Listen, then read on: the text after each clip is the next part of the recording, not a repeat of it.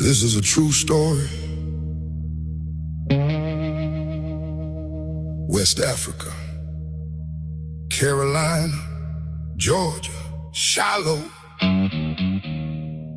Union Parish, Farmerville, Dubach, a bloodline carried through the fire. We the assembly, BARAK, YAHUAH. This a true story. Bloodline still breathing. Cypress and clay, old voices still speaking. They changed the name, but they couldn't break the line. YAHUAH kept us through time. Tinsy and Tiny, I say your names with mine. Baby girl held the pictures when the records went blind. It's a true story. Bloodline still breathing. They changed the name, but he kept the line. West Africa wind on the edge of the tide. Sierra Leone and Liberia on the other side. Taken through Carolina, Georgia in chains. Sold on down south in Louisiana rain. John Hannon, Frank Fountain, Ward Folk Clay. Post office, no office, still found a way. 6 different spellings every time they wrote the name. System held the pencil, still couldn't kill the flame. Hammond, Harmon, Hannon on the page. Paper got it crooked, blood stayed the same. John hit the road with the wagon and the mules. Left Harrison land, household goods, clothes, tools. Young boy, age 14, standing where the red dirt shine. They changed the map, but they couldn't break the line. YAHUAH shall bring thee into Mitzrayim again with ships. Deuteronomy 28, verse 68. This ain't a theory. This ain't a myth. This is family. Mary Halsey so south before she knew her years. Stolen from Carolina, still outlived the tears. Charlie from the coast where the old slave ships bled. Wade land memory prayers for the living and dead. Thomas and Callan in the chain gang line. Barefoot into Louisiana with iron on their time. Half mile of sorrow, sleeping on the ground. Still they built the household when the chains came down. Then Harrison held what his father left behind. 120 acres with that iron in his spine. 7 children gathered when the mothers both were gone. One man kept them together and kept carrying on. Dubach's pine witness, friendship, dirt, breath. Worked that land faithful till he slept in peace through death. He shall put a yoke of iron upon thy neck. Deuteronomy 28, verse 48. But hear me, they survived it, they built through it, they kept the line. John kept the wagon rolling. Harrison held the ground. Tinsy put his young hands to work. When life got heavy all around, Tinsy and Tiny raised 11 under Union Parish sky. Baby girl kept the names alive. She kept the names alive when the paper went blind. Tinsy left school in the 5th grade early. Had to help his mother, had to work while young and sturdy. Shiloh to Farmerville, hard days, no ease. Still he raised 11 children under Union Parish trees. Tiny by side with the brown line grace. Same old straight, same fire in the face. Louisiana to Illinois, Michigan, California road. Scattered in the records, but the same blood flowed. And baby girl had the pictures, baby girl had the names. Held the memory steady while the system played games. This ain't a sad story, this restoration song. YAHUAH knew the bloodline all along. Before the bed, before the ships, before the lie. He knew who they were when the names ran dry. So I sing for the old folks, I sing for the young, for the ones still learning what the book already sung. Before I formed thee in the belly, I knew thee. Jeremiah 1, verse 5. Say the name soft, say the name strong. They are not lost, it's a true story. Bloodline still breathing. Cypress and clay, old voice is still speaking. They changed the name, but they couldn't break the line. YAHUAH kept us through time. Tinsy and Tiny, I say your names with mine. Baby girl held the picture.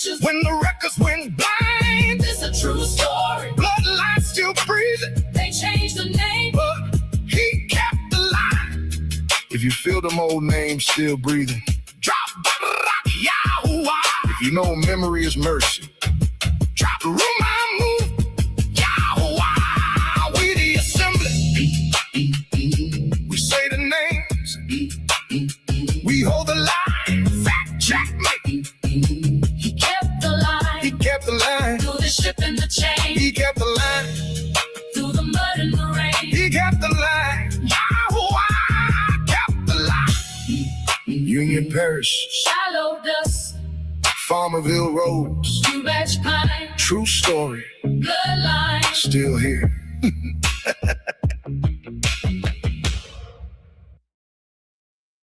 BARAK YAHUAH, BARAK YAHUAH. It's almost sundown here, but I'm gonna say Shabbat Shalom anyways. We only for me, I think it's maybe 15, 20 minutes. I don't know. Y'all can see the sun kind of beaming down. It's hitting my shoulder.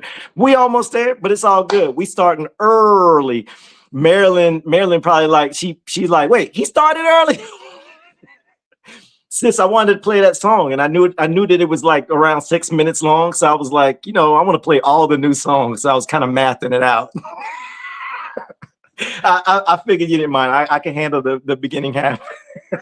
Miss Paka, look, today we are starting a new series, and we're not done with our series we already started, which is who are the modern day Pharisees. We're going to be finishing that up tomorrow. I wanted to start I don't know if you want to call it the Ruach series, the spiritual warfare series, but this series, I feel like it was a major part of my walk. Things I'm still learning. This live and the other 8 that goes with it. That's right. This is a 9-part series. If you really participate, and what I mean by participate is the things that you learn from Scripture and actually put it to use and participate in such a way as if you believe what the book says, your whole spiritual warfare walk, all the challenges that you're having, it's going to change. Marilyn, keep Darlene up there. Keep Darlene up there. Darlene, I want to tell you something, sis. You dropped I was actually looking forward to seeing you, sis. I just want to let you know that.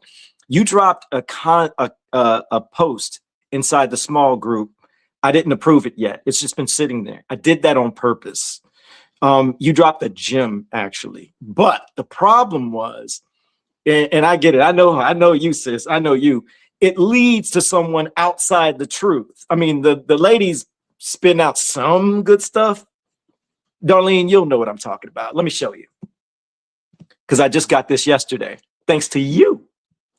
This is a book. It's called The New Universal Geographical Grammar by Thomas Salmon. Now, this book is snitching big time on pretty much all the lies. Darlene had shared a post coming from this other, I don't know.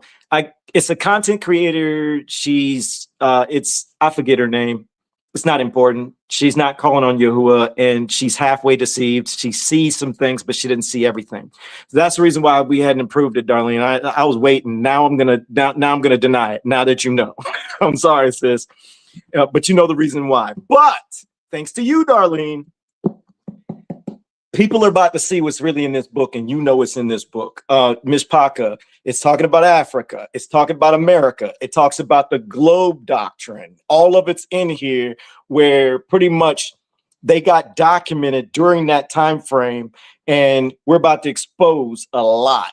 These are gems. And when I saw that, I was like, game on. And I was like, I'm not gonna approve it, but I'm gonna show Darlene some love. That's Ms. Paka. So we appreciate you, sis. Can I get a BARAK YAHUAH, Darlene, for that gem? Because when y'all start seeing what's really in this book, you're going to be like, what? Like, when are people going to actually wake up and know that they lying to us? And they've been documenting it for generations, man, for generations. But I just wanted to take a moment to share that with you. I've been waiting. Darlene, when I tell you, once I got the book, I knew when I was gonna go live. I was thinking like, I can't approve it. She probably knows why, because she knows the rules, but I'm gonna make sure I stop and let her know. I went and got that book. I didn't want to say nothing until now. I wanted to give you love live in front of everybody. All right, Miss Parker, let me get focused. But we're going to finish up our study with who are the modern day Pharisees.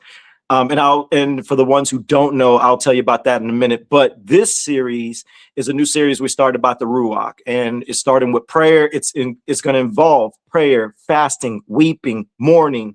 It's going to involve, are we supposed to pray for our enemies? If so, how? The church teaches us one angle.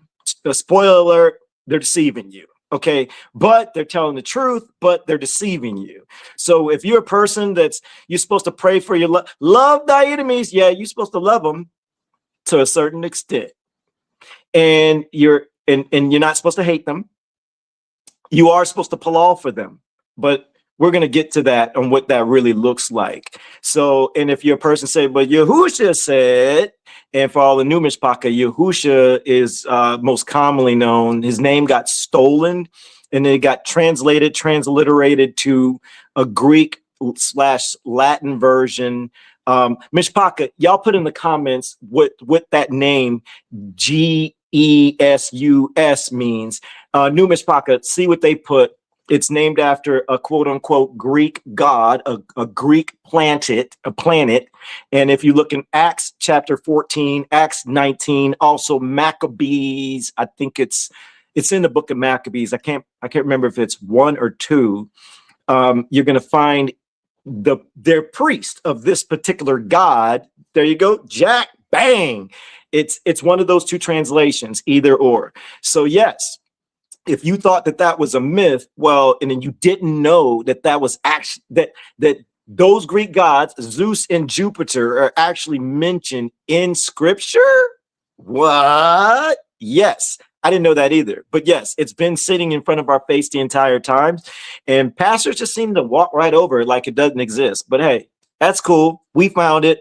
We're gonna spill the beans, since the pastors don't have enough cojones to start, sharing everything. They like to spot check around the book.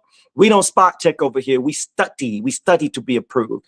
So going back, spiritual warfare. We're going to be going over prayer, fasting, weeping, mourning, demonic spirits, how they work. How do you fight up against them? What names do you call? We're going over all of that in this series. This is a 9-part series, and this is going to be really deep. So if you're a person that's dealing with mental health, you want to tune in. Or if you know somebody with mental health, you want to tune in. You want them to tune in. Tag them. Tag a friend.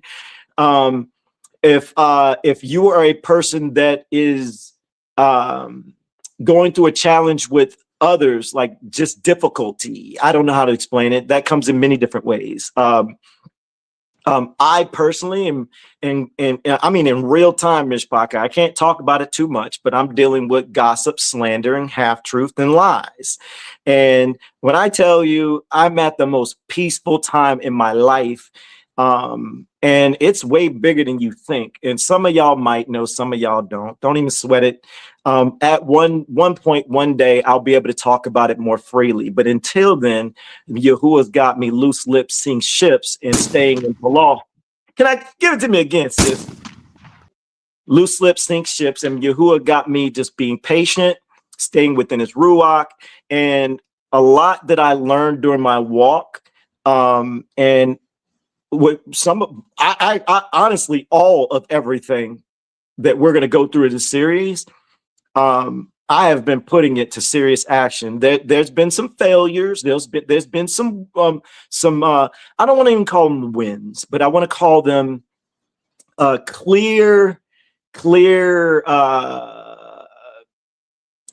I see Yahuwah working. I don't know another way to say it. Other than that, I see Yahuwah doing his thing and answering my palal. At first I didn't, but we'll get to there. We'll get to there.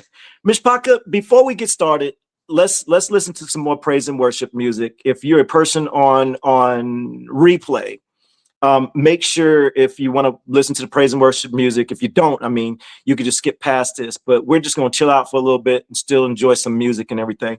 Let me see here. I'm in the mood for, let's play this.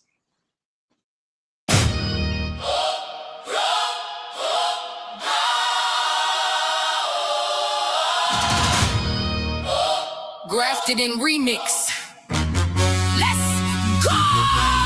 Grafted in, not cast out. YAHUAH wrote the plan, tree of life, strong roots, faith, make room to stand. Wild branch held tight, same blood run through us. In YAHUSHA, we rise. Ruach move through us, grafted in. Speak truth, no more gatekeeping. Same book, different page, read it. While you preaching, you can quote it loud, still miss what it said. Grafted in, don't mean cut the rest away. They shout when the promise fits, get quiet when the statue bites. Let a crown in every sentence, mute the warning in plain sight. They left the pew with Hebrew on their lips, but still walked out with scissors in hand. False fringes, same old editing, still trimming what the page commands. You learned your father's sign and rank, then froze when the word read through. Same old filter in a different outfit, still dodging the part that cuts. You fist the covenant like private lands, pointed the prophets with half the scroll. Say the joint one got no place at table like Isaiah never told the whole. You flex the curses and the promises, but skip the charge that comes with the name. Deuteronomy ain't just heritage, always the heart with equal flame. You found a branch in the family line, but left repentance in the dust. Learned to try, but missed the turn and still want the title without the trust. Let not the stranger that hath joined himself to YAHUAH say, YAHUAH hath utterly separated me from his people. Even them will I bring to my Kodesh mountain, for my house shall be called an house of prayer for all people. Isaiah 56, verses 3 through 7. Grafted in, not cast out. YAHUAH wrote the plan, tree of life, strong roots, faith, make room to stand. Wild branch held tight, same blood run through us. In YAHUSHA we rise. Ruach move through us. Grafted in, speak truth, no more gatekeeping. Same book, different page, read it. While you preaching, you can quote it loud, still miss what it say. Grafted in, don't mean cut the rest away. They boasting bloodline, miss the fruit like pride can't get a branch cut down. Romans 11 already won, high minds fall when they wear the crown. You say the graft don't reach the faithful, then who stay clean when the flesh gets loud? Who keeps Shabbat when nobody claps? Who bear good fruit when the pressure's loud? You quote Shaw like a pardon stamp, rip one line and they call it peace. He was correcting chaos in assembly, not giving sin a lifetime lease. YAHUAH love it the stranger, giving them food and raiment. Love ye therefore the stranger, for ye were strangers in the land. Deuteronomy 10, verses 18 and 19. Our fathers knew the family record, still got scattered when they broke the way. Name alone never saved a nation, when the heart kept breaking faith. You think bloodline make wrath go blind, but prophets cut that thought in half. Covenant light comes with covenant weight, ignore the charge and you won't last. Grafted in, not cast out. YAHUAH wrote the plan, tree of life, strong roots, faith, make room to stand. Wild branch held tight, same blood run through us. In YAHUSHA we rise.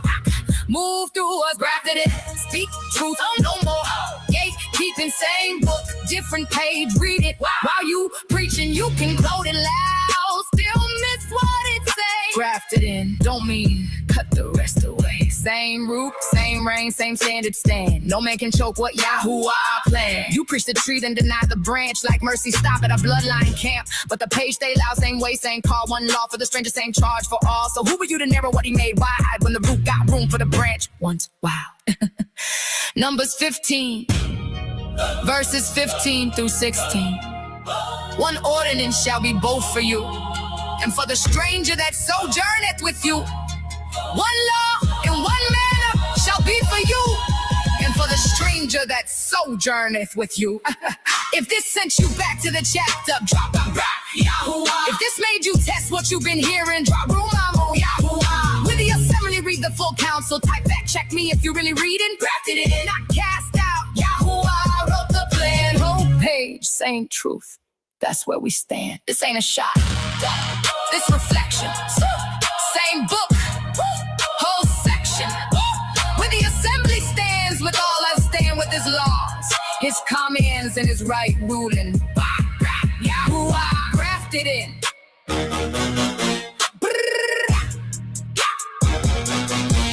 Grafted in.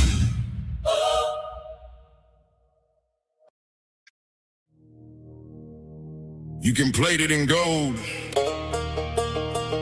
You can call it empire. You can crown it, vote it, fear it, salute it. If YAHUAH say fall, the whole thing fall. This ain't a civics class.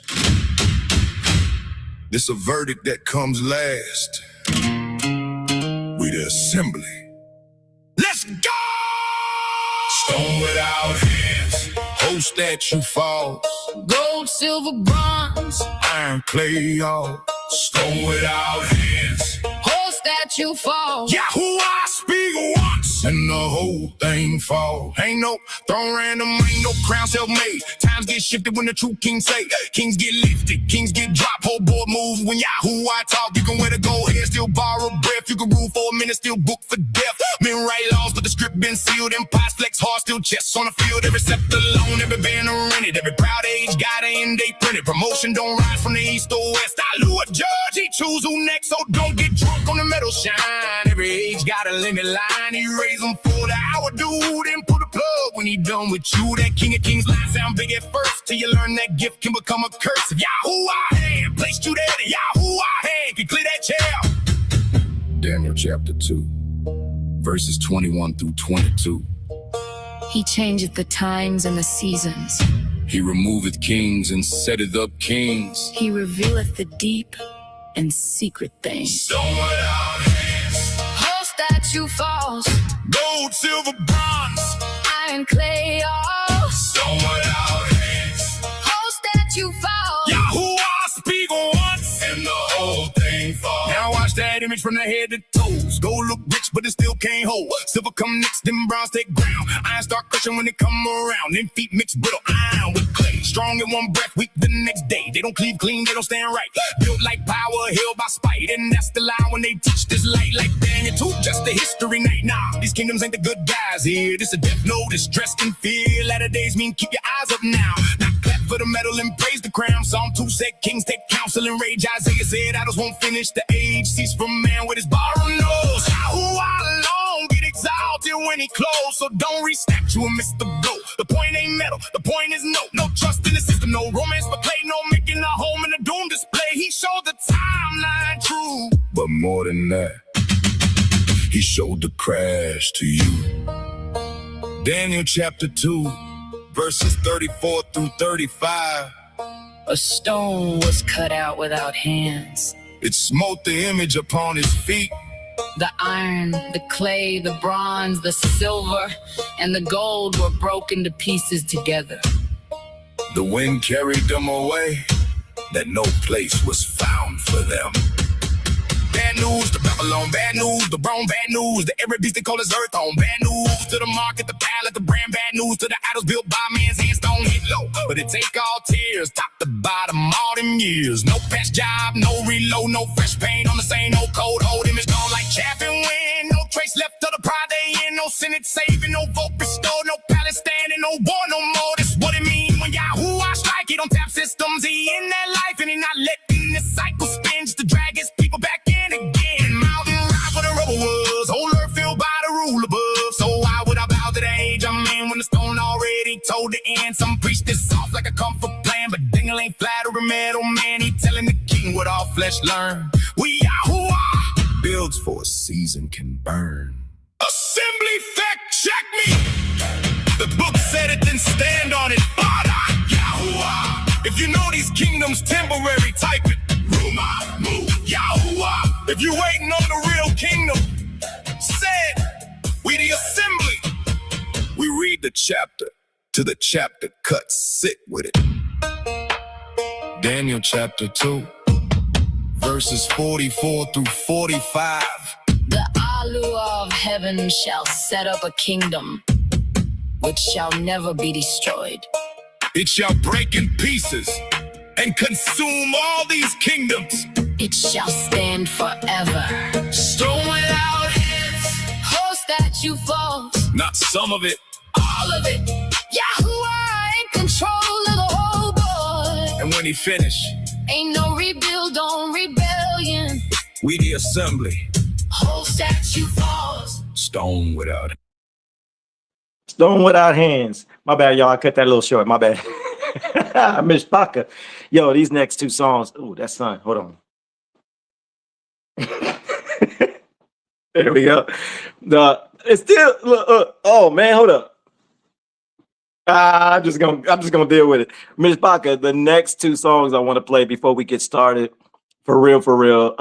These songs, like, I had so much joy making these songs. I pulled them straight from my heart, straight from my Ruach. Everything that you're gonna hear in these songs, like, I've experienced or experiencing. And one of them I'm gonna play last. It's my favorite one. I'm sorry. I'm not sorry. I'm not sorry. It seems like a lot of other people are loving this song too. It is taking off on YouTube. So some of y'all probably know what it is, but I want to play one of the newest one. All of them are brand new, but I'm going to play the one I dropped just recently. It's called Hold My Peace. I want you to really take some time to hear the lyrics. Sorry, that son. To hear the lyrics. What up, Soto? What up, Aki? But really listen to the lyrics. And when you listen to the lyrics, consider your own life, consider the trials and tribulations you're having, and you're going to find some peace. I promise you, if you just lock in on this series and the rest of the series that comes with this series, it's called Pray Like the Forefathers. And today we're gonna look inwardly. It's called Search Me First. And I'm gonna give you an example on what all that truly means. But I really want to play this song, and please listen to the lyrics. And you'll see your own life if you're really paying attention to it. BARAK YAHUAH.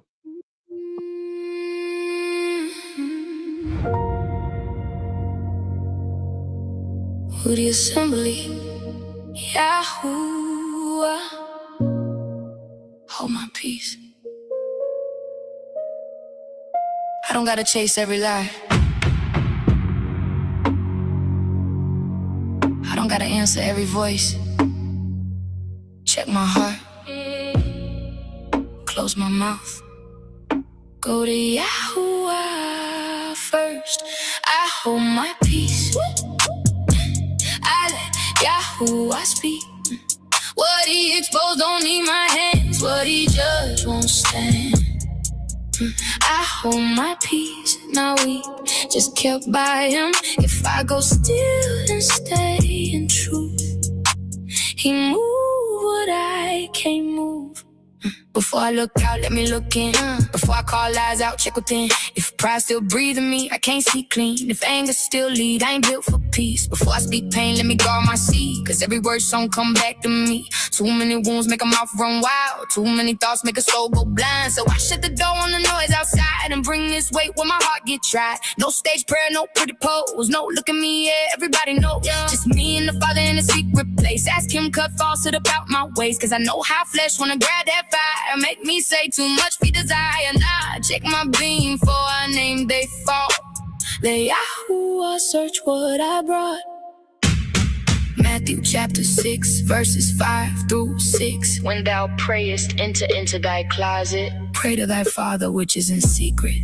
Matthew chapter 7 verses 3 through 5. First cast out the beam out of thine own eye. Now if they talk, let them talk they feel. Every loose word writing up a bill. Every half-truth want a body to wear. Every false tongue think nobody here but the Ruach of Yahuwah know the voice. Hidden speech still make a choice. Cause he hear tongue and he no heart. No secret counsel, stay in the dark. Kodesh, discipline, fleet, deceit. That fake calm can't stay on his feet. Murmuring spread like smoke in a room. Backbiting turn that peace to doom. Lying mouth kill more than trust. Sustain the soul and feed the dust. So why would I echo what poison started? Why would I help that darkness march? I'm not reposting venom for proof. I'm not cosigning death in the groove. Some things fall when you let them breathe. Some pits dig back for the feet that lead.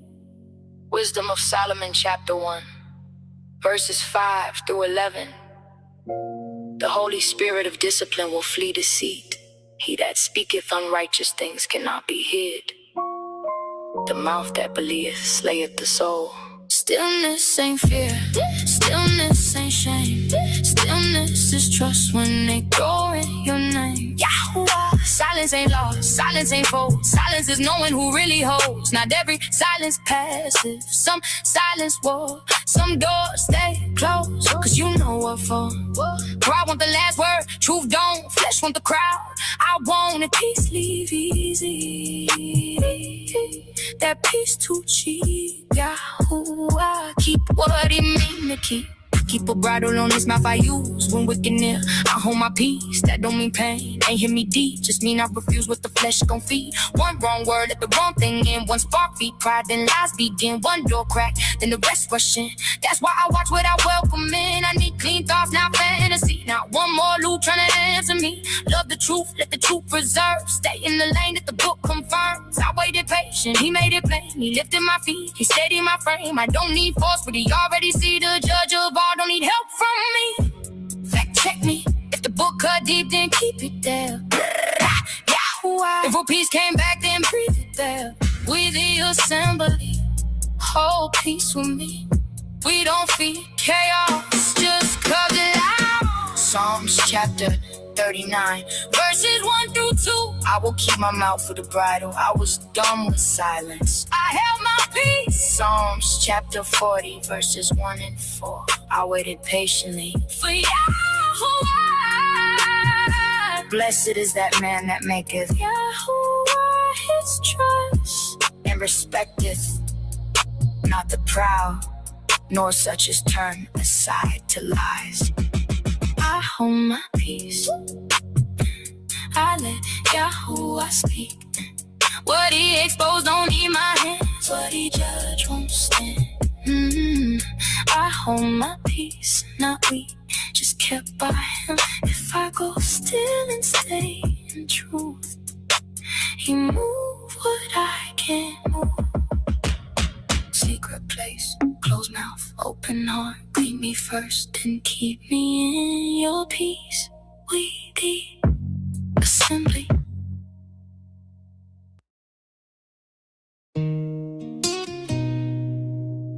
Before you look at them, check you. Before you call it discernment, check fruit. Before you say I'm in the Ruach, let the book prove it.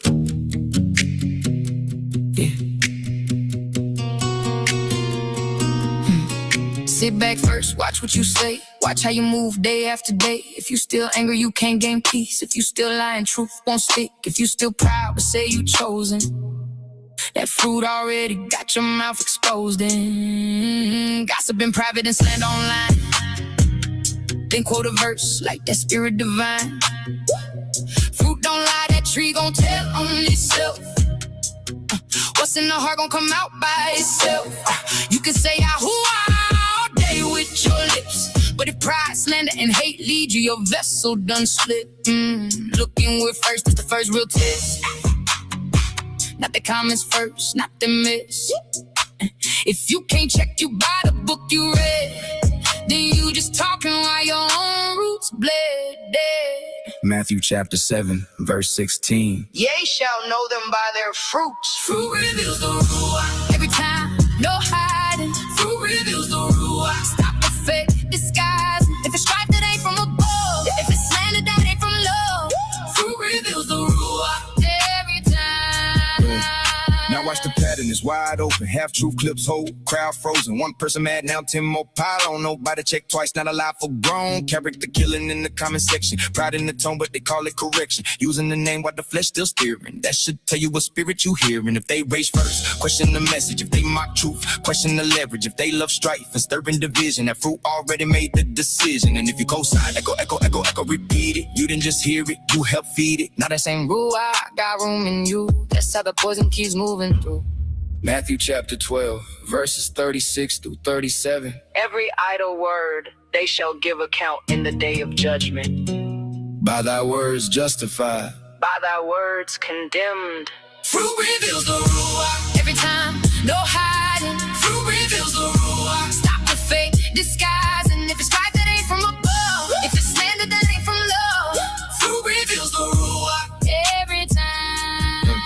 It's deeper than moves, these spirits link up. Power, deceit, then the whole thing sync up. Envy go blind, ain't gon' make you move. Falsehood talk slick, not a crowd approved. Spirit of fight, spirit of pride, spirit of lion run side by side. Same old poison, different face. Same old setup, different place. That's why the book keep telling you watch. Don't let that door keep clicking unlock. One wrong agreement, now you in it. One wrong echo, now you spinning. So be still for real, not slogan still. Trust YAHUAH for real, not performative feel. Stop running the flesh for your comfort and proof. The book already told you the end of that fruit. Testament of Reuben, chapter 1, verses 26 through 30. The spirit of fighting, the spirit of pride, the spirit of lying and jealousy. It practices deceits, the spirit of injustice. Anger versus patience, pride versus meekness, lying versus truth, gossip versus guarded tongue, strife versus peace, envy versus contentment. Check what's growing in you, that's your real alignment. If you repeated, you part of it. If you defended, you part of it. If you entertained it, you part of it. Then wonder why your peace got robbed from it. Don't repost it, don't spread it. Don't dress it up and call it lit. Don't use scripture to shield your flesh. The fruit gon' show a spirit led. Fact check me. If this hit truth drop, type fact check me. If you really read and drop, boom, I move. The book get heavy, the Ruach. Every time, no hiding. Fruit reveals the Ruach. Stop the fake disguising. If it's strife that ain't from above, if it's slander that ain't from love, fruit reveals the Ruach Every time. Yeah. We the assembly. Check your fruit daily. Then let the book weigh theirs. Fruit reveals the Ruach Every time.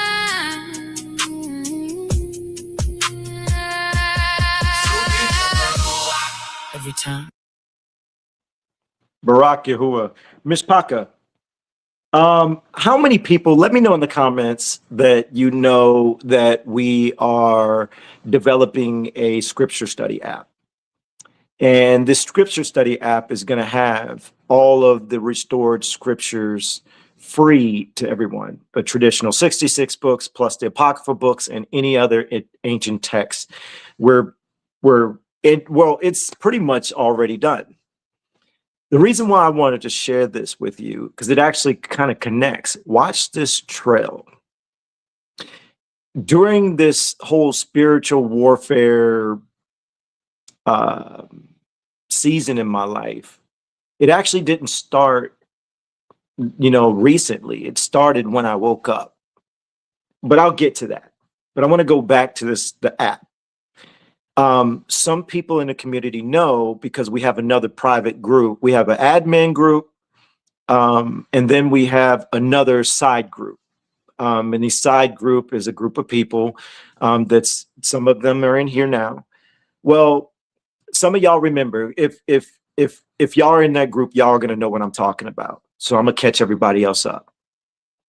Last week, I can't remember, it was just recently, I went inside the group and I asked all of them for some halal. I had said to them that the app is like done. It's done. Like I still have to build some scriptures, but we got like 4 or 5 books already restored and ready to go. It's just sitting there.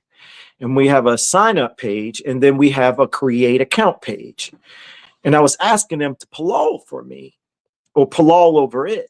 And the reason why is because the sign up page part, for some reason, like all of it looks together. It's done. And I'm trying my best to get this thing to work, but an error message keeps popping up on me. And I'm over here thinking like, wait a minute. Like one thing Yahuwah showed me with We the Assembly is there's times where he has me do something and then I would run into some walls, some roadblocks, and I would get frustrated. I'm not gonna lie. I would get frustrated. And then I would kind of get not disinterested, but what I do is I'll put it down for a moment. And then it's like I start getting encouraged to like work on something else. Over time, I started realizing Yahuwah's guiding me on it, because what he'll do is he'll have me work on something. Then I'd hit like a roadblock. I'd have that experience that I just shared with y'all. I'd put it down for a moment, direct my focus somewhere else, and then I would ask him, put me on assignment. Then I'd focus on another spot. Then later on, when I go back to it, for some reason, now I can move forward past that wall. And I started realizing it's like Yahuwah is saying, you know, I want you to go this far. I want you to build or do this particular thing to this particular point.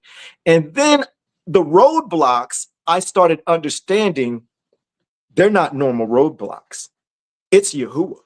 It's like, let me see if I can say this nice and slow and watch how this all played out. So I end up realizing that I work on a project, walls are in the way, I feel a little frustrated, a little defeated. Then I'll redirect my focus to something else that serves Yahuwah. And then when I go back to it, it's almost like the problem's not there anymore and I can move some steps forward. And I started realizing it's like Yahuwah's building certain things in pieces, in blocks. Okay, so let's go back to when I asked for Palal. I had told them that. I was like, Yahuwah's timing, right? And they all agreed. We weren't joking. I said it like a slogan, but I was serious, and I know they were serious too. Watch what happened. So while I'm building the app, there's behind the scenes service. I can't pronounce it. I don't know why. I'll spell it for you. V-E-R. Y'all look this up, because what I'm about to tell you, you're going to be like, what? V-E-R-C-E-L. Vercel is one of the third-party companies. Well, Vercel is used over like 80% of the internet. When I mean 80%, all the major companies are using them. All your sign-up companies are using them. This is what happened. Vercel got hacked, and data was grabbed from a lot of companies. And the hackers are trying to sell that data for like $2 million. And I was like, yo, wait a minute. Yahuwah, you stopped it. You didn't want this app to go further because I didn't know a week later, the same company that we're using behind the scenes, signing up people, they would have signed up for the app. They would have got hacked. And there's a very high possibility that everybody, not like we did it on purpose, it was a hacking situation. You saved our community. You saved the app. You saved the scenario. I was like, yo, Yahuwah's timing. I can't make this up. So now I'm going to ask for the whole community. Would you please be in Palal with me, that Yahuwah would help me find a replacement? There are replacements, but I want to make sure I pick the right one that's going to be secure for his people who want this app, who's going to gain value from this app. So I just want to ask that simple little thing. But wait, before you start Palalling, let's focus on learning how to Palal. We're going to use this series as we grow, and that's something I'm going to ask everyone to stay in Palal on, but I want to make sure that we know that we're on the same page. We're going to learn how to Palal, and that's one of the biggest things we're going to Palal for as a community, if that's something you're interested in. So can I get a BARAK YAHUAH for that one? Now, before I get going, it is the sun, it's almost sundown for me, so I'm gonna go ahead and hit this chauffeur, and then we're gonna really get cranky. I got a lot to talk about, y'all. If you got your books, we're gonna get in your books. We're gonna get in the books. If you new, have your books. But let's hit this chauffeur. I'm gonna do a lot of talking in the beginning.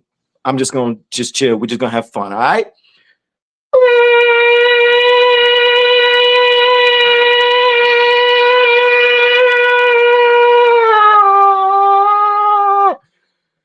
Woo, man. I couldn't go for a second win. I wanted to. I thought about it, but I was like, I can't do it. I can't do it. Let me breathe. All right, Ms. Paka. So I got some other things I want to share with y'all that all this stuff ties in. Woo, man. That got me kind of lightheaded. Let me get a little sip of tea. This ain't squirrel bourbon, Adam Soto. What up, Eddie? Edward? What up, Aki? Kendra, I see you, sis. We love you. Okay, Miss Baca. I want to talk to you about my journey and things I started picking up. And I'm in Palal that, what up, Thunder? I'm in Palal. Sis, man, sis, you putting up everybody. I can't stop giving shout outs. All right, you keep doing your thing. I'm a zone out. All right, Miss Baca.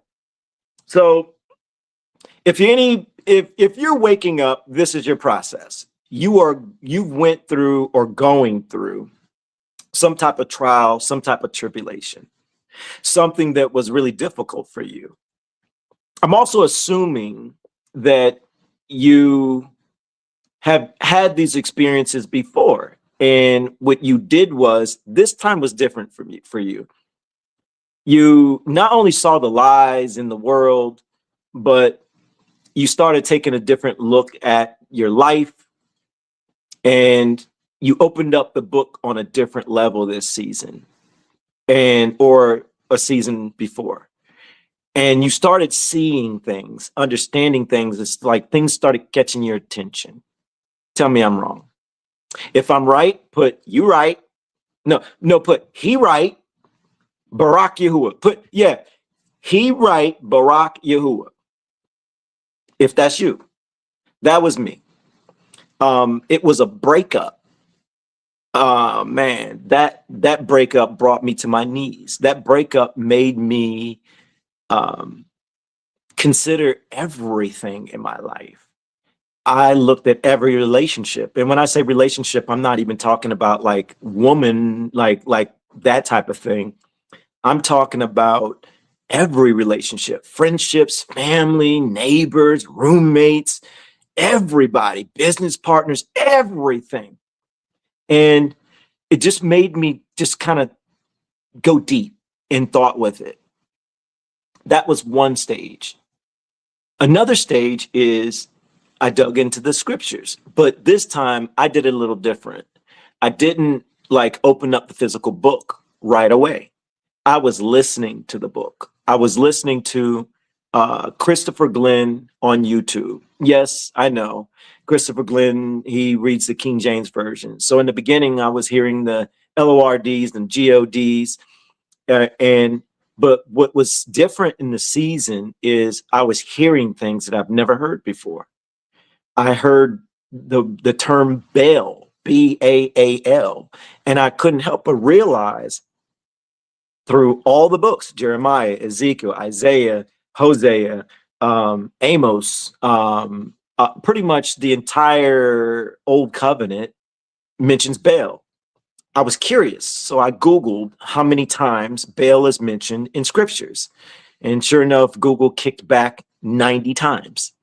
And I couldn't help but think, how is it mentioned in the book 90 times? And I ain't never heard no pastors talk about Baal. Not at all. And I noticed that Baal kept like in the book. I can't make this up. Mishpaka, if you recognize the same thing, put BARAK YAHUAH in the comments if this is you. I realized that the Old Covenant, Baal would hide in front of the Creator, pretend to be him, steal his name, deceive his people, and have them worship, and they trick the people to worshiping Baal. Then I find out the Baals means many gods. That caught my attention. I'm like, wait a minute. Then I find out Baal means L-O-R-D. For the new Mishpaka, the vets, you already know what I'm about to do. You already know. But, you know, we got a lot of new people to come in all the time. New person, pay attention. Four-letter name of a chief Canaanite god means Lord. David, when it's Baal, yes, B-A-A-L. Okay, so I find this out and I'm like, wait a minute. it seems to be the same pattern. I couldn't help but ask him, like, wait, so if LORD means Baal, now keep in mind, I'm telling you exactly how I realized this. No one taught me this. It's like Yahuwah was slowly dropping nuggets and led me to it and put it in my Ruach, that means spirit for the new Mishpaka, to go look into it. And I realized, like, wait a minute, we're doing the same things as our forefathers. Keep in mind what I just said. Write that down. Doing the same thing, put same thing forefathers. Same thing forefathers. Write that down. It's really important because it's going to be a part of everything you need to understand. Now, I'm not saying you could put down the Baal thing if you knew, but I really want you to put same thing for fathers.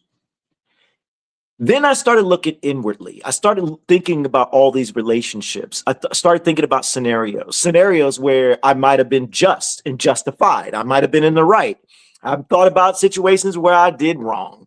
I thought about all of it. I started really examining it. And I couldn't help but realize, like, wait a minute, hold up. Like, in these cases where I might have been right and wronged by someone, when I started looking at scriptures through Yahuwah's lens, not ours, not mine, I wasn't as nice, or I wasn't as right as I thought I was through Yahuwah's lens. But through man's lens, oh, I might have a good argument. But Yahuwah don't go by man's lens. He says, don't trust man. Yahuwah looks at things differently. I started picking up on that. Then I started actually noticing this part. Yahuwah examines the heart. I realized the heart is being mentioned nonstop. I realize he keeps saying our heart is wicked, our heart is wicked, our heart is wicked, our heart is wicked. And I'm like, wait a minute, there's a pattern here. He keeps saying the heart is wicked. I mean, he says a few good things about the heart, but it seems like it's like 95, 97% all negative about our hearts. And I couldn't help but think, we be like, he know my heart, he know my heart. And then I was like, wait a minute, we fooling ourselves. I couldn't help but go, like, Yahuwah, are we talking ourselves into it when we like say, like, you know our hearts, and that you work with us type thing. I can do this thing, or it's a cop out. It's a cop out to stay comfortable. It's a cop out to stay doing things against scripture. And I mean, truth be told, the church has to be a little bit responsible for it, but you got to be more responsible than the church. Why? Because the church teaches us this, that grace is what you get by JC dying on the cross for your sins. What they should be saying, we gonna tell you grace is what you get because, we're gonna tell you Jupiter died on the cross for your sins. But we're not gonna tell you it really means Jupiter. We're really not gonna tell you that the book tells you to your face you're gonna be worshiping other gods in the future. We're not gonna tell you that you're worshiping our gods. And some of the churches don't even realize they're doing it. They don't realize that they're participating in pagan, Baal worship churches. The traditional church is Baal worship churches. And if somebody asks you, what denomination are you? Let's say that differently. What demonation are you? Give it to me again, sis. Denomination, demonation. Come on, man. All of it is wrong. All of it is Baal worship, regardless. You're not going to get around that. They can deceive you up front. They can argue it. But either way, you studying that book, you're going to see that for sure. So there is no religion over here. We just want truth. We just want Yahuwah. We don't have no labels. All right. But anyways, going back. So I started examining all this. And I started realizing, yo, Yahuwah, I suck. According to your lens, I'm not that good. Like, I know I'm a good guy. I know I mean well. I know I didn't mean to hurt this person, hurt that person, or affect this person's life in this particular way. It wasn't my intent. And then there's situations where I thought I was right. And again, man's lens, I was. Yahuwah's lens, I suck. I started realizing that. And I started asking him. Now, remember, I said that the book says it says over 800 plus times it talks about our heart. So I started saying this naturally. In my Palal, Yahuwah, examine my heart. Examine my heart. I wanted him to realize, I wanted him to see and test me to see if I truly want it. If I truly want to go after it. If I truly want the truth, I want to see him. I started asking him to examine my heart. Then I realized, he punishes you even though he loves you. He will pull that belt off like a true father, like a true Abba. But it doesn't feel like a belt that we would put, belt, not like that. His belt are evil Ruachs. His belt is the spirits of lying, the spirit of anger, the spirit of pride, the spirit of strife, the spirit of jealousy, the spirit of envy. Any negative spirit, that's his belts. He's whipping us with it. And what we're doing is what I realize that we're doing is we're not really participating in spiritual warfare. And the more we participate the way he says it, then we gain more protection. That's exactly what the book says. I'm just paraphrasing it for you. But in this 9-part series, and this is part 1, you will realize this, that you actually have power over these demonic spirits. Oh man, that leads to a story I'm gonna tell y'all. We're gonna get in book, y'all. Can I keep going? Can I keep, Marilyn? We good? We good? Sis says thumbs up. I'm assuming y'all say good. All right. We ain't going nowhere. We chilling. So I started realizing that I was inwardly not okay with him. And I wanted to fix that. And I was desperate for him to know that. At the same time, I remember I was broken. I realized I was loving her more than I loved him. I hated to realize that. And when I noticed, I would wake up boo-hooing about her, plawing to him about her, go to sleep all day long, all day, 24/7, every day, about her. And then I see I've already heard this one before, but it hit me differently when he says, I'm paraphrasing, he says, I want you wake up thinking about me. You go throughout your day, you think about me. And when you go to sleep, you think about me. I was like, yo, wait a minute, Yahuwah. I'm not doing that. I'm thinking about her. And then I'm over here crying to you about her. Dang. And I was like, Yahuwah, I got this backwards. How do I fix it? And I couldn't stop it because I was still broken. So then I just had to do it. I said, Yahuwah, I don't know how to say this, but I'm just going to say it. Why? Because I've noticed over 800 times you say inside scripture that you examine our hearts. And because you examine our hearts, then you already know. I can't even think a thought without you already knowing. So even if I try to lie in my mind, you already know I'm lying. If I say it out loud, that's even worse because I'm believing it. So I'm just going to face it head first and say, Yahuwah, I don't know how to say this. I actually love her more than I love you. And I know this because I'm waking up complaining to you about the scenario and I'm going to sleep all day. I'm eating, sleeping. Can I get some poop emojis in the comments? All day long and then all about her. And I was like, yo, I actually love her more than you. And I know that I'm in error. I have to fix that. I remember pacing around this room, walking the neighborhood 7 times a day. I'm not making this up. In my mind, 7 is like one of the numbers in scripture, right? So I'm walking. I told myself I'm gonna walk the neighborhood 7 times. I'm gonna keep talking to him about it. And I started asking him, how do I fix this? I'm going to admit it to you. I'm going to admit that I love this woman more than I love you. My actions are saying it. My actions are showing it. And I need to change it. And I want to change it. How do I change it? And I kept asking that, I'm crying. I'm 1 minute I'm on the bed, just my knees are on the ground, my head's on the bed, and you know, and I'm sorry, YAHUAH, like I'm realizing when I'm wrong. I'm fighting this back and forth and back and forth. Guess what I'm realizing I'm doing in that moment authentically? I'm confessing my own sins. Write that down. Confess my own sins. Earlier, you were supposed to write down what? Remember the forefathers. Also write down confessing my own sins. I hope some of y'all might be picking up what I'm saying. The book actually says the remnant in the future, the people that are going to be waking up in the future, not just the remnant, not just the tribes, the people are waking up in the future. We're going to be doing this stuff naturally. Yep. And then it also says that we're actually going to believe him.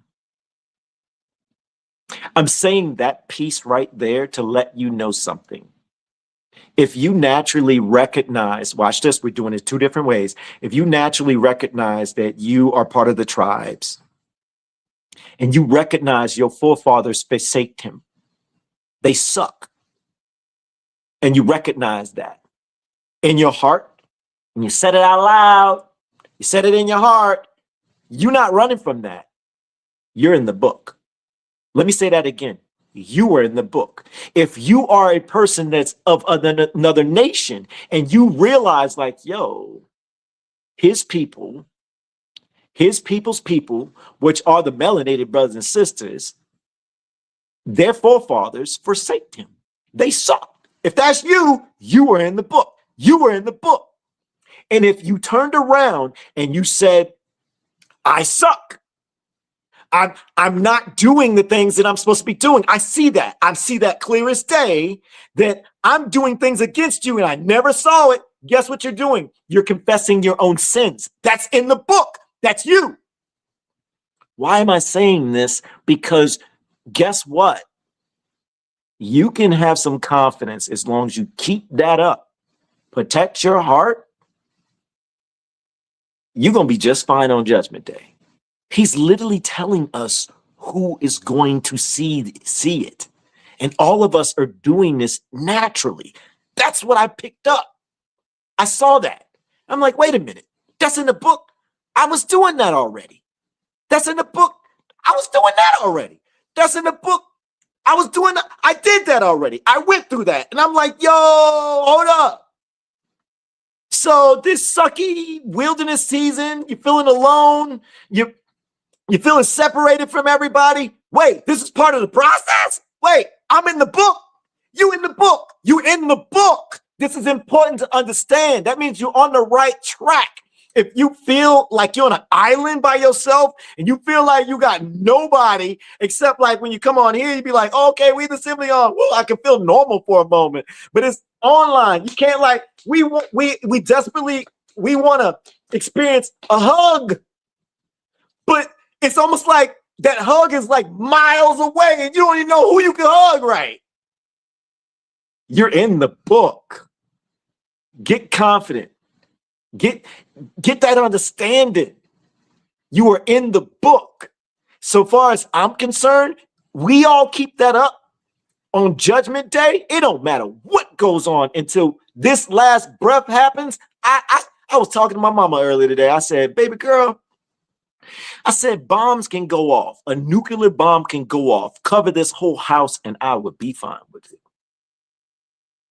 Why? Because I realized we in the book. We've been doing it naturally.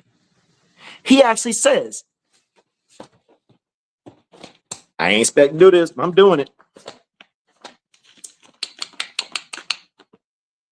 Well, listen to the wording on this.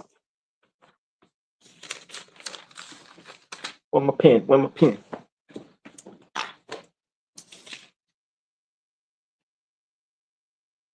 Call the witness. Horeb, therefore unto you, O Gentiles. Okay, listen to this. Wait, is it right here?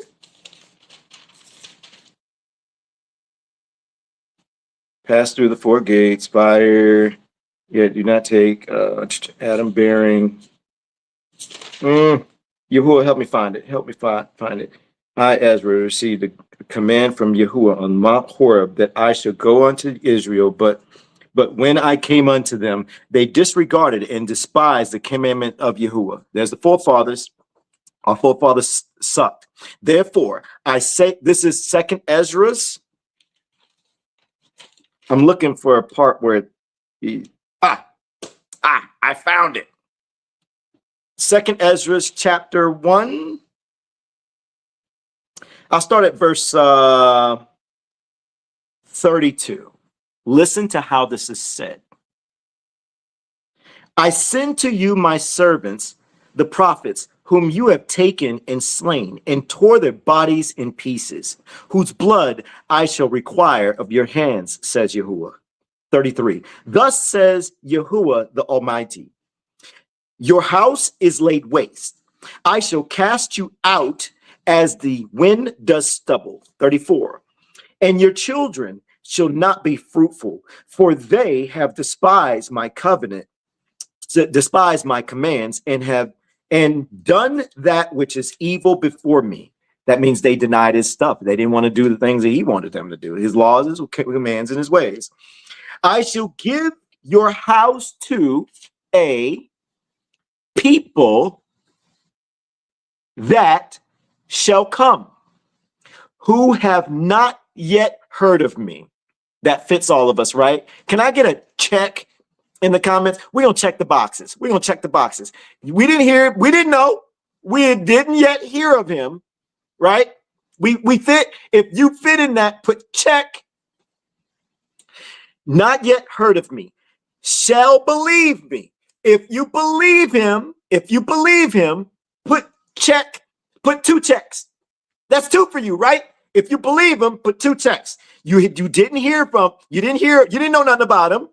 Then you believe him. You owe him 2 checks now. 2 checks, that's you. We're inventorying. To whom I have shown no signs. He didn't show us any signs, right? None at all. That's 3 checks. 3 checks. 3 checks. Yet they shall do what I have commanded them. Tell me you like, wait a minute. Hold up. They lying? I believe that. What are we supposed to do? How am I supposed to do it? I don't know how to do it. I'm afraid to do it. Like, I feel like I'm gonna mess up, but yo, I'm willing to go for it. I'm willing to go for it. That's you. That's not have heard of me. Check 1. Shall believe me. Check 2. To whom I've shown no signs. 3. Yet they shall do what I have commanded. That's 4 checks. That's 4 checks. They have seen no prophets. That's 5 checks. That's 5 checks. Yet they call their sins to remembrance.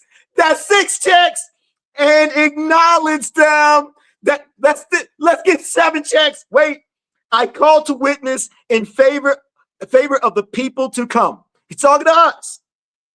Whose little ones rejoice in gladness. How many of you mommies and daddies, y'all telling your babies know Yahuwah now? They saying, yo, his name ain't G-O-D. Your sons and daughters will turn around and they'll correct somebody real quick. They'll turn around and be like, yeah, we believe in Yahuwah in this house. You taught them that. That's you. You in the book. What is that? 8 checks, 9 checks? I don't know what number we at. We just gonna keep going. Yet they call this. I call to witness the favor of the people to come, whose little ones rejoice in gladness, and though they have not seen me with bodily eyes, there's another check. I don't know what number we at. Let's just get 10. You got 10 checks. I know that's a lot of checks, Miss Parker, but hey, if you're feeling it, this is you. Yet in spirit, yet in Ruach, they believe the word that I say. How many checks? Frankie! Fact check me. I see you, Aki. And now, brother, see with a see, boom. You're in the book. You're going to be just fine. You don't have to know everything. Why? You're doing it naturally. He actually is telling you you're going to go through this process. I'm in Paul that helps somebody. But let's keep going. So I started realizing this was a natural thing. I started realizing that we had to look inwardly. I started realizing he wants us to humble ourselves. You know, we're too afraid to say, the church has taught us to be afraid to say things like, hey, Yahuwah, I think I'm in love more with this person than you. I'm realizing in scripture and my actions and my thoughts, this is a fact. I can't deny this. So in the church got us afraid to say something like that, like lightning's going to come through the window. Lightning's not coming through the window. As a matter of fact, just the opposite. Doors, good doors are going to be opening. You're going to start realizing he's feeding you more information. It's like a level up of understanding. Once you get off that fear of just being honest with him, that's the key. You got to be honest with your heart.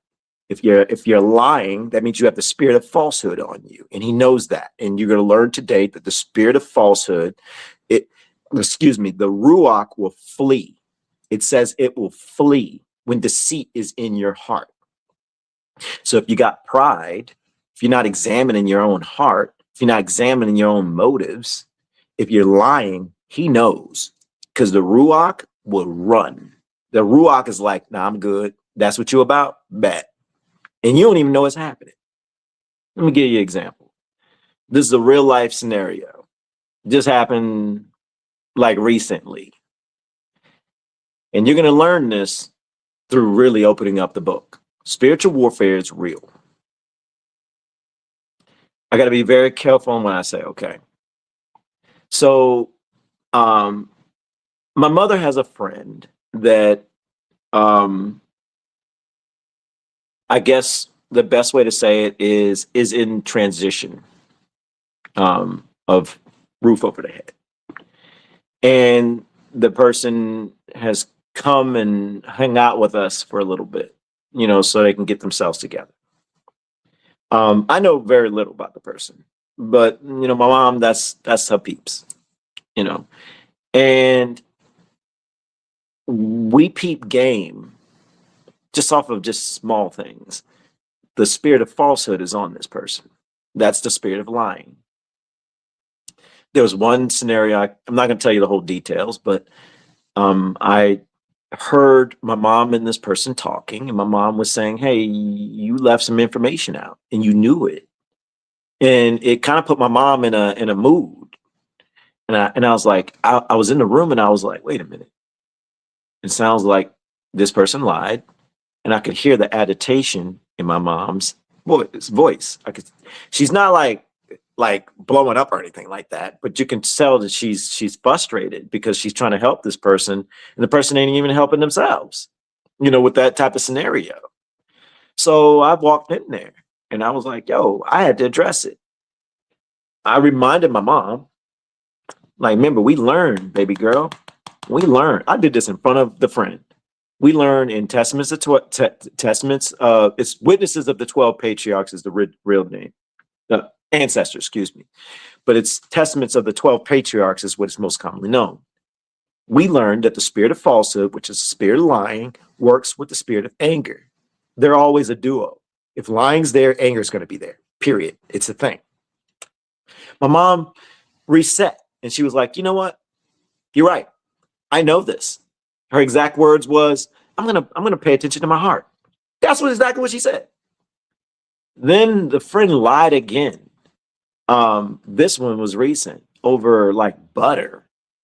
Y'all know that they're poisoning us. The friend eats loosely. The friend knows. Like we pay attention to everything that we eat and consume and put in our bodies. We know that we can't be perfect, but we look for the best options. The friend is like, yo, whatever, loosey-goosey with it, eat whatever. And it's like, yo, you have health issues. You're going through things. You poisoning yourself even more. You know it going into it. And what's interesting is in Ezekiel, Yahuwah says he's going to make you do this. He's going to make all of us do this.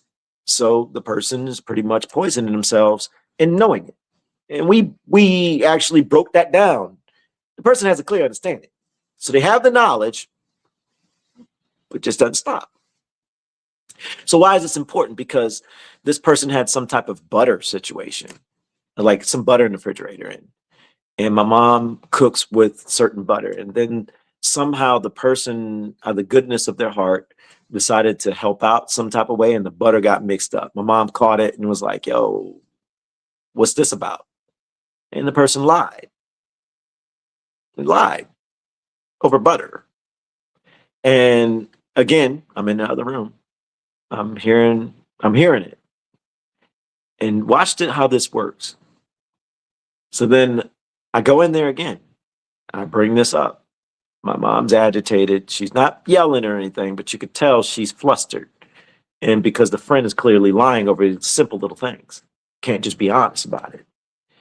And I brought that up. Now, here's the thing. The friend ended up like leaving, taking a moment, just walking out, just going, I don't know, went to go run some errands. I don't know. But me and my mom thought about it, and we would like really considered everything. It's like, yo, the spirit of lying and the spirit of anger, it does. They work hand in hand. We were noticing, we were like really examining like the whole scenario. And it's a thing. I say this because during this study, that's your long-term goal. Because when you start to really pay attention to these spirits, you start to realize how little power they have. It's actually kind of funny and amusing. I'm gonna add one more thing before we get into book. Last night, my mom and I had that butter situation happened yesterday. And the conversation about me and my mom, we were like the wall just cracked. The wall just cracked. Remember, I just said that. Like when I say the wall cracks, that means there's a demon in this room right now. I'm not making this up. Listen to this. So let me recap just real quick.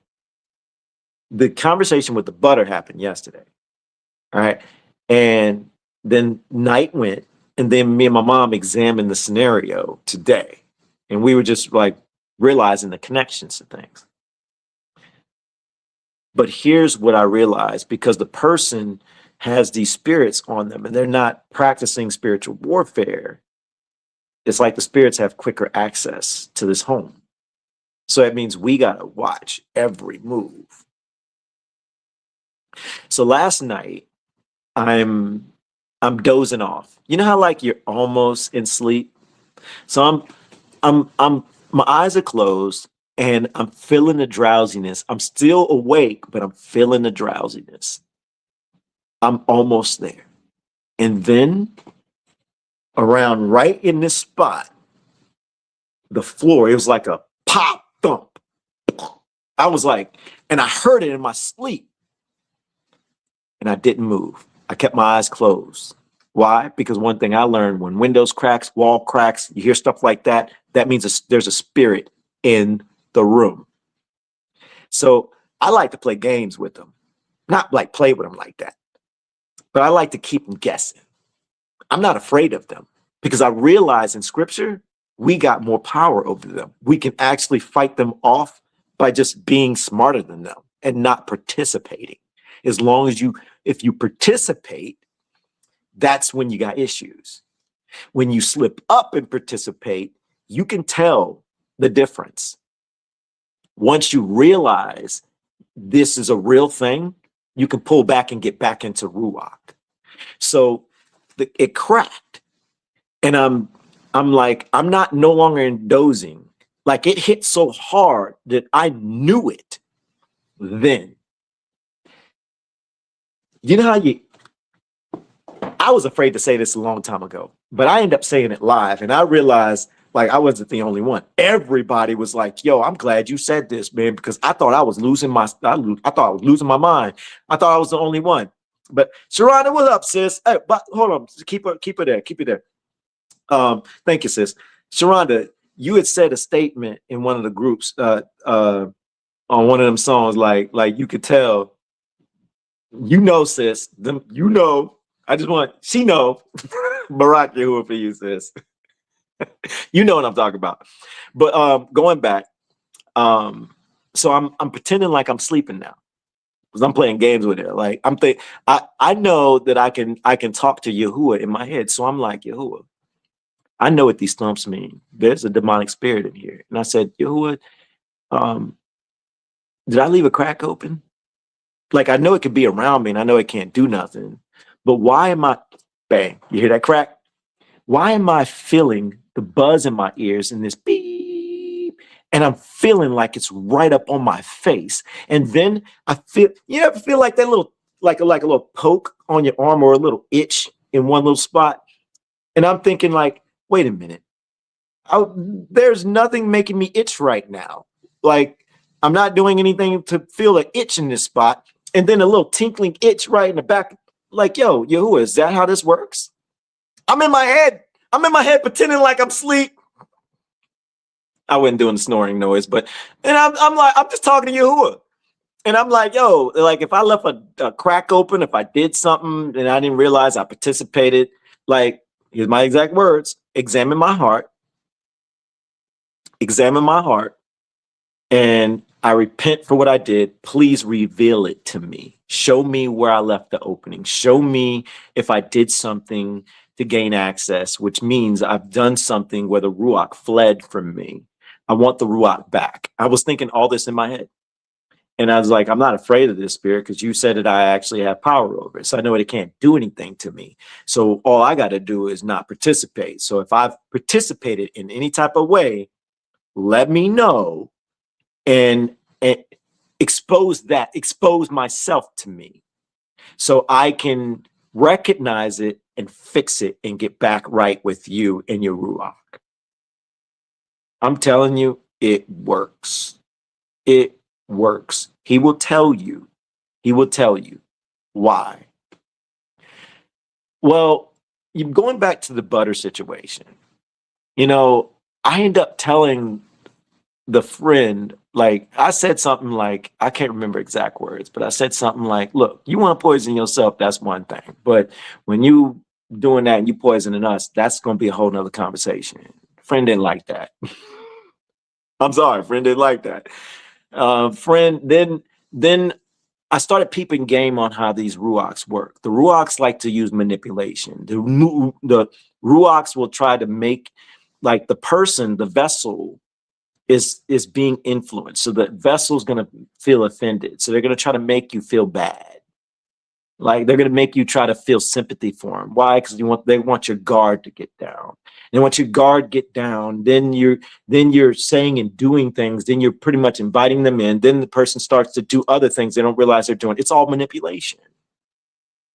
So I knew immediately I'm not participating. But I had to examine the whole scenario. It was like Yahuwah was saying, like, hey, you know, when you said that, you didn't have to say that.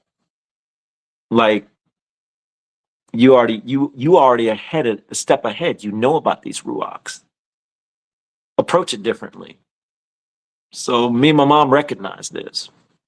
And I'd said, you know, when I get an opportunity, I'm just gonna apologize and just let it be. But what I won't do is like apologizing and stay in it. I'm just gonna say it once because I know it's in my heart to actually, I mean it, and leave it at that. And if the person does this sob story, I know it's manipulation. I'm not gonna feed into it. I'm just gonna allow the person to talk, say what they need to say, and say thank you for sharing, and I'm gonna move on. I'm not going to entertain the conversation anymore. I don't want to leave any more cracks open. We started paying attention to these things. The spiritual realm is real. And the church hasn't fully protected us. The church wants to teach you, you can call on the name of JC. Well, the book says to call on the name, to sing to the name, to pray to the name, to give esteem to the name. And then the book says that his name got hijacked, and the church don't see that. The church won't look at that. Then we're taught to not see that. We're taught to predominantly stay inside the New Testament, where the old covenant is like dominating, telling you this to your face and saying in the future, this is what's going to happen. And in Ezekiel, it says that they are blaspheming his name. In Isaiah, it says they're profaning the name. In Jeremiah, it says that the prophets were making his people forget his name for guess who? Baal, Baal, which means Lord. It's a pattern. Amos says something. Micah said something. All the prophets are saying this. All of them saying, yo, there's a name hijacking. So while the old covenant is saying there's a name problem and it seems to be a consistent thing, and it's saying, he's saying my name is important. The 10 Commandments, he says, do not bring his name to naught. Don't bring his name in vain. And then they switch it on you and switch it on us. And now we're calling them by titles. We don't realize these titles are partially sharing with our enemies and his enemies, these other deities. And then the church wants to hold on to it and tell you there's power in the name. There's power in the name. But then there's another book, Testament of Solomon. It talks about how the demons were binded by Solomon and ordered. Solomon was given permission to have these demons build Jerusalem, which is Jerusalem. Yes.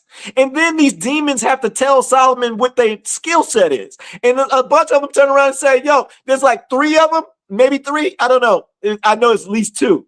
They say they cast out demons, and one of them is tied to the Legion of the Pig story. There's power in the name. The church has got everybody. And when you study it for real, you start realizing the demonic realm, these spirits are organized. They are very organized. They are strategic. Like when you learn how to keep them at bay and not be bothered by them, and you actually start finding peace within the Ruach, they know it. They're like, dang, we gotta get homegirl to slip up. We got to get her to drop her guard. So they'll be strategic. They'll be like, yo, let's not bother this said person for 2-3 weeks. Let's let them just feel nothing. While that 2-3 weeks going by, we'll be back here dealing with this person, this person, this person, this person that has a good distance connected to that target there. But what we'll do is we'll play the game back here. And we'll work it close to this person. We're getting what we want out of them, but we want that person too. But we got to be strategic and perfect. We got to be quiet. We got to move strategically. I'm telling you, it's a thing. Then it's like you can see it coming. You're like, yo, hold up. I see what this is. It's the fruits you got to pay attention to. Yeah. Thank you. It's the fruits. The problem is we use it as a slogan, but you got to check your own fruits first. That's where it starts. You can't see anybody else's fruits until you start owning your own fruits. Once you own your own fruits, then you can start realizing like, wait a minute. That person is saying that white people are going to burn and that he only came for the people of Israel, the people of Yasharal. But wait a minute. What about this scripture over here where he says that they're good? Why do they ignore that? It's like they pick and choose this verse for that verse. Like, how you going to use Deuteronomy over here, right? Saying that they only, for the black folk, but when Deuteronomy tells you something different, you pretend like it's not there. You pretend like it's not said. That's pride. That's a spirit of pride. You have to turn around and acknowledge that. But if you turn around in the comments, oh, you're debating back and forth, you just lost. You just gave that spirit of pride access to you. And that's also the spirit of lying, because that person has pride and that person's pretending like that one verse doesn't exist while they want to hold on to this verse. That's not only pride, that's also lying. And then they're debating with you inside in the comments. That's strife. Oh, but wait, you're also agitated, and they're agitated too, because the spirit of lying and the spirit of anger work together. You got to throw anger in there. In the comments alone, when someone wants to ignore book, bang, you dealing with 4 of them off the bat. You got to recognize that. Those are spirits. And then what does the book say? Let the blind lead the blind, let them both fall in the ditch. It says dust the feet off of them. You got to protect your heart. You legit got to be like, I'm good with you just not knowing or don't want to know. I'm all right with that. Like, I'm only going to tell you once. You don't want it. It's not for you in the season, maybe. Or maybe it won't be from you ever. Not my call. Yahuwah going to examine your heart. But I'm going to make sure that I protect my heart. Because I don't want to play any games with you inside these comments. Because I know I'm not playing games with you. I'm playing with these spirits.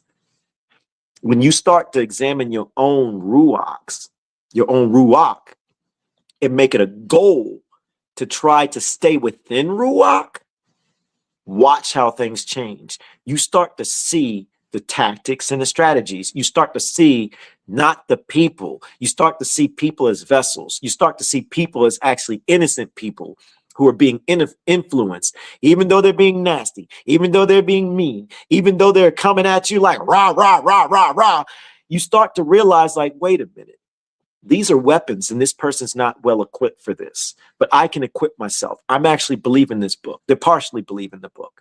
I've seen people I see people that's using Yahuwah's name, and they line out their teeth. I see people using Yahuwah's name and got pride that's burying them down, but they don't feel it. They don't see that weight holding them down because they're halfway in, halfway out. Matter of fact, hold on, man. Miss Parker, can I play a song? Y'all let me know if I can play a song. Because it just fit. It just fit. BARAK YAHUAH.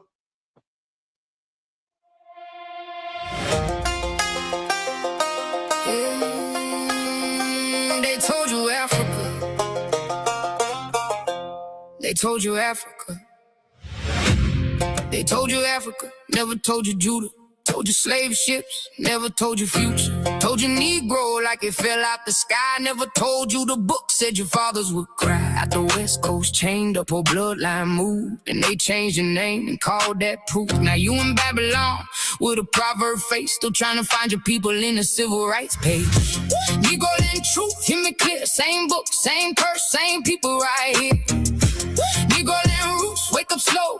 You don't even know where your own feet go. Negro and map ships on the sea. Then the byword mark got stamped on me. Negro and record fact check me. We the assembly in the book, come study with me. Come study with me. Yeah. If America make Americans, then follow that trail. Asia make Asians, then the pattern do not fail. Russia make Russians, Canada Canadians. So our Negroes got stripped from the land that was taken in. Negro land on the map, Library of Congress. No, Baby Rumsey got it too. They been had a record store. Government kept the paper while the people lost the chain. Now we wear the wound casual and turn them out the same. Negro the labels they gave us, the color the black. African American too, still no path back. Book said proverb by word hits in the street, and we made the curse music while dancing to the beat. Don't get mad yet, sit with it, let it sting. Half this pain from not reading past the shiny thing. We cut what feel good, skip what break pride, then wonder why confusion still live inside. Deuteronomy 28 verse 37. A proverb and a byword among all nations. Deuteronomy 28 verse 68. YAHUAH shall bring thee into Mitzrayim again with ships. There it is, not vibes, not myth. Ships and the byword, who fit this? Then the deeper cut came, real shift. Our fathers dropped Torah, profaned his gift. Jeremiah said Baal prophets made us forget. Ezekiel said nations heard us blaspheme it yet. Isaiah said his name drag every day. So why you shocked when they trained you that way? You left the church, saw Christmas was a lie, saw Easter was pagan, saw Rome might have high, good BARAK YAHUAH, but don't stop there. Half woke Hebrew still breathing partial air. You scream Torah, then ignore what it say. Try to keep peace in your crib when it say no way. Grab a lamb from the market just to feel like you're right. Whole time fine print screaming loud in plain sight. The four-letter name of a chief Canaanite god means Lord answer.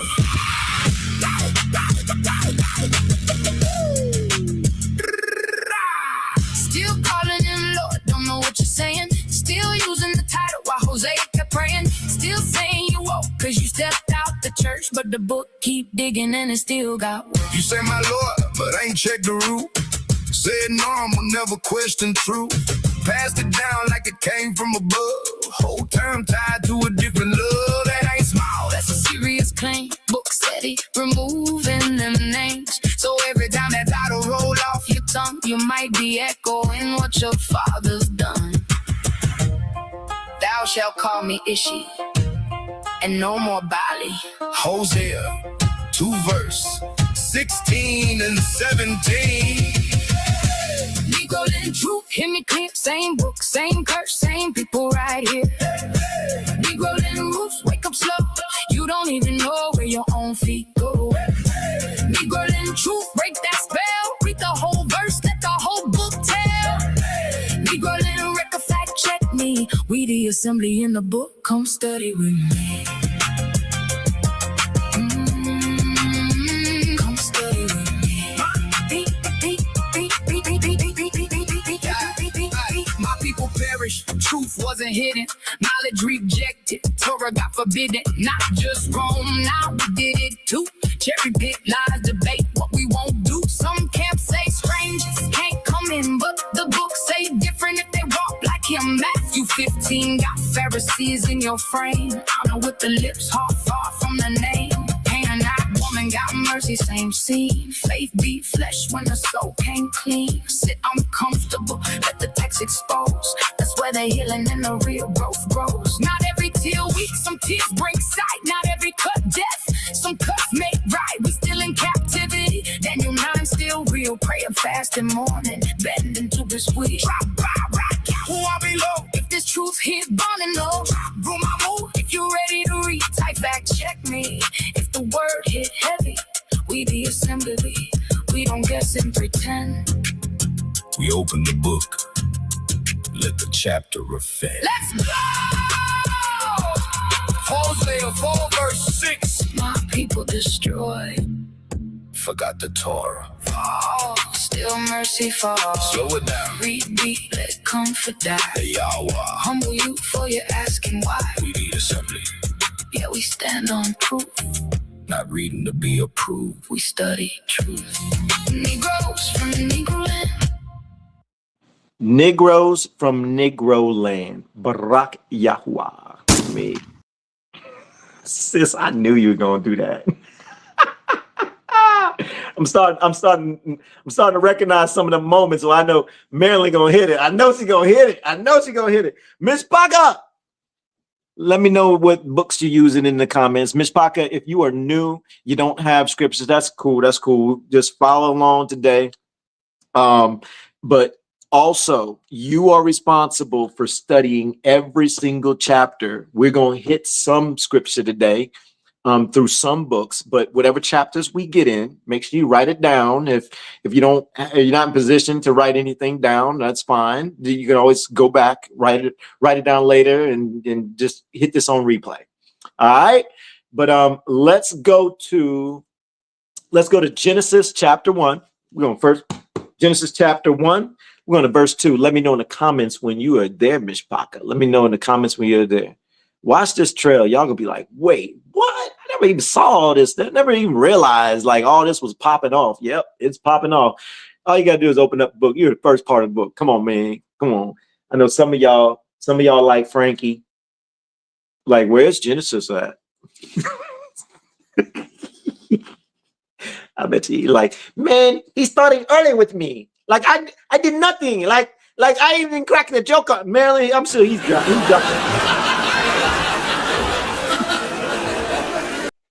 He probably dropped something. I just ain't see it yet. BARAK YAHUAH for Frankie. Wait a minute. Hold up. Tori, Jock, don't think that y'all out of it. I know y'all in here. Yeah. Y'all got some targets on y'all today. Frankie might get a little bit. I think I'm a. That's right. I owed him. Tori was joning me big time inside the little chat that we got, and then Jacques had my back for a little bit, but I think Tori was like, "Yeah, new Miss Pocket. This is how we get down. All right, don't feel no type of way. Like this, we just authentic." Tori, they like husband and wife. I bet the Tori like, You better stop.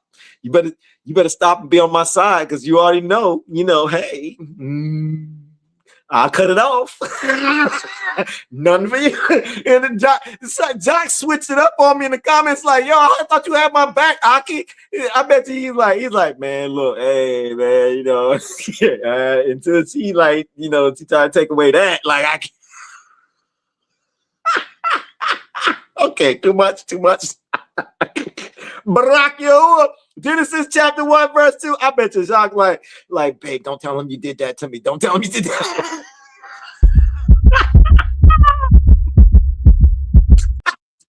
Since she hit the heartbeat.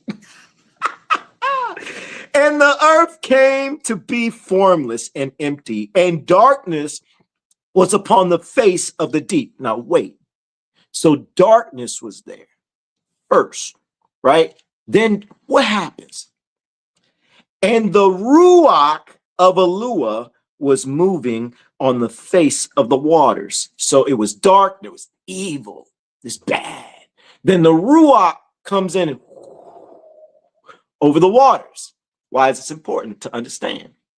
Because the Ruach came and started switching things up. The Ruach was there in the beginning. So when you are in the spiritual warfare, your first goal is to focus on the Ruach. You want to stay in Ruach. Stay inside Ruach. Write that down. So it's important that the Ruach becomes your main goal. All right. Mishpaka, let's move to... Oh, my bad, y'all. Hold on. Hold off in the books. I forgot I got a video for y'all. I'm taking my time today. I'm chilling. I hope y'all are getting value and you're having fun. Oh, and if you are getting value, would you consider sharing? Just a small ask. If not, we're happy you're here and we love you. BARAK YAHUAH. I want to show y'all this video. Then we'll get back to studying. And if y'all want to get ahead, we're going to Genesis chapter 3, verses 1 through 13. Genesis chapter 3, 1 through 13. So you can go ahead and navigate over there, and we will, in the meantime, we'll check out this video together as a mishpaka. It's only like 3 minutes. It'll kind of set the tone for everything. Let me open this up for you. There we go. There we go. Bang.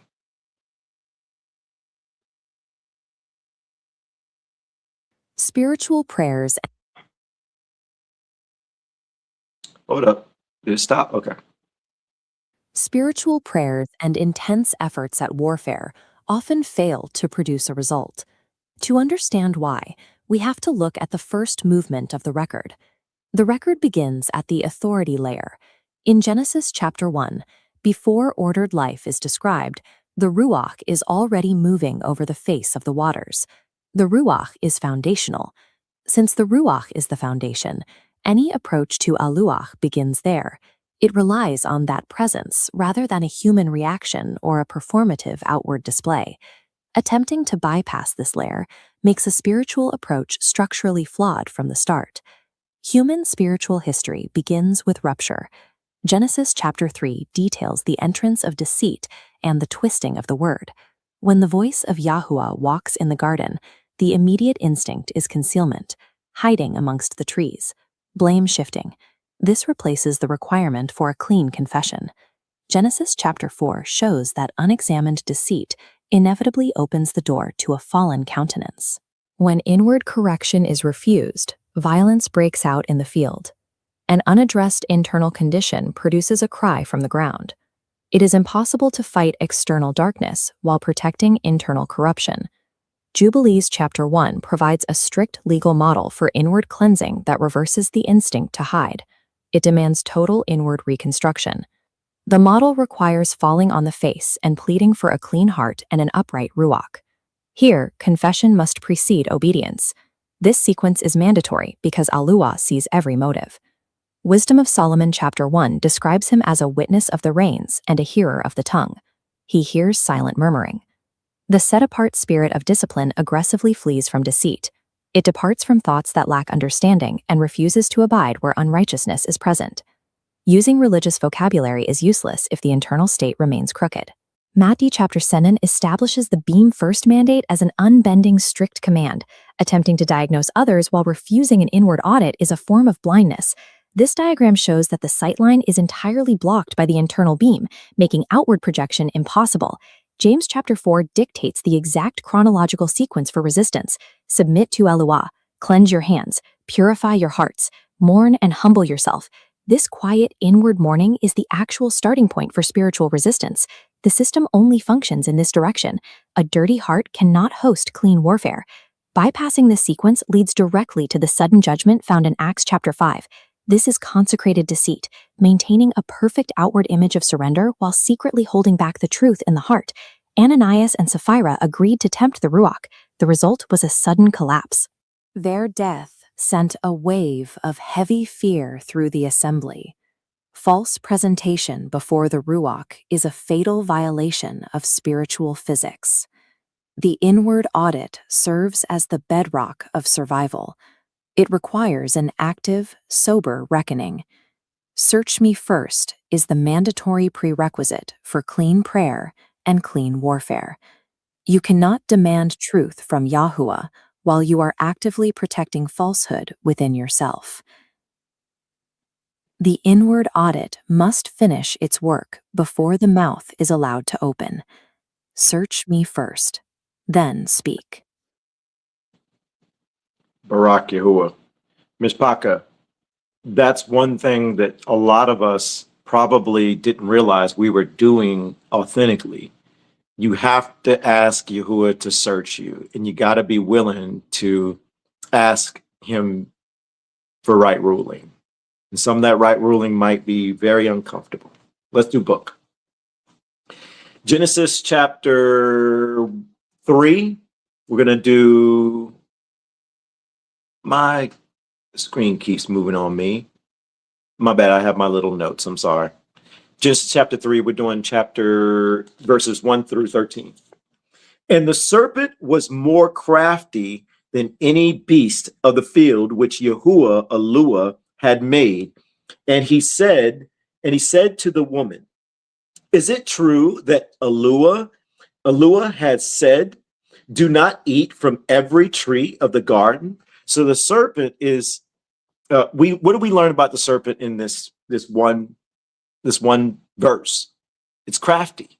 It's very deceitful. The serpent is tricky. It's going to deceive you. If you think that the deception isn't real, it's realer than you think. Then it goes on to question YAHUAH. It's twisting YAHUAH's words. Let's keep going. And the woman said to the serpent, we are to eat of the fruit of the trees of the garden, but of the fruit of the tree which is in the midst of the garden, ALUAH has said, do not eat of it, nor touch it, lest you die. So they're already aware. They're aware of the rules. They're aware of the commands. The command of ALUAH, YAHUAH. Verse 4, and the serpent said to the woman, you shall certainly not die. So he's twisting the words, and he's trying to get her to think differently, try to see it in another way. For ALUAH knows that in the day that you eat of it, your eyes shall be opened, and you shall be like ALUAH, knowing good and evil. Now notice the serpent is telling the truth and lying. We're kind of used to that in today's time, right? Are you putting it together? If that landed, like we're literally, you got like they're lying to our face and telling us the truth at the same time. It's a thing. It's like if they don't tell you, then it's their fault. If they told you, and they told you in a different way that you didn't see it, it came different to you. They dressed it up as something nice. They dressed it up as something good. They dressed it up as something just. They dressed it up something as equality or equal. It's fair. It's deceit is what it is. Same scenario. The serpent is crafty. Let's keep going. Verse 6. And the woman saw that the tree was good for food. Let's slow down there for a second. So that means she looked at the tree, and with her visual eyes, she saw nothing wrong. She saw that, like, hey, this actually looks tasty. It actually looks all right. So what's the problem here? Christmas, same thing, right? Easter, same thing, right? Wait a minute. We can get off holidays. You know, we can hit so many different things that, you know, coming out of traditional church, we started realizing that. Here's a hard one. Sports. I really encourage, like, you to really consider putting down sports. You're idolizing. We'll get to that. I was able to turn it off like that. And I was a huge Falcons fan. I know. We're not getting into that. I don't care about that no more. And I was a big Braves fan. But I turned it off in seconds. Once I started really understanding all this, I'm like, nah. Let's continue. That it was, I'm going to start that over. And the woman saw that the tree was good for food, that it was pleasant to the eyes, and the tree desirable to make one wise. And she took of its fruit and ate. And she also gave to her husband, her husband with her, and he ate. So Adam was present. Adam was not anywhere else. He was there. Now, yes, for the Miss Pocket that you know, this story goes way deeper. It's cool. We're not gonna go there tonight. We're just gonna keep it nice and simple. There's a much bigger story going on here. A lot of us, we've done a study on this, but we'll get to that another time. So this is how it went down. The serpent's over here talking to Eve and like, yo, hey, this tree, you should try it out. So when he went to the woman, he didn't go to Adam. He went to her. I was about to say something. I'm gonna leave it alone. So she turns around and she's like, this ain't bad. Adam, have some. And Adam's like, okay. And he eats. All right, let's keep going. Then the eyes of both of them were opened, and they knew that they were naked. And they sewed fig leaves together and made loin coverings for themselves. So suddenly, now they realize, like, uh-oh, we messed up. Dang. Now what are we going to do? We naked. We lost our light bodies. You learned about that in first and second books of Adam and Eve. No, Adam and Eve, all the way up until that point, they did not look like us. Right there, when they were naked, that's when they looked like us. When you study other books, you find out they had light bodies. They were like angels. Like, you see the skin? No, you're talking about beams of light. Like light was coming from. That's book. But they took that from you. That's another conversation for another time. All right, so now they're both naked. They're hiding their shame. They're hiding their guilt. Are you seeing it so far? Watch how this plays out. If you really see this. Verse 8. And they heard the sound of YAHUAH walking about in the garden in the cool of the day. And Adam and his wife hid themselves from the presence of YAHUAH, ALUAH, among the trees of the garden. So they're like, we know we're in trouble. We know we did wrong. We know we disobeyed. So let's hide. Let's hide our shame. Let's not face it outright. Verse 9. And YAHUAH, ALUAH, called unto Adam and said to him, where are you?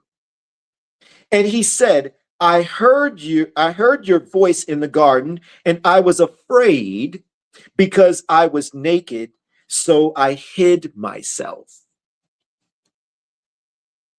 And he said, who made you know, who made you know that you were naked? Have you eaten from the tree which I commanded? It was a command. Adam didn't follow the command. We're not following the commands. If you think you following the Torah, you're not following the commands. Another story for another time. You need to come join us tomorrow.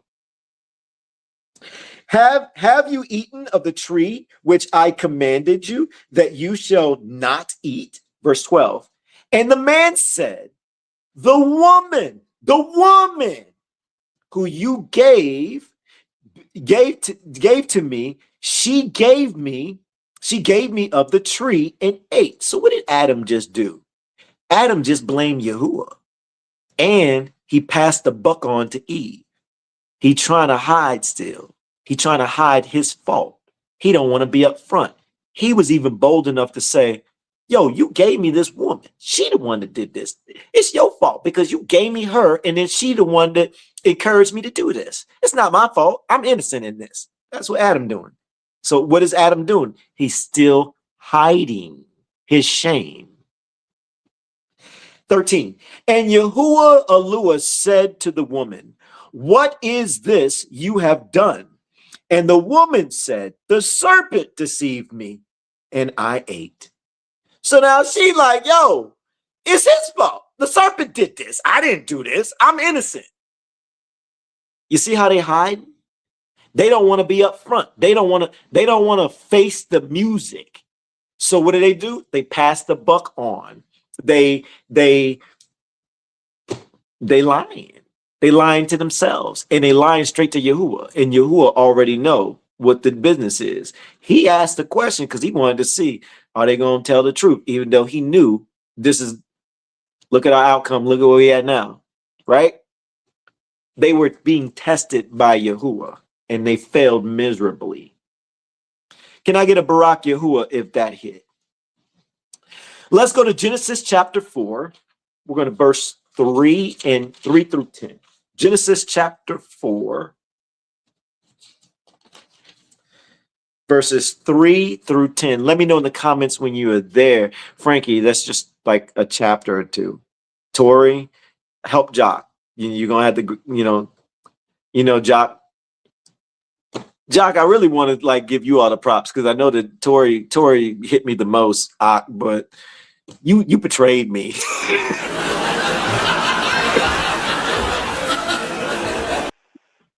But that's your wife, so I get it, man. I get it. Barak Yahuwah. All right, I see everybody says they're there. And it came to be, we're at verse 3, y'all, chapter 4, verse 3. And it came to be in the course of time that Cain brought an offering of fruit of the ground to Yahuwah. And Abel also brought the firstborn of his flock and of their fat. And Yahuwah looked to Abel and his offering, but he did not look to Cain and his offering. And Cain was very wroth, and his face fell. Verse 6. And Yahuwah said to Cain, why are you wroth? And why is your face fallen? This is 7. If you do well, so he's letting them know, like, hey, if you do right, if you do well, is there not acceptance? And if you do not do well, sin is crouching at the door.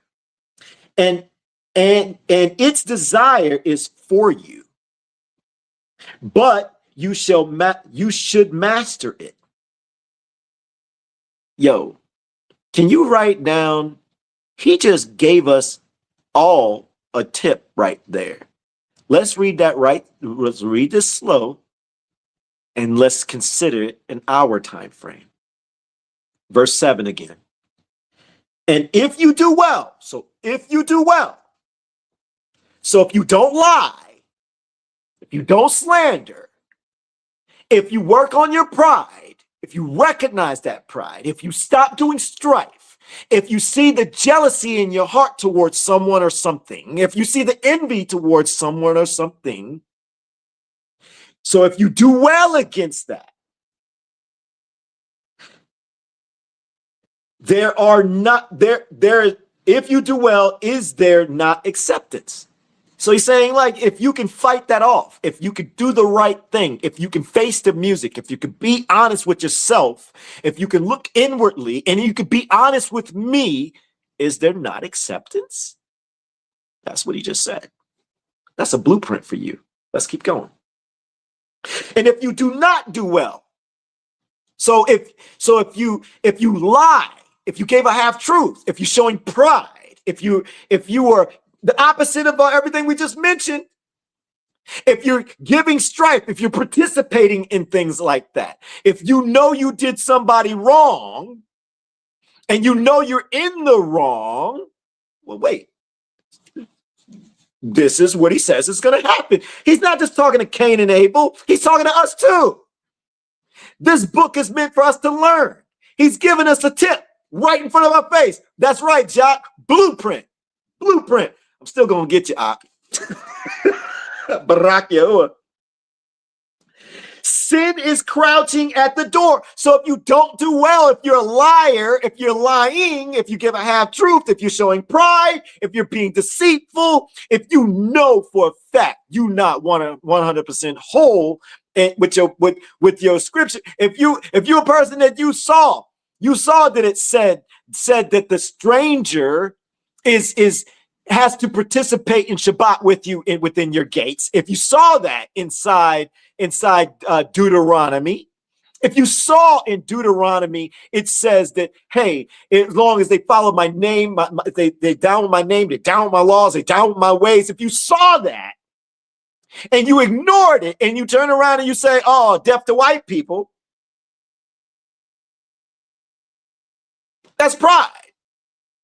And if you argue with people, that's strife. Well, guess what he's saying happened to you? He said, sin is crouching at your door. You opened up a gate. It's wide open for you. You're playing the game. You're not protecting yourself. You didn't do well. Let's keep going. And it shall desire for you. So it's desiring you. So that spirit of falsehood, that spirit of lying, that spirit of pride, that spirit of strife, that spirit of jealousy, that spirit of envy, that spirit of whatever negative, it's what? And it desires for you. It's crouching at your door and it's desiring for you. But you should master it. He's saying, yo, show control. He's saying, if you know you're lying, master that. Face it. Don't hide by sowing fig leaves and go and hide when he calls you like Adam and Eve. He's saying, yo, stand upright, put your chest up, say it with your chest, and just face it outright. I was wrong. My bad. I cannot lie. It's right there in the blueprint. I did this. I got to fess up. He's wanting you to do that. He's wanting you to turn around and say, I was incorrect here. I should have done better. It's easier that way, is what he's saying. He's saying you should master your pride. He said you should master that strife. He said you should master honesty instead of the spirit of falsehood. Give it again, sis. BARAK YAHUAH. And Cain told Abel, his brother, come, let us go into the field. And it came to be when they were in the field that Cain rose up against Abel, his brother, to kill him. You see what's happening here? And Yahuwah said to Cain, where is Abel, your brother? And he said, I don't know. Am I my brother's keeper? Yo, he got balls to lie to Yahuwah, like Yahuwah don't know already. that stands for you too. You got balls to lie, period. Because when you lie, the Ruach flees you. That means other Ruachs are influencing you. This is a blueprint. He's literally telling us what to do and what not to do. It's just too hard for us to say it with your chest. Let's keep going. And he said, what have you done? The voice of your brother's blood cries out to me from the ground. Are y'all seeing the blueprint here? Are you seeing the tip? If you're seeing it, put I see it in the comments, please. And if you want to add a BARAK YAHUAH for his word, add BARAK YAHUAH in the comments too. Mishpaka, now this next book I want to go into, a lot of the new Mishpaka, you may not have it. So we're going to the book of Jubilees. If you do have the Apocrypha books, we're going to Jubilees chapter 1. Meet me there. If you're new and you're like, yo, I don't have those missing books. I don't have those books they hid from us. It's cool. I'm going to read it for you. Let's see, wait, Jasher, Jubilees. With chapter 1, Jubilees chapter 1, we're going to verse 27. Chapter 19, 14. Chapter 1, we're starting at verse 27. Let me know in the comments when you are there. We're going to be doing verses 27 through 35. If you're getting value, if you're getting value on Shabbat, can I get BARAK YAHUAH for his Shabbat? I know it's a lot of words, but BARAK YAHUAH. You know, you don't add the r in it. It's Frankie know how to do that because you know he's Spanish. They're Puerto Rican. I'm just playing. I always got to pick on Frankie. Easy target. Tori and Jock, I ain't forgot about you. I'm gonna find that right moment. I've been light. It's coming. You know, it's gotta come natural with me. But it's coming. BARAK YAHUAH. All right, verse 27. Let's get it. And he said to the messenger of presence. So a messenger is also an angel. In the book of Enoch, it's also referred to as a watcher. Angel is actually a pagan term, just throwing it out there. So when it says messenger, that means angel. That's all for the new Mishpaka. And he said to the messenger of the presence, write for Moses from the beginning of creation to my temple, till my temple has been built among them forever. Now, by the way, the book of Jubilees is the angels' viewpoint. So the book of Jubilees, in the beginning, Yahuwah tells the angels to, he's like, yo, tell Moses what I did. Tell Moses, you tell him with your own words, you were a witness. I didn't just do this, y'all saw it all. That's what the book of Jubilees is about. It is really fire. The book of Jubilees is lit. And by the way, if you're new and you're like, I don't have access to that, the book of Jubilees is on our website. It's on our website. If you're on YouTube, you can look in the description area. It's there. And if you're on Facebook, just go to bio. It's in there somewhere too. I'm just throwing it out there. All right. Where were we? We are at verse 28. And Yahuwah shall appear to the eyes of all, and all shall know that I am ALUAH of Yasharal, and the father of all children, all the children of Jacob, and the sovereign on Mount Sinai forever. And Sinai and Jerusalem shall be Kodesh. 29. And the messenger of the presence who went before the camp of Yasharal took the tablets of the divisions of the years from the time of creation of the law and of the witnesses and of the witness of the Shabbat and of the Jubilees, according to the individual years, according to all the number of the Jubilees, from the day of creation, when the Shamayim and the earth shall be renewed. Let me read that part again. When the Shamayim means heavens, plural. That's plural. and the earth shall be renewed, and all their creation, according to the powers of the Shamayim, and according to all the creation of the earth, until the temple of Yahuwah shall be made in Jerusalem on Mount Sinai, and all the lights be renewed. Wait.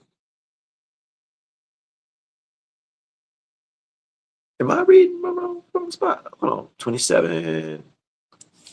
Yo, I keep making some boo-boos. Miss Parker, I got the wrong notes. My bad. Let me read up. Hold on.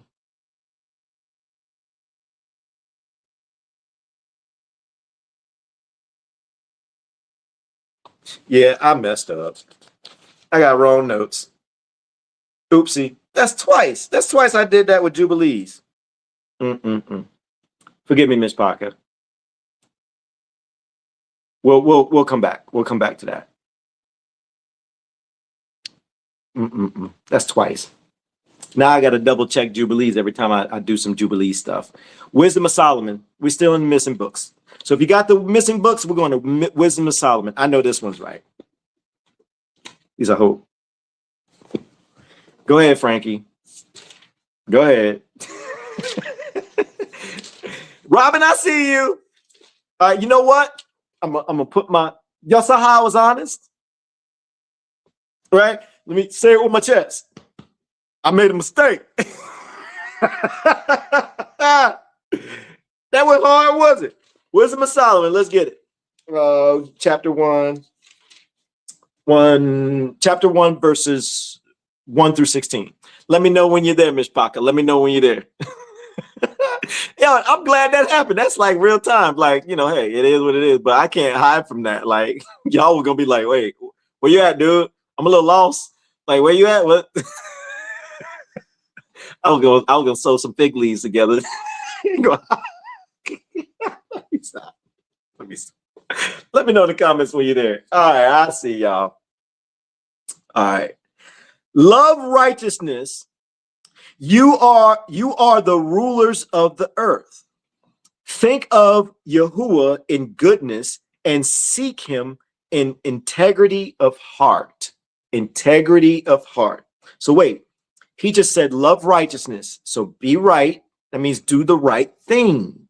Do the right thing according to what Yahuwah's lens, not your lens, not man's lens. And then he goes on to say, you are the rulers of the earth. So we rule this bad boy. We rule the earth. Okay.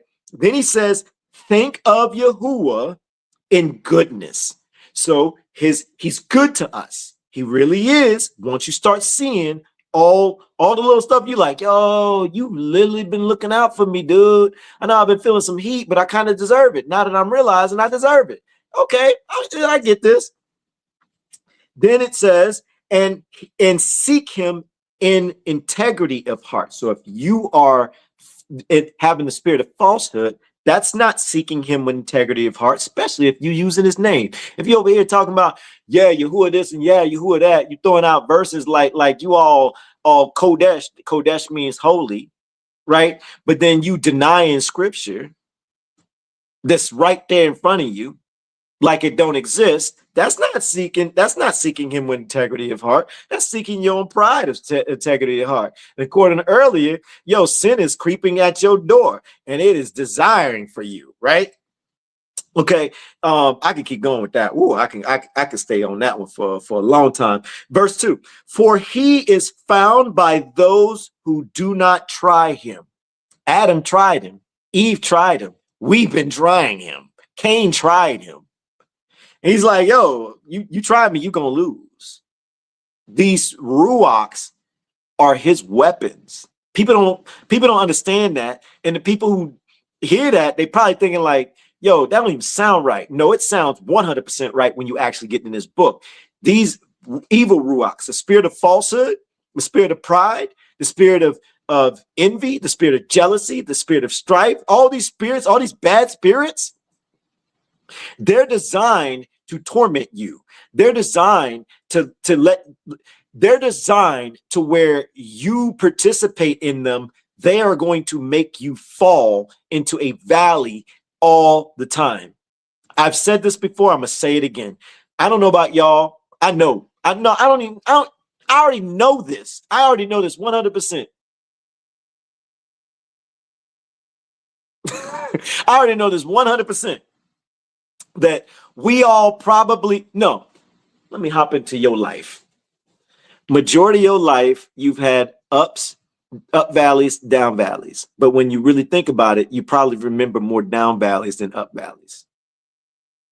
Like, and it seemed like those up valleys, they're short seasons. Tell me I'm wrong. And then the down valleys seem like they last forever. Y'all, I can only remember, like, okay, I'm in an up valley. Like, I'm at peace. I'm feeling good. It's hard to get under my skin on anything. I stay watching my heart. Don't get it twisted. I have my little moments, but I catch my moments and I try to switch it up, and I focus on YAHUAH. I ask for forgiveness immediately. I tell YAHUAH, I ask him to examine my heart. You know I don't want to participate. You know I don't want to play games with these Ruachs. They're your weapons. And I know that I can't beat them. They've been whooping my butt my entire life. And I see how. And I don't want no part of it. I don't want no part of it. So whatever I got to do to stay away from them and stay within your Ruach, I'm down. So, like, honestly, this is like the third valley that I feel like is up. The rest of the valley has been completely down. Miss Paka, I'm 47. And I'm telling you, I can't, this has probably been the longest up valley. I think the other two may have lasted 6 to maybe 8 months, if I remember correctly, roughly. And the rest of it's been like I've had good years, but when I look back at my lifestyle, what I was doing, just what I was into, what I was, just I was nowhere in your. There was seasons like, yeah. I remember one season I was smoking weed like religiously. Like, I mean, a lot. That was a long time ago. You know what I'm saying? I don't smoke weed. No, you don't. You know what? Somebody, look, real life. Look, real life. Like, look. This fits. One of the lives I was putting in eye drops, and a lot of y'all don't know this about me, but if you saw me in person, when you look inside my eyes, in the corners, in this eye and in this eye, there's this little thing that it's been growing since middle school. And it's because of the sun. And it starts with a P. And my eyes get really dry. And if I don't use like eye drops, like my eyes would be like bloodshot red sometimes. Like it would get like really dry. And, I was on live for like 4 hours, right? And y'all, I didn't realize how long I was on. Y'all know me. I just be doing my thing and just zoning out. But I could feel when my eyes are dry. So, and I don't mind grabbing the eye drops and get me a couple of drops in. So I can feel comfortable and I can keep studying without discomfort in my eyes. You know what I'm saying?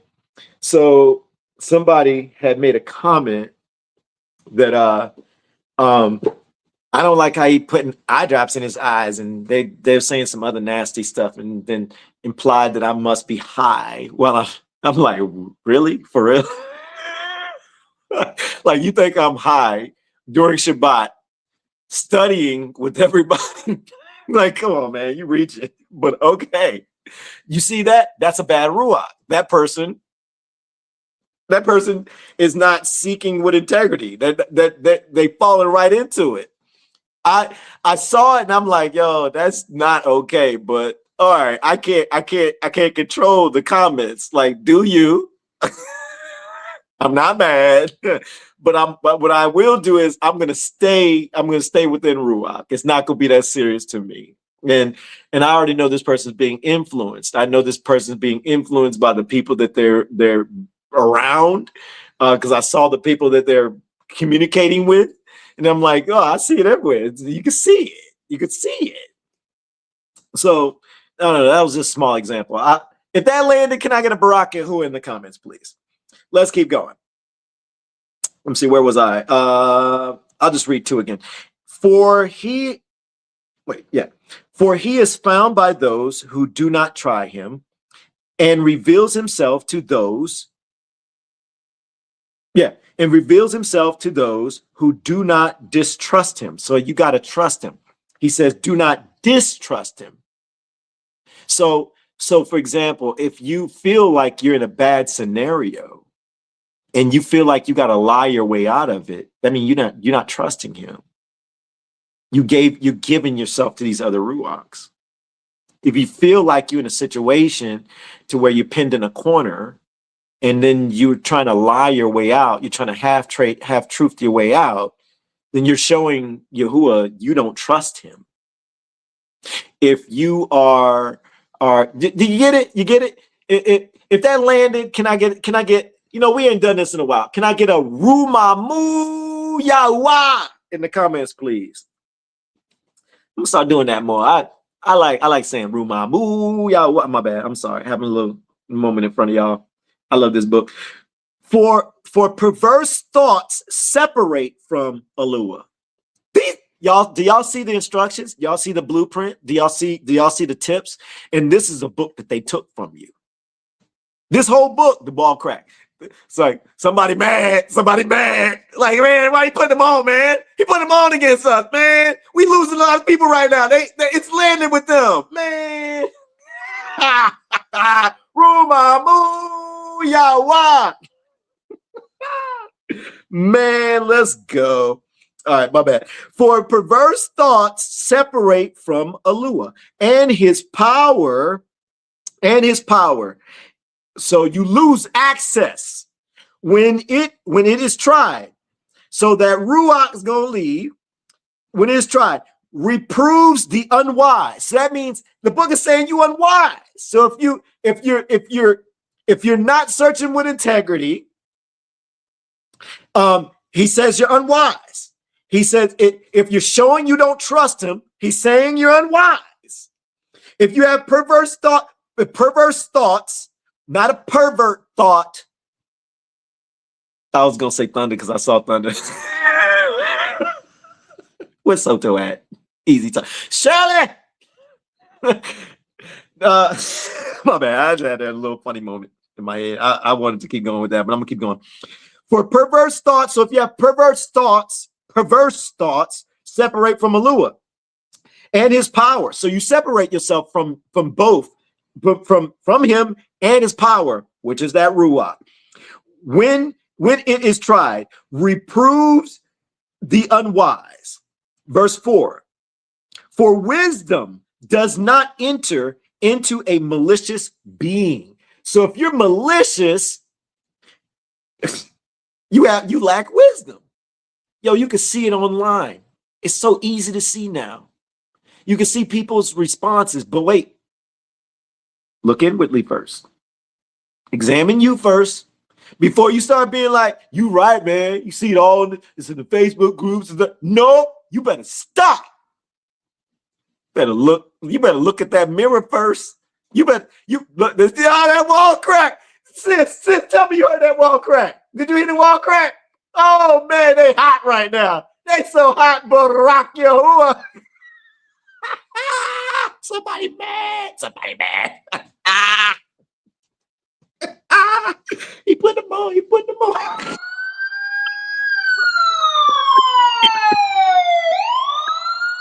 BARAK YAHUAH, let's go.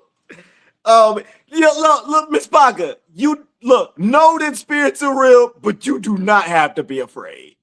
You do not. You gonna start realizing the blueprint right here. You know, if you protect it, all you got to do is stay within Ruach, stay within the guidelines. Stay within the guidelines. The blueprint's right there. That's all. All they can do is crack the walls and get all mad. Oh, man, I can't even do nothing. And when they don't get scared, when you hear that stuff, when you get, don't get scared. Go inwardly. Don't speak outwardly. If you speaking outwardly and you hearing all this stuff and you know, like, wait, something off. Stop speaking. Stop speaking. Especially if you're having a moment of weakness. If you're having a moment of weakness, if you lying, yo, you don't even hear it. You so into it. If you angry, you don't even hear it. You so into it. But if you feel like you sinking in a moment, you feeling distressed, you feeling challenged, you feeling angry, you feeling defeated, don't speak out loud. Put your poker face on. Smile. Oh, I'm feeling so defeated, Yahuwah. I don't know what to do in this moment, but I'm not going to let these spirits know anything because I know they can't hear my thoughts. They can't hear my thoughts at all. I'm going to keep a straight face, or I'm going to smile, or I'm going to, don't smile. You get tired, like your cheekbones. Look, crack, crack, crack. Oh, they hot. They so hot. All you got to do is talk to them in your head. Talk to them in your head. BARAK YAHUAH. Let's keep going. Let me see, where was I? Unwise, for it does not enter a malicious being, nor dwell in the body that is subject to sin. So if you're doing all these things, you know you do it or don't know you do it. That's the hardest part. If you're blind to it. If you're blind to it, that means you definitely got the spirit of pride. It's turned up on you. Yahuwah can turn the levels up on these Ruachs. You're gonna learn that, and you're gonna learn that in this study. And I'm gonna give y'all a big helpful tip. Okay, in this season, I'm gonna get back to that. What number was I? I'm at 5. In this season, what I learned is, okay, David caught my attention. Look, that LORD prayer to me, I'm sorry, y'all. No, I'm not sorry. I ain't sorry, not one bit. It's a joke. I mean, could it be good? Cool, but I don't do that part. I don't do that. Like, I talk to Yahuwah like I'm talking to y'all right now. Like, I legit speak to him just as natural. I don't do all the kneeling down. I mean, I've dropped to my knees, and I would still drop to my knees, but I'm usually a lot of y'all, I've said this before, I don't even close out my prayer. There's nothing saying we really got to. Like, y'all won't hear me saying, oh man, you won't even hear me say that. Some people might say, so be it. Some people might say, BARAK YAHUAH. We try to say something to close out our prayer like it's gonna lock and seal it.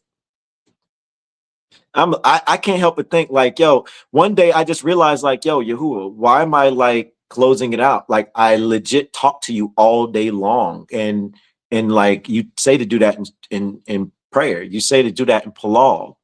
So if I'm gonna talk to you now, and then I turn around and do a closeout part, but then 60 seconds later I'm asking you a question, yo, I talk to Yahuwah like I'm working on this song called Made for Man. It's another Shabbat song. Y'all know the song Two Masters?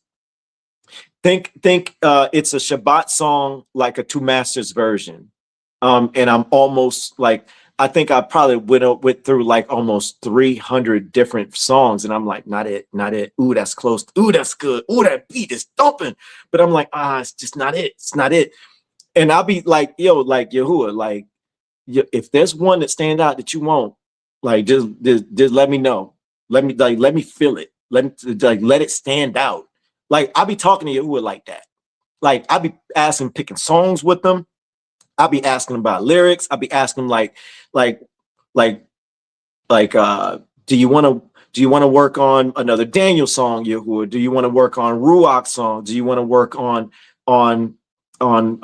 spiritual warfare in a specific way? I legit talk to him like he's sitting right there with me nonstop. So I couldn't help but think, why would I close it out when I'm going to be talking to him nonstop all day? So I just keep talking to him.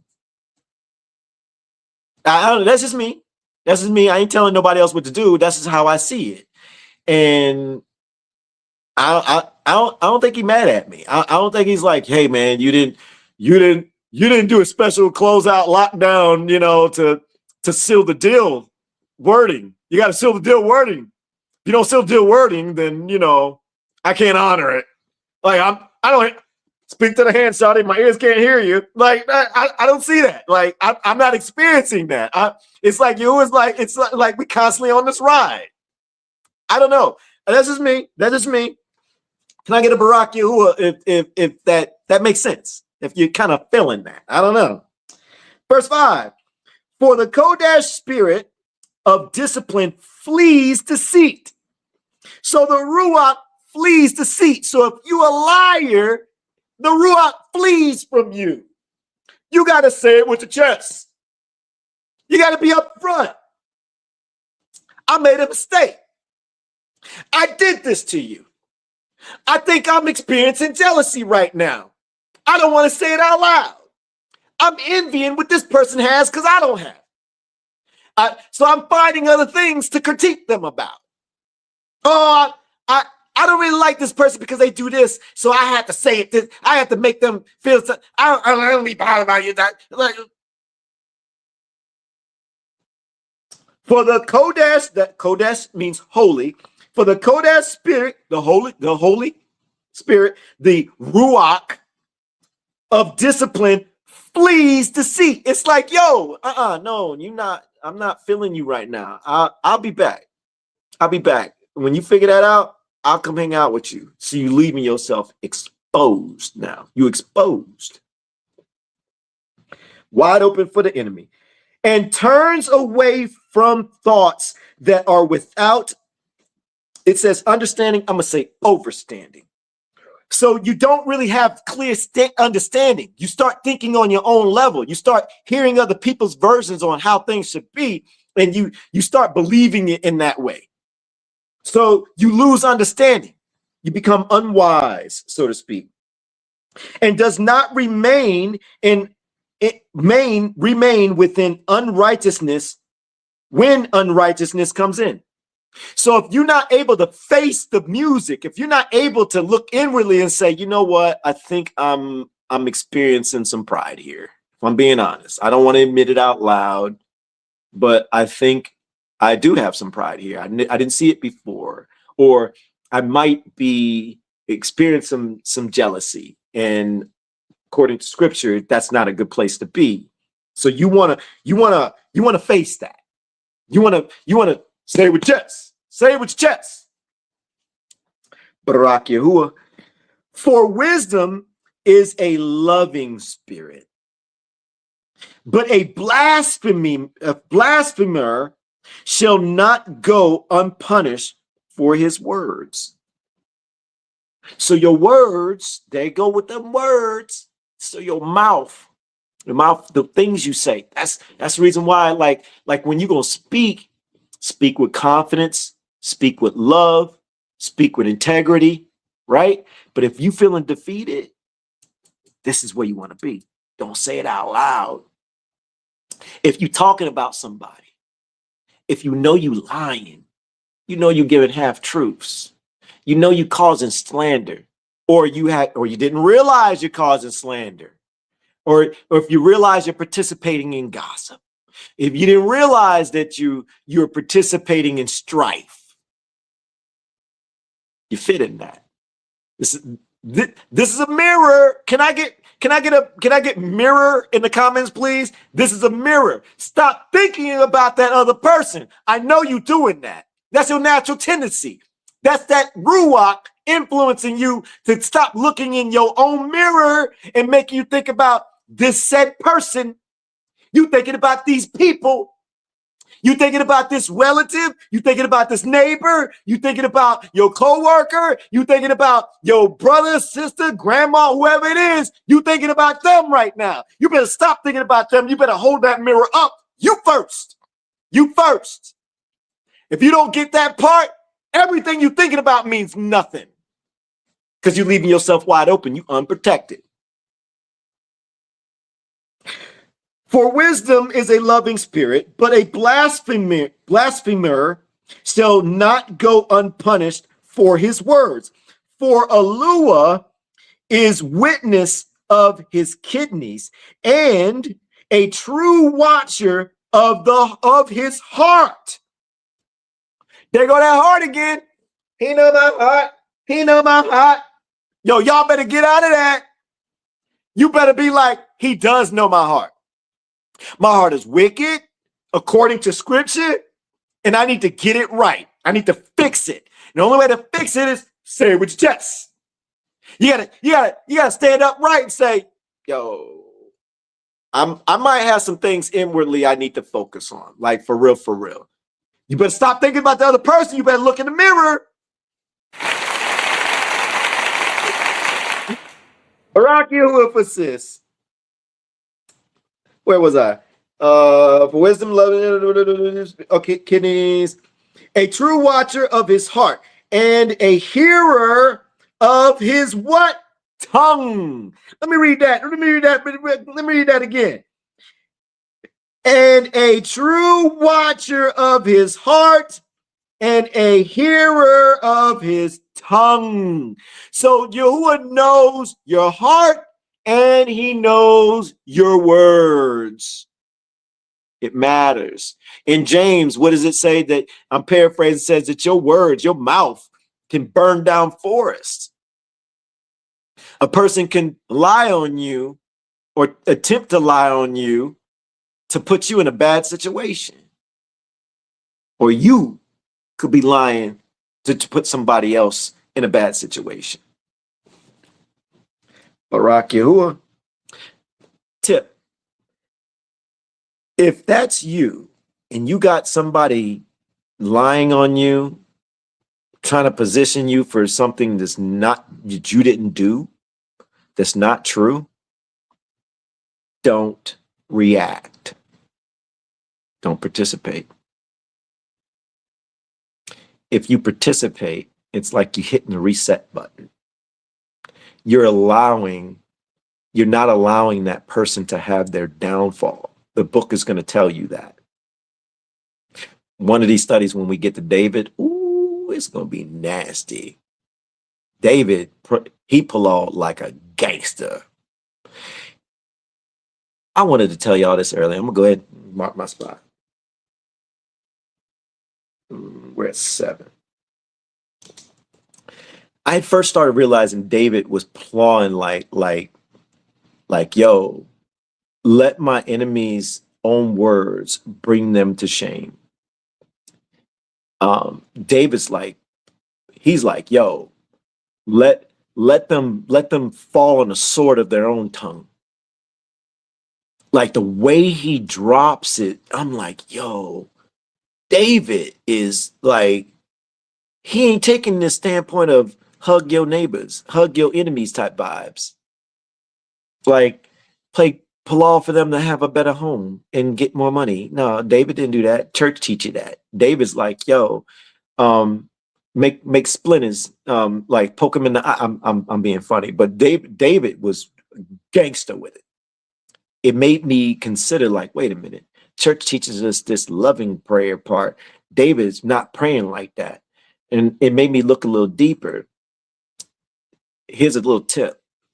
David was still asking for his heart to be examined. We're going to hit this study. It's going to be one of them. He asked for his heart to be examined. And guess what he never did? He never said he hated his enemies. He was actually, if you're really paying attention, and we're going to study this in detail, David was just praying. He was imploring to Yahuwah for just justice. He just wanted it to be fair. He wanted it to be right. That's it. I realized that. So when YAHUSHA said to like pull off for your enemies, he wasn't saying like give them bubble gum and candy and flowers. He's not saying that. David, and I would struggle with that because I'm like, yo, we're supposed to follow Yahuwah, but I see David over here doing this. Like, what? I asked Yahuwah, like, what? It seems like that a conflict of interest. And when I started studying it deeper, I was like, wait a minute, Yahuwah, David's actually asking to examine the hearts. And at the same time, Saul, watch this. It fits Yahuwah's character, Yahuwah and Yahusha's lead. Yahuwah's character, Yahusha's lead. David was right on point to pull off for your enemies. Okay, he didn't pull off hate on them. He pulled off justice. That's what he did. Then on top of that, you see David palal for his enemies too. Good. When Saul was sick, he palal for them. It was like a people that was against him. He actually palal good for them. And then there's multiple scenarios where Saul clearly is trying to hunt him. David could have killed him inside the cave. He was like, yo, I'm not going to kill him. He showed mercy. He showed grace. He was actually legit like it's for YAHUAH to decide your fate. I just want this to be just. I don't want to be treated unfairly. And when David screwed up, David did what? Psalms. BARAK. Can I play a song? Would that be all right, Miss Parker? Can I play a song? See, this song here is based on Psalms 51. It's called Wash Me. Now, listen to the lyrics. This is David. Here's the backstory. David sees Bathsheba, or something like that. I think that's her name. He's on this rooftop. She's naked, taking a bath. Bathsheba is one of his soldiers and friends' wife. He's like, yo, he caught the hornies for her. He couldn't get it out of his mind. He's like, yo, scrumdiddlyumptious. Like, I can't stop thinking about my friend's wife. He's like, yo, I want her. I gotta have her. So he went for it. Then he ended up getting her pregnant. Then he's trying to set up his friend who's fighting for him to be killed, right? So he ends up setting him up to die on the battlefield, successful. There's more to that story, but I'm fast forwarding for you. Then David's lamenting over that. He knew he was wrong. What did he do? He said it with his chest. He didn't hide. He knew that he screwed up. He knew he brought it to a whole nother level. Then he asked for this. Listen to the lyrics of this song. Some of y'all have heard it. If you knew, just check it out.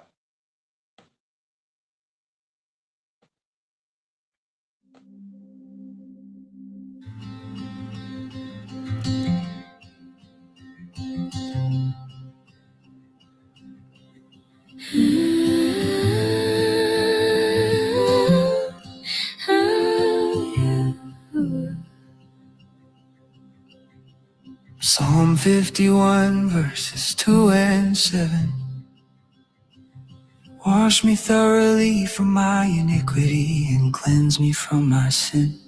Purge me with hyssop and I shall be clean.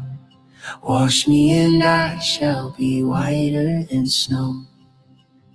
Oh YAHUAH, wash me.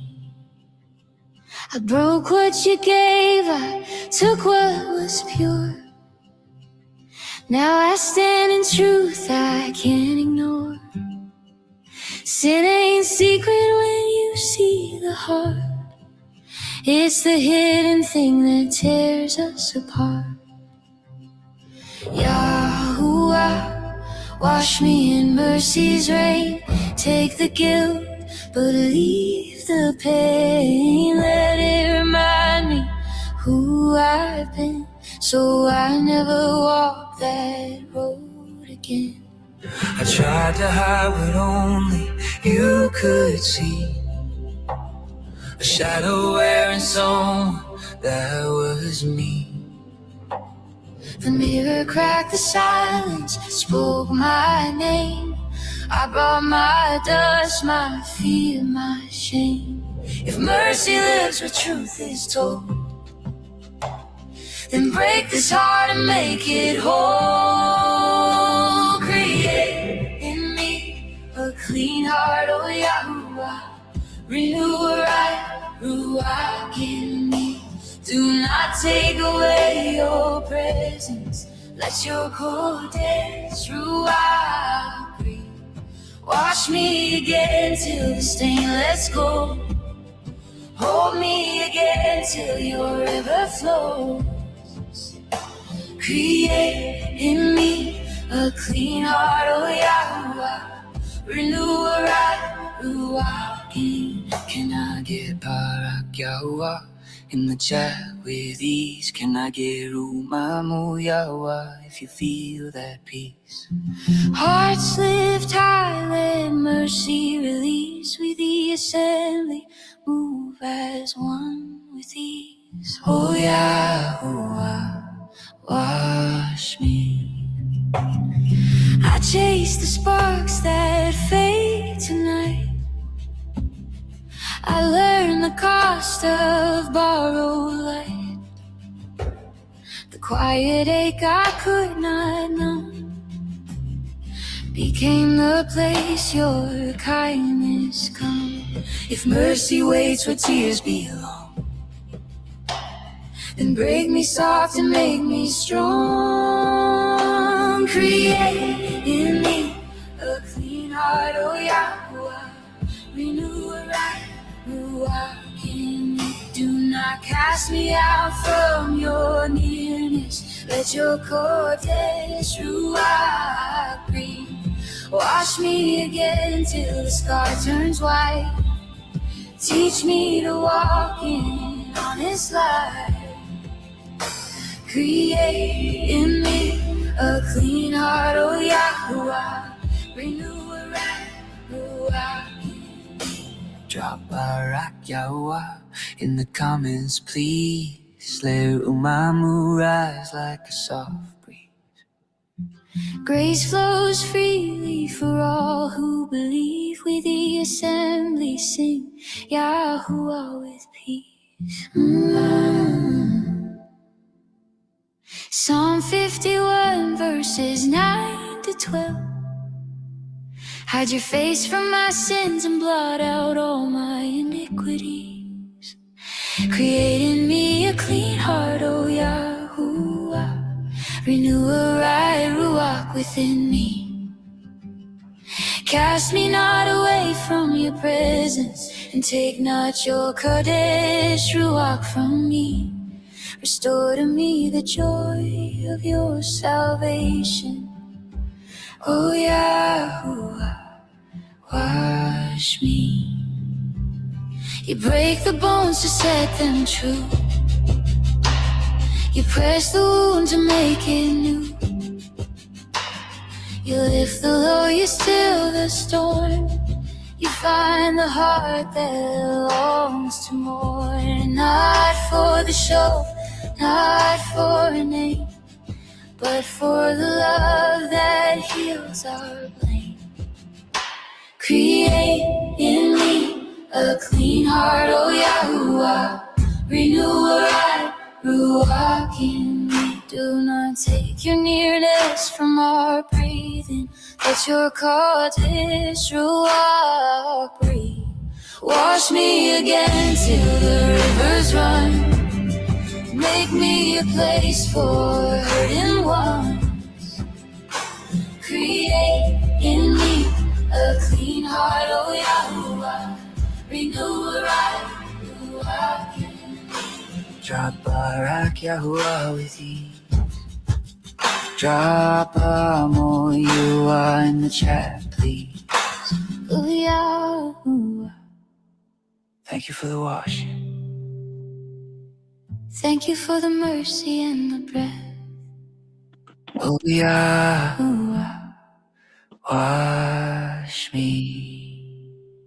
Kodesh Ruach breathe. We the assembly believe.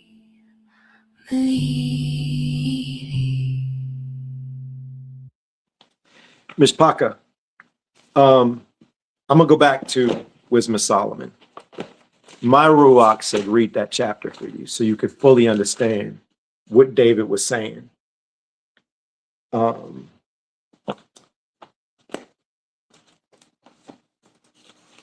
Psalms 51. It's deep. And this let me know that Yahuwah will forgive us. But we gotta what? We gotta say it with our chest. Listen to David. To the chief singer, a psalm of David, when Nathan the prophet came to him, when he brought near to Bathsheba. Verse 1. Show me favor, O ALUAH, according to your kindness, according to the greatness of your compassion. Blot out my transgressions. Wash me completely from my guilt. By the way, this is a good prayer to mimic. It is okay to mimic this is a prayer. Mimic it. Then if you enjoy the music, We the Assembly music is on YouTube Music, it's on Spotify, it's on Apple Music, it's on iTunes, it's on every major music platform. Find the song, worship, read this chapter over and over and over. When you wake up, read it. You go to sleep, read it. But read it like a prayer. You know what, Yahuwah? I did it like this. Let me show you how I started learning how to palal like the forefathers. That's interesting. That's the title of this series. I didn't even mean to do that. Show me favor, O ALUAH, according to your kindness, according to the greatness of your compassion. Blot out my transgressions. Stop. Yahuwah, show me favor. No, let me do it this way. Yahuwah, show me favor, Yahuwah, like you showed David, according to your kindness, according to your greatness and your compassion, just like David said in Psalms 51. Blot out my transgressions, Yahuwah. Maybe name some. And maybe name some. Yahuwah, I didn't realize that I was guilty, not against just this person, but also against you and your Ruach when I said this, when I did that. Blot out that transgression. Wash me completely of my guilt. I'm guilty of doing that, Yahuwah. I didn't see it before, or I did know I did it, but I'm guilty. Wash me completely of that guilt and cleanse me of my sin. For I know my transgressions, and my sin is never before me. Is ever before me. So wait a minute, think about it. David just said, for I know my transgressions. What did he do? He said it with his chest. He didn't hide and sow some fig leaves like Adam and Eve and hide in the bushes. He didn't do a Cain moment. He stood up and he faced it head on. Look at what he did with another man's wife, and then he kills the dude. If Yahuwah can forgive David, he can forgive you for your slander. He can forgive you for your gossip. He can forgive you for your jealousy, your pride, your strife. He can forgive you for cheating. He can forgive you for all that. Look at that. Compare that to David. And at the same time, if you've met David where he's at, if he can forgive David, he can forgive you. But you got to what? Stand up straight. Say it with your chest. For I know my transgressions, and my sin is ever before me. Against you, you alone, I have sinned, and have done evil in your eyes, Yahuwah. I know that I did or said that or did this thing or this act towards this person. But I'm realizing I didn't just do that against that person. I also did that against you. Forgive me for that. Cleanse my Ruach for doing that. I admit my transgression, like David in Psalms 51. Against you and you alone, I have sinned. I have done evil in your eyes, that you might be proven right in your words. He's telling us the blueprint. Yahuwah, you've been telling us this. We've been looking over it. The church has taught us to just kind of skim over this stuff. But once we started slowing down, we started seeing the fine print. You've been telling us this.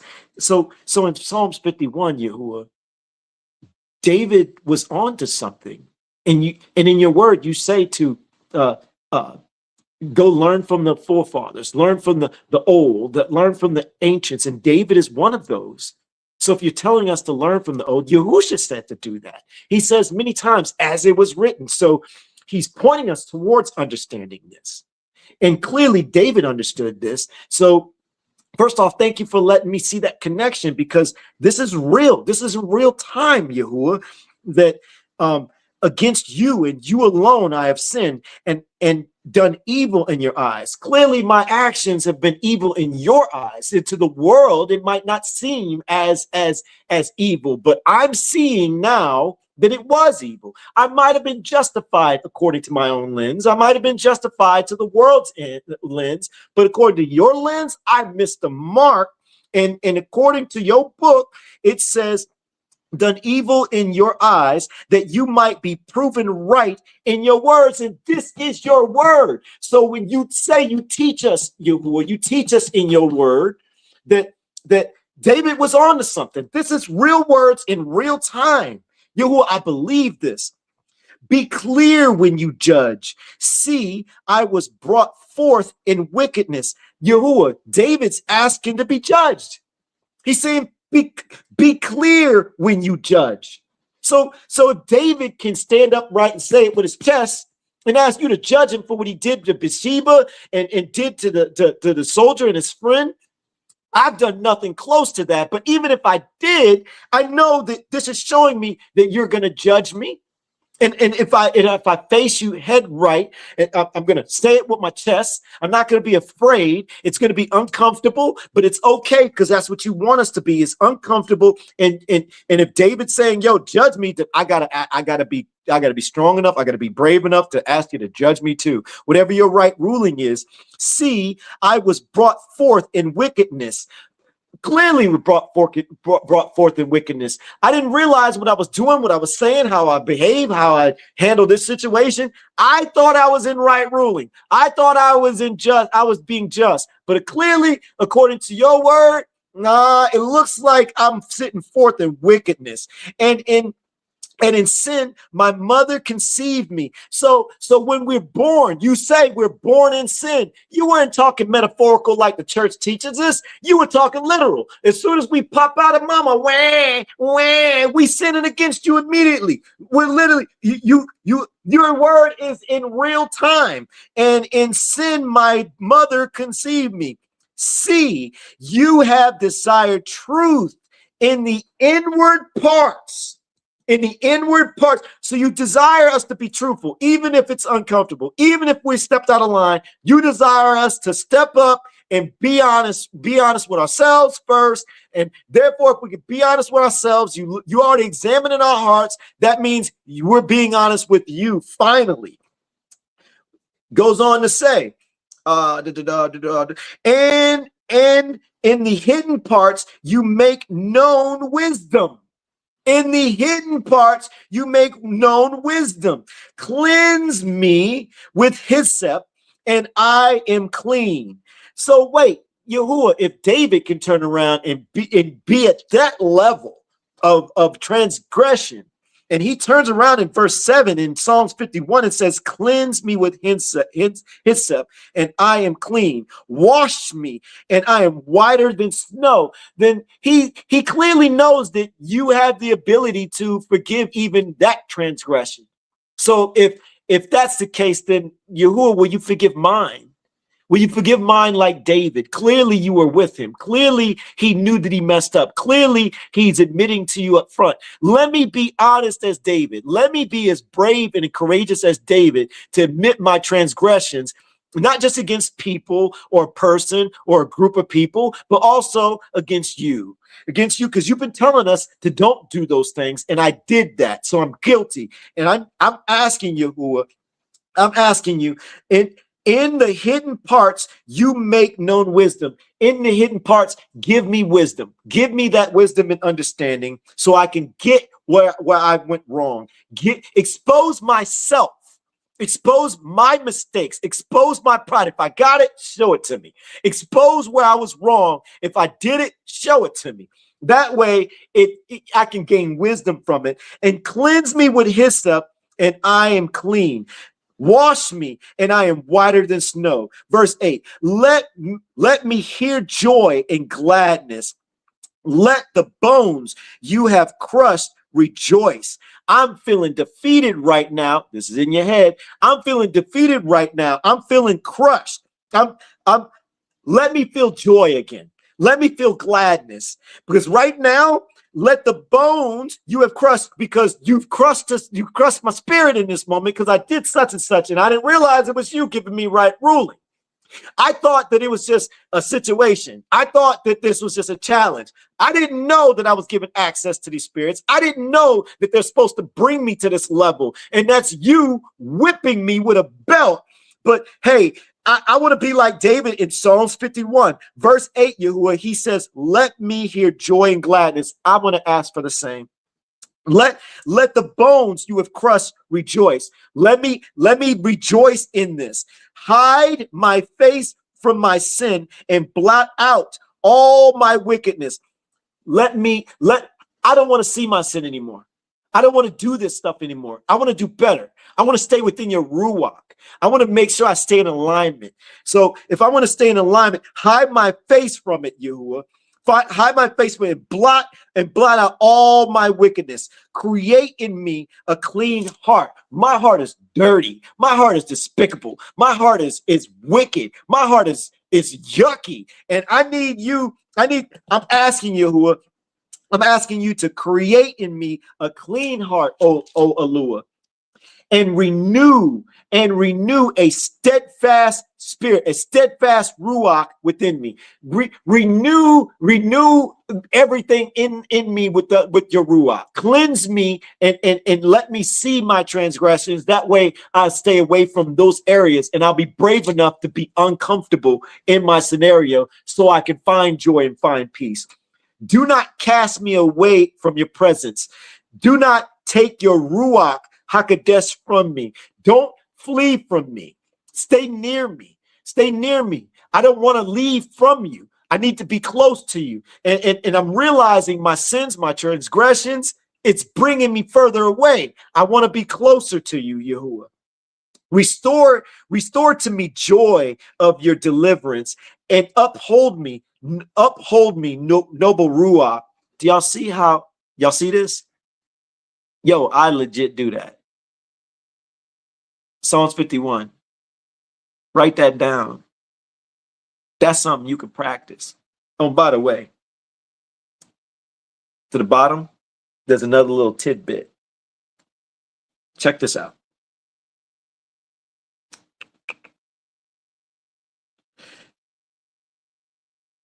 Verse 16. For you do not desire slaughtering, or I would give it. You do not delight in burnt offering. Wait, what? And slaughtering of ALUAH are a broken spirit, a heart broken and crushed, O ALUAH. These you do not despise. Excuse me. Do good in your good pleasure to Zion. Build the walls of Jerusalem. Then you would delight in slaughtering of righteousness. Did y'all catch that?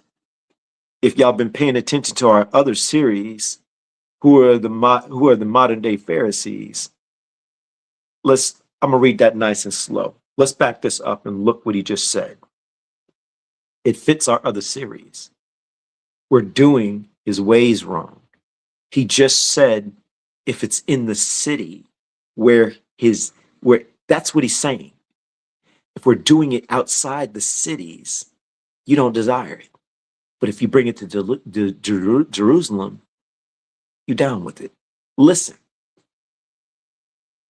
Verse 16, for you do not desire slaughtering, or I would give it. You do not delight in burnt offerings. I'm going to tell you why this is also important, why David is saying this. Verse 17, the slaughtering of ALUAH are a broken spirit. Your brokenness is the sacrifice. Did you catch that? It gets deeper. So when you went through your challenge and you started to wake up and you started really crying out to him, you started really seeking him, that was a sacrifice to Yahuwah. Listen to that. That's why I keep telling you, you are in the book. The slaughtering, this is verse 17, the slaughtering of ALUAH are a what? A broken spirit, a broken Ruach. That's you being broken. So if you're feeling defeated, that's your sacrifice to him, your humbleness. It goes on to say, a heart broken and crushed, O ALUAH, these you do not despise. So when your heart is broken and you're feeling defeated, he doesn't despise you. He's accepting you. This is a good thing. He's wanting you to lay it all down and being honest and humble yourself. We haven't been doing it our entire lives. We've been too proud. So he's like, yo, now you can see me because now you have a broken heart and now you're vulnerable now. I can work in that. You had the shield up. You love the sin. You love the opposite of what I needed from you. But now that you're broken, now I can speak softly in your ears. That's in Ezekiel. BARAK YAHUAH. Man, it goes on to say, do good in your good pleasure to Zion. This is where he starts to shift the slaughtering in the city. Build the walls of Jerusalem, then you would delight in slaughtering of righteousness, in burnt offerings and complete burnt offerings. The young bulls would be offered on your altar. Did that land? David just knocked out a couple of things from verse 16 all the way to the end. Number one, he said, outside the gates of the city, you don't desire burnt offerings. You don't want your Torah. You don't want your appointed times to be done outside the land, outside the city. And on top of that, if you have a broken heart, then that is the sacrifice. That is the slaughtering. But then he goes on and he says in verse 19, then, wait, let me back this up.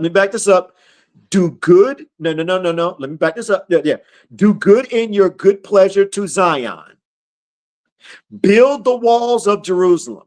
Verse 19. Then build the walls of Jerusalem. Then, can I get then in the comments, please? Then you would delight in slaughtering of righteousness, in burnt offerings and complete burnt offerings, Then young bulls would be offered on what? On your altar. The altar is gone. The city is gone. The temple is gone. Right now, doing anything in the appointed times, I know I'm hopping to that other study in this moment, but I hope this is landing. Is this landing?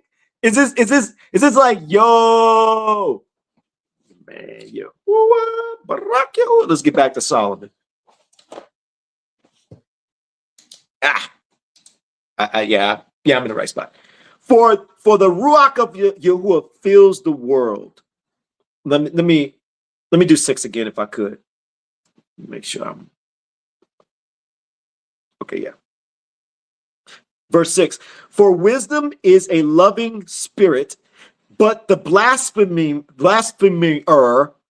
shall not. I can't say it. I'm sorry. Started out it on blasphemer. Where I get the ing from? Blaspheming. It's not even an ing in there, man. That's how mine works.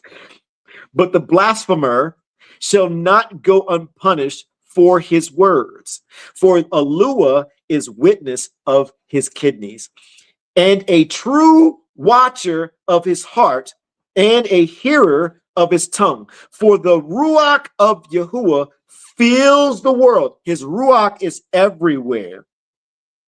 So if a person says it's in you, like first off, look at that. It's everywhere. You want to consider it in you? Yahuwah can hear your thoughts. Your heart, y'all, you're doing too much, dude. You're doing too much, sis. Like right there, he's everywhere. Count it all. Some people like, get it again, sis. BARAK YAHUAH. And that which sustains all knows what is said. Therefore, he who speaks unrighteous words are not hidden. So if you speaking unrighteous, so if you lying, you gossiping, you slandering, it's not hidden. Yahuwah sees it. On the opposite end, if you're a person being lied on, being slandered on, being gossiped on, I'm trying to tell you, you better remember Yahuwah says he is your defender. Do not disrupt their downfall. Let their lie, let their slander, let their gossip build their own demise. The book says they will fall on their face. David is pawing for public shaming. And it happens nonstop in this book. Liars, gossipers, and slanders, and it's all online. They will fall. But if you turn around, you react, you try to defend yourself, you try to correct the wrong, what you're doing is you're saying, Yahuwah, I don't trust you.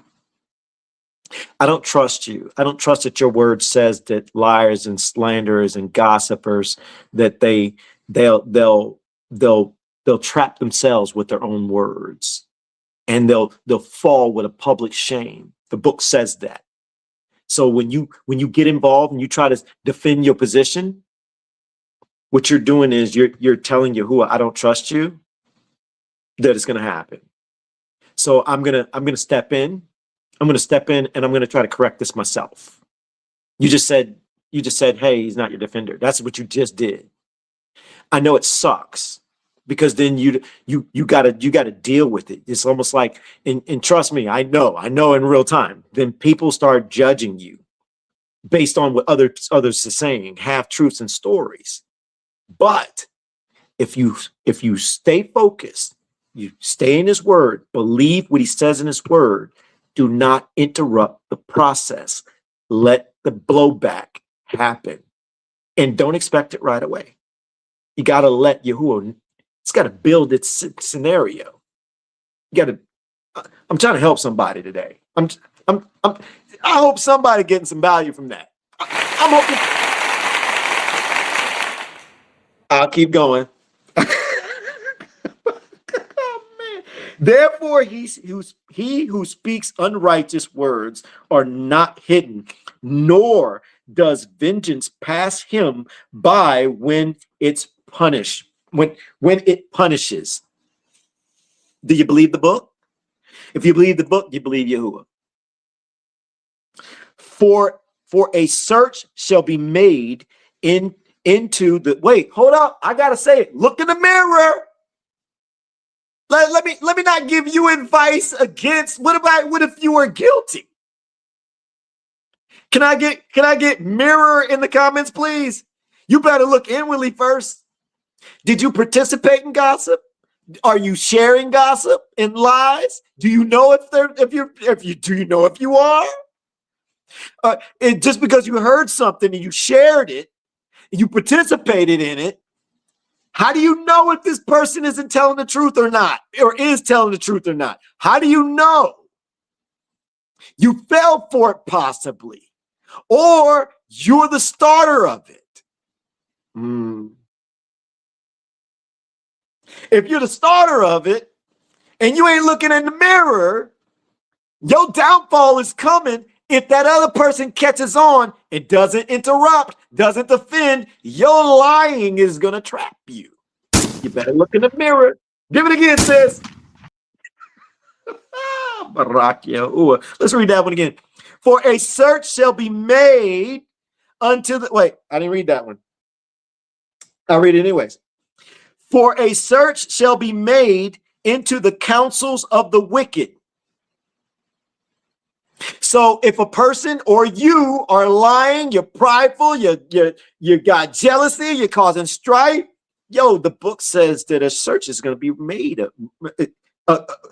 A search shall be made into the counsels of you, the wicked. You're guilty. You guilty. And the words of his voice shall come to Yahuwah to reveal his wicked deeds. Woo! Verse 10, for a jealousy, blah, ear hears all words, and the sound of grumbling is not hidden. There go jealousy. He just said the spirit of jealousy technically. So if you're feeling jealous about something, you better figure out how to get unjealous. You better bring that. You better get in Psalms 51. And you better use it as a palaw to ask him to search your heart on it, acknowledge it, stand upright, say it with your chest. I'm jealous. Yo, I'm going, look. What if your spouse is cheating on you, or you suspect jealousy, you suspect they might be cheating and you're jealous? That's still a spirit. You might be just. You might be in the right according to man's eyes.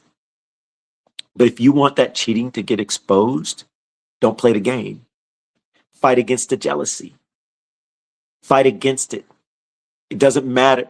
It doesn't matter the scenario. Either believe the book or not. So in that type of scenario, then you gotta really go, you gotta dig deep. I get it. I totally get it. That's a hard one. But that at the end of the day, you gotta acknowledge that jealousy is there. And that's a spirit. So it says that that's a bad thing. So you got to find a way to fight through that. You got to find a way to ask him to help you through that. Trust me, Yahuwah can understand your scenario, right? Especially if it's something true. So he'll understand your scenario, bring that to him inwardly. So if he understands your scenario, then you can say, look, Yahuwah, you already know my heart. You already know my spouse's heart. You already know the possible scenario that I'm unsure of, but I know that I'm experiencing jealousy right now. And because I'm experiencing jealousy right now, I know that is not a good Ruach. That's not your Ruach. That means I'm being tormented by this thing, and I don't want any access. And Yahuwah, this is a real life scenario for me. I don't know how to get past this. I'm going to need your help. I want to be within your boundaries. I want to stay within your Ruach. But this is hard. This is hard. And I know you know this. And I need you to strengthen me up. I need you to show me. I need you to help navigate me through this. I need you to help me not feel jealousy. I need you to help me trust you more. I need you to help me shut my mouth. I need you to help me let the process go. Let go the way you say it needs to go. Yahuwah, at the same time, watch this, watch it. Wait, hold up. I'm talking to somebody. Somebody better open up a mirror. What if you know if you're doing something and your spouse don't know? You know if your spouse is experiencing jealousy and you lying. It means you got the spirit of lying on you, or they got the spirit of lying on them. And we've learned that the spirit of lying and the spirit of anger works together.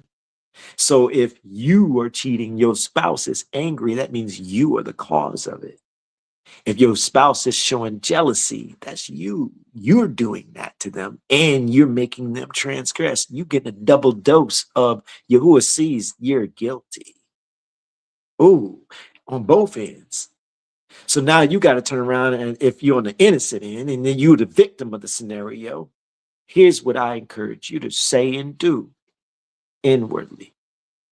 Yahuwah, examine everyone's hearts who is involved. Yahuwah, give me strength to stand upright, say it with my chest, and teach me how to not be jealous. Teach me how to stay silent within your Ruach and expose everything that needs to be exposed. Examine everyone's hearts involved and establish your right ruling. You add that consistently in your prolog, your prayer, along with your heart really wanting it. You got it. Watch what happens. Be patient. You got to let it play out. It doesn't happen right away. Sometimes it does. Honestly, it really does happen right away. YAHUAH, how much can I say? Ooh.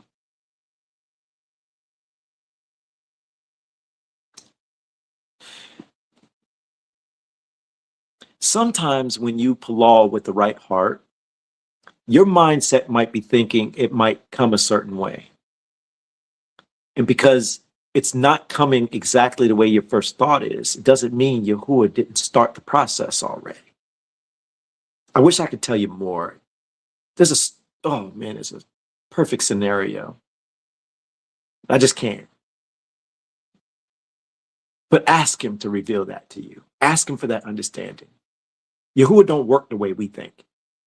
I've seen YAHUAH work faster than I thought he was in scenarios that I have experience in, where I've asked him for a person to, expose themselves, to hear themselves.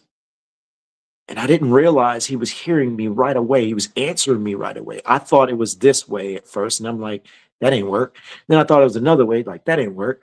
And then later on, months later, I'm thinking like, yo, wait a minute. When I first asked you, you were already on it. I just didn't know it was going to come that way, but you were already doing it. I didn't have to wait months. The first time I asked you, you started the process. It was me who thought I was desiring it to happen this way, but you were steps ahead and you were making it happen that way. I hope somebody hearing me. YAHUAH does answer Palal. He does it so smooth. You don't even realize it's happening until you actually participate the right way and you stay patient, you stay focused, and you just try to stay within his Ruach. I promise you later on, he'll reveal like, yo, you thought I was going to do it the way you was in your head, but I was already navigating this way. I heard you. You actually, just like David, your brokenness was the sacrifice. I accepted that. And you came to me and you laid it all out on the table. You didn't hide. You didn't sow fig leaves and hide in the bushes like Adam and Eve. You stood up and you faced it. You were uncomfortable, but you did it. You did it. And I wanted to see if you were going to do it. And you did it. And when you were pulling to me, you didn't know that I was already working behind the scenes. But the trick is you got to get out of this way. You can't intervene. You can't intervene. As much as it sucks, you can't intervene. When you do that, you're going to find tons of peace. I'm telling you, it's a thing. BARAK YAHUAH. And the words of his voice shall come to YAHUAH to reveal his wicked deeds. Verse 10. For a jealousy ear hears all words, and the sound of grumbling is not hidden. Therefore, beware of grumbling. Don't whine, which is useless. And keep your tongue from secrecy. So no little secret meetings. Don't, oh, girl, did you hear? Girl, such and such did this, and this is what gonna happen. She thinks she gonna do something. But yo, bro, like on the real, or yo, you get it? That secrecy, the little secret meetings, it's in Proverbs too. You don't want to do that. When somebody coming to you and like, yo, let me tell you something about such and such, man. Be like, nah, hold up, wait. Book said don't do none of that. I'm good. You can hold it. You can hold out. I don't want to hear it. Like, we talk about something else. Want to talk about book? Matter of fact, let's talk about Wisdom of Solomon, chapter 1, verses 10.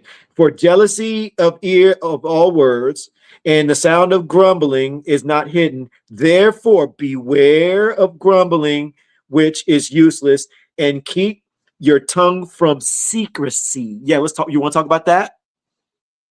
Because you trying to get me caught up.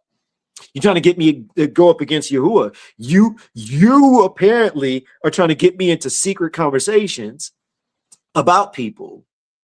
And I don't want to be, I want to stay within this Ruach. So if you want to talk, let's talk about that. Let's talk about book. Let's talk about scripture. And keeping your tongue from secrecy, for no secret word is without evil. So if you over here in secret little meetings, you got little private little groups and everything, stuff like that, and you're gossiping and slandering all this other, it says, for no secret word is without evil. And wait, listen to this next one. And a lying mouth destroys the being.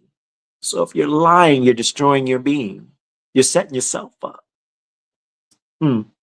Verse 12. Do not seek death in the straying of your life. So when you do that, that's what you're doing. You're seeking death. And do not pull destruction upon yourself with the works of your hands. So don't do that intentional stuff. Yahuwah knows. People may not know, but Yahuwah knows. And Yahuwah showed me he be working in real time. I'm telling you, Yahuwah is like, he's like, yo, these people don't even see it. But I'm right here. And on Judgment Day, they're gonna know every bit of it. Every bit of it. Give it again, sis. Man, for ALUAH did not make death, nor does he delight in the destruction of the living, for he created all to have their life. And the creation of the world were perfect, and no poison of destruction in them, nor the reign of death upon the earth. For righteousness is immortal. Let's say that again. For righteousness is immortal. Wait, before I read this last verse, he ain't lying to you. He says that there's more after this. After we die, that's why, I'm not afraid of death. Why be afraid of death if you say you believe in your creator? He says that this ain't it. The world thinks, oh, well, we got one life to live. Okay. All right. You ain't paying attention. You got one life to live. I don't. After this fallen state, I don't have to worry about this no more. I get rest. And when New Jerusalem come and judgment come, I get woken up again and judgment comes. You will get death. I get a do-over. That's what he says. I get a do-over. I look at it like that. But the wicked man with their works and words called it to them. Woo, let me say that again. But wicked men with their works and words called it to them. So you call death to yourself. For when they thought to have it, their friend, they perished to the naught and made a covenant with it. That means you made a covenant with death because of it, because they deserved to receive a share in it. Is this hitting? Wait, I got to ask somebody for real. Let's see if somebody going to say it with the chest. Is this stinging? Is the mirror holding up well?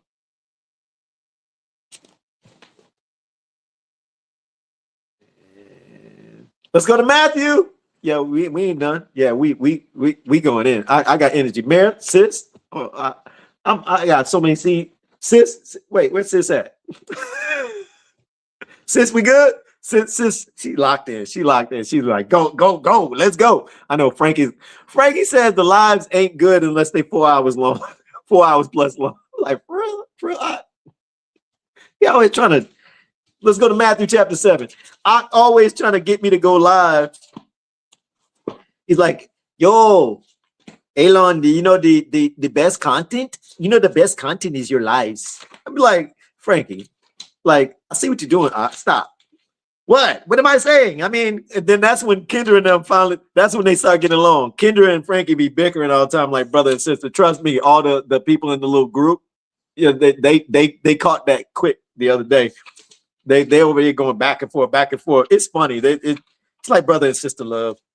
They ain't mad at each other. They just do that. They think we love them for it.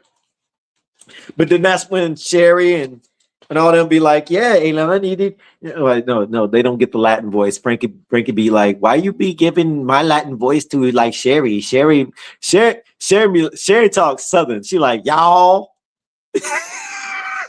Hey, y'all. Y'all come over here. Sherry say her. What's this at? Marilyn, no, I ain't lying. Kendra, don't you say nothing, because you got your little words too. Brian, don't make me start talking about your bald head now. Brian fell over in the chair just now. Marilyn, the only safe one, because sis got all the little sound effects and stuff. Then we be sound effects battling.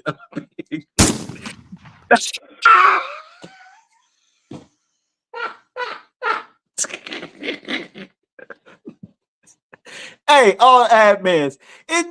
Y'all notice like Marilyn in the middle? She always in the middle.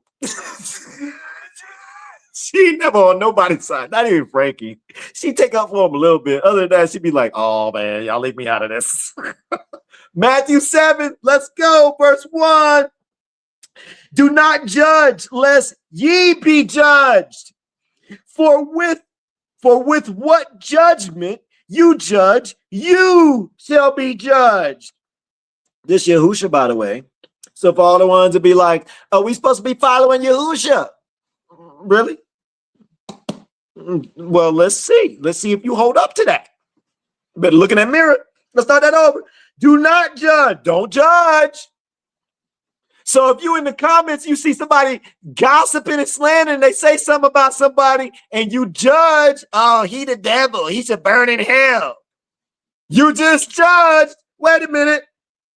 Lest you be judged, for with what judgment you judge, you should be judged, and with the same measure you use, it shall be measured to you. Verse 3. And why do you look at the splinter in your brother's eye, but do not notice the plank in your own eye? Verse 4. Whoa, wait, hold up. The plank, let's hit that again. The plank with that mirror at in your own eye. Verse 4. Whoa. Give it again, sis. She's slow on it. Sis ain't never slow. Come on, sis. I ain't even gonna mess with it because I already know she's gonna get me. Or how is it that you say to your brother, let me remove the splinter out of your eye, let me move the splinter out of your eye and see a plank is in your own eye. Verse 5. Let's hit it together. If y'all got your books, drop it in the comments. Hypocrites. It does say hypocrites in verse 5. Let me know if your book says the same. I'm curious. It says, verse 5, it says, hypocrite. First, remove the plank from your own eye. Then you shall see clearly to remove the splinter out of your brother's eye. You got to look at yourself first.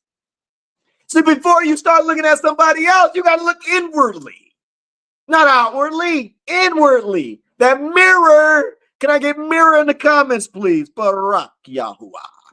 Verse 6. Do not give what is Kodesh, that means holy. Do not give what is Kodesh to the dogs. Woo!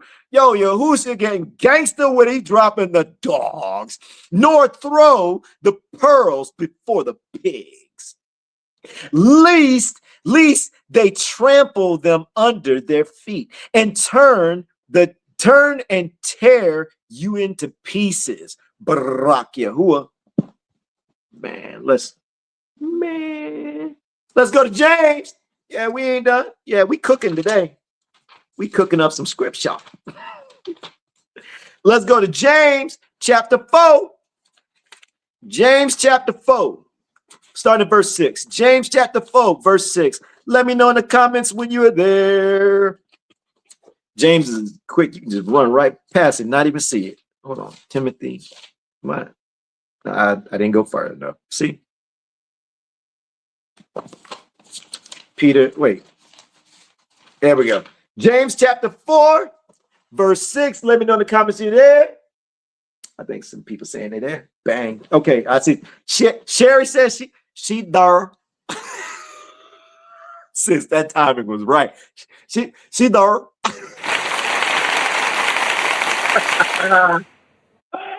Sherry gonna get me. Sherry gonna be like, Elon, I always kind of got your back, man. Like, I be trying to hold Kendra back from you. Why you gonna do me like that? Like, sis, it was just your time.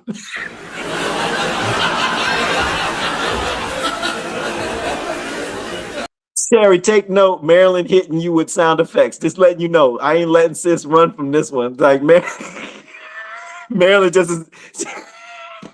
I bet you Sherry like, wait, he right.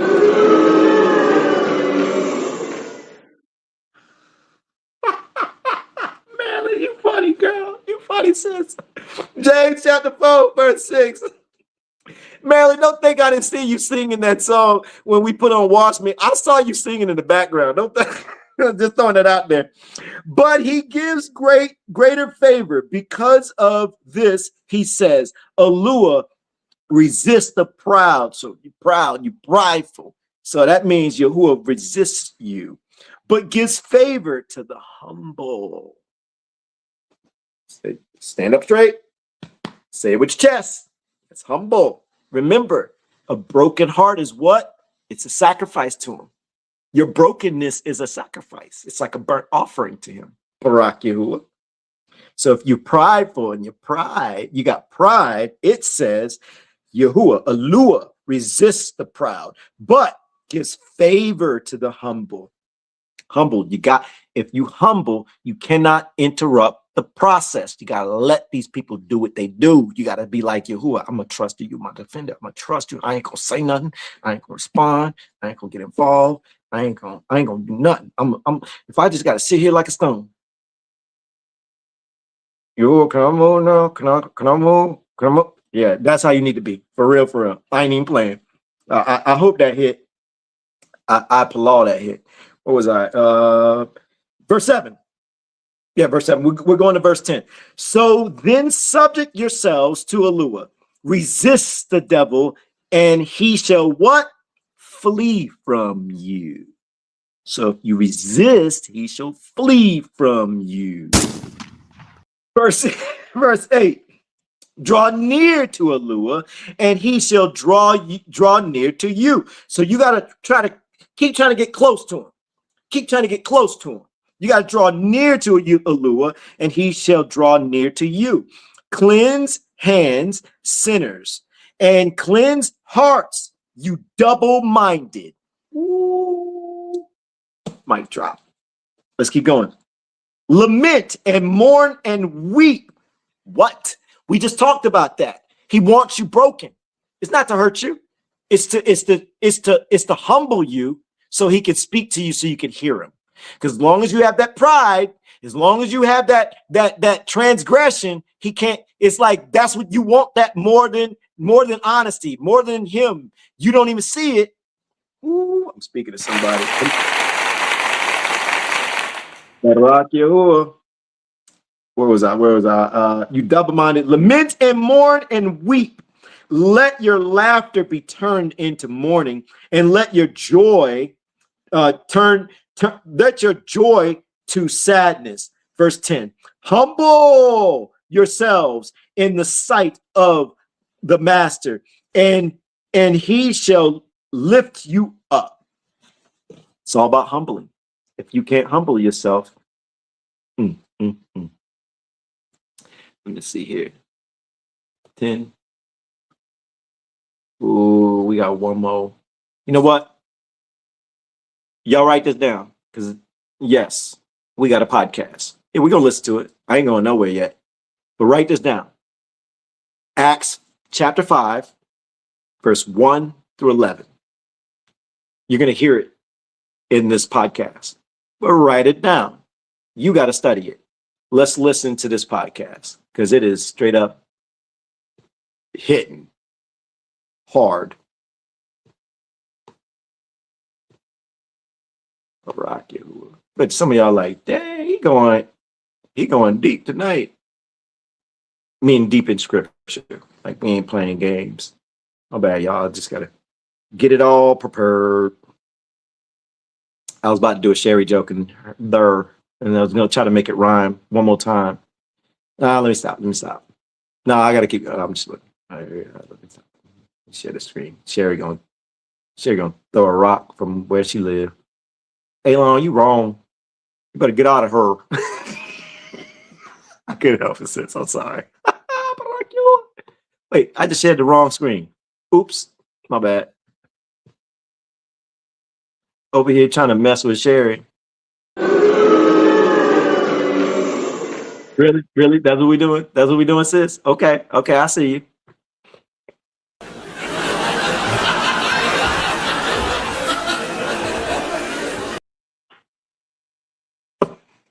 You're wrong. It's all good. An individual who is trying to construct, imagine an individual who is trying to construct this impenetrable military fortress. Right, like a massive defense structure. Exactly. And this person acquires the heaviest reinforced steel, installs advanced artillery, and sets up the highest tier multi-layered surveillance systems available. So they're going all out on the external defenses. All out. The entire goal here is to defend against an external enemy. Right. To establish this zone of absolute unbreachable security. Right. And the outward presentation of this fortress is just flawless.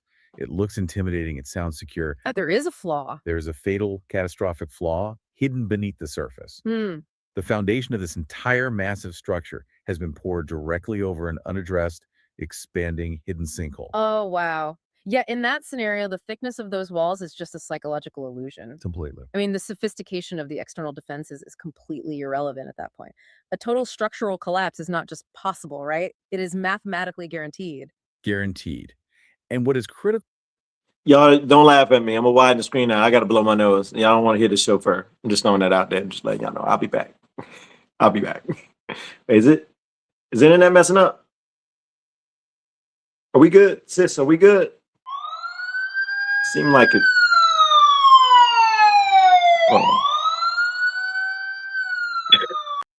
Maryland, was it messing up? It looked like it was glitching. Oh, it was good on my end? All right, bet. Yeah, y'all, I gotta blow the chauffeur. So I'll be back. Really, Sherry? Shirley? Here we go. Commercials. Critical to understand here is that the collapse will not be the result of some brilliant tactical breach by the enemy on the outside. No, the fortress will just destroy itself. Right. It will be the inevitable, unavoidable result of that dark void that was ignored underneath. And that exact image brings the focus directly to the blunt, uncompromising mission of this deep dive today. It really does. Because the texts provided for this analysis, ranging from the earliest foundational records in Genesis all the way to the historical accounts in Acts, they force a single severe question onto the table. Which is, why do some prayers go absolutely nowhere? Exactly. Why do human attempts at spiritual warfare fail so catastrophically? Well, to answer that, it is necessary to establish the strict parameters of the data being examined. Right. The ground rules for this. Yes, the source material dictates a hard boundary for this analysis. This deep dive is not an exercise in analyzing the enemy. It's not. No, it is not an outward-facing investigation into external darkness. It is a severe, uncompromising inward audit. An inward audit. Right. The scriptural record establishes an absolute law. It simply does not permit an individual to ask for clean warfare or relief from external pressure, while that same individual is simultaneously protecting deceit, pride, a double heart, or lying speech in private. But I have to challenge the practicality of that for a moment. Okay, go ahead. If an individual is under severe external attack, right, like facing real enemies, real pressure, real chaos. Isn't defending themselves the logical first step? You would think so, yeah. Like, why does the text demand that an individual stop and audit their own foundation when the threat is actively outside the walls? I mean, a lot of human instinct suggests that survival comes first. Right, and self-reflection can wait until the battle is over. Exactly. But that is the exact human instinct the texts dismantle. Before a righteous individual can ask the Creator, ALUAH, to expose the darkness around them, they must submit to having the darkness exposed within them. Inside them first. Always first. The data shows that humans desperately want answered prayer. They want the mechanics of effective spiritual warfare to function on command, you know? Like pushing a button. Like pushing a button to get immediate relief from the pressure of the external world. But the foundational question overrides all of that. Which Is the heart that is approaching the supreme authority actually clean? right. The concept of search me first is often treated in human religious practice as this soft, emotional opening to prayer. Like a pleasant formality before getting to the real stuff. Exactly. But the source material proves the exact opposite. Search me first is not softness. It's not. No, it is the mandatory, non-negotiable first condition of clean prayer and clean warfare. It is the operational prerequisite. And this audit actually begins at the very authority layer of creation. Right, the absolute baseline of order. Yes, the text of Genesis chapter 1, verse 2. It states that the earth was without form and void, and darkness was upon the face of the deep. Without form and void. Right. And the Ruach of ALUAH moved upon the face of the waters. And just for the sake of absolute clarity here, when the text references the Ruach, it is identifying the set-apart spirit. Yeah. Right? Yes, the animating breath and active presence of the Creator. Exactly. So why does the audit of human hypocrisy have to start at the literal beginning of the universe? Because it establishes the absolute primacy of the Ruach in the establishment of any order whatsoever. Any order at all. Right. Before any structured life unfolds, before light is commanded to exist, before the physical firmament is established, the Ruach is present at the foundation level. Moving upon the chaotic waters. Exactly. The presence and movement of the Ruach is not an optional decorative addition to a structured system. It's not just a nice feature. No, it is the prerequisite for order to exist at all out of the void. Therefore, if a human subject seeks to approach ALUAH to establish order in their life, For to push back darkness. right, that approach must begin with the Ruach. It cannot begin with human reactions. It cannot begin with a human desire to manage an external outcome. So the question for you, the listener, becomes unavoidable. Are you trying to use prayer as a bypass around your own hypocrisy? That is the core issue. Are you attempting to establish moral or spiritual order in your life without first submitting to the searchlight of the Ruach? Trying to skip the foundation to get straight to the action. Exactly. The text demonstrate time and time again that a person can sound incredibly spiritual, right? They can say all the right vocabulary words out loud and still be entirely crooked on the inside. Crooked on the inside. Yeah, they can orchestrate a perfect outward performance while living a complete, unexamined lie in the heart. And once that baseline of order is established, the timeline in the source material immediately examines the first historical rupture of that order. Right, bringing the analysis to the exact mechanics of deceit. The intentional twisting of the standard and the human instinct to hide from the voice of authority, as detailed in Genesis chapter 3. Let's break down the mechanics of that rupture. The text introduces the serpent speaking to the woman in the garden, and it is vital to notice the tactic here. The serpent does not launch a massive, overt military assault. No, it's subtle. It initiates a subtle audit of authority. It questions what ALUAH commanded regarding the trees of the garden, but it doesn't just ask a question. Right. It introduces a contradiction. A direct, calculated contradiction to the absolute command of ALUAH, stating flatly, "Ye shall not surely die." And then the woman evaluates the tree not based on the given command, but based on human perception. Human perception, yes. She sees that it is pleasant to the eyes. She sees it as a tree to be desired to make one wise. Right. She takes the fruit, eats it, and gives it to her husband. And the critical sequence follows immediately after that action. Their eyes are opened. The reality hits them. The reality of their vulnerability and their breach of the absolute law hits them hard. They know they are naked. And their immediate instinctual response is to attempt to manufacture their own covering. They sew fig leaves together. Fig leaves, yeah. Yeah, This is literally the first recorded instance of human public relations. that's a great way to put it. Public relations. Right. An attempt to manage the outward image, to conceal an inward breach. But the true catastrophic rupture of the relationship is revealed in the very next moment. When they hear the voice. Exactly. They hear the voice of YAHUAH ALUAH walking in the garden in the cool of the day. And what is the reaction? It is definitely not confession. No, it's not. The man and his wife hide themselves from the presence of YAHUAH ALUAH amongst the trees. The instinct is to retreat into the shadows. Right, to run away. YAHUAH calls out to the man and initiates the first formal audit of the human condition. He asks a direct, localized question. Where art thou? And the man responds that he heard the voice, was afraid because he was naked, and hid. But when YAHUAH presses the audit further, Right, asking directly if he's eaten from the forbidden tree. the text reveals a chilling default in human nature. Confronted by the supreme authority, the man does not offer an upright, clean confession. Instead, he engages in immediate calculated blame shifting. The deflection executed by the man is layered, and it is profoundly manipulative. He says, "The woman whom thou gavest to be with me, she gave me of the tree, and I did eat." Wow. In one sentence, he attempts to shift the responsibility horizontally onto the woman. Horizontally onto the woman, yes, and simultaneously vertically onto YAHUAH himself for providing the woman in the first place. Right, the woman whom thou gavest. He bypasses personal accountability entirely. Entirely. And the woman, when the audit is turned toward her, follows the exact same defensive pattern, She deflects to a third party. stating, "The serpent beguiled me, and I did eat."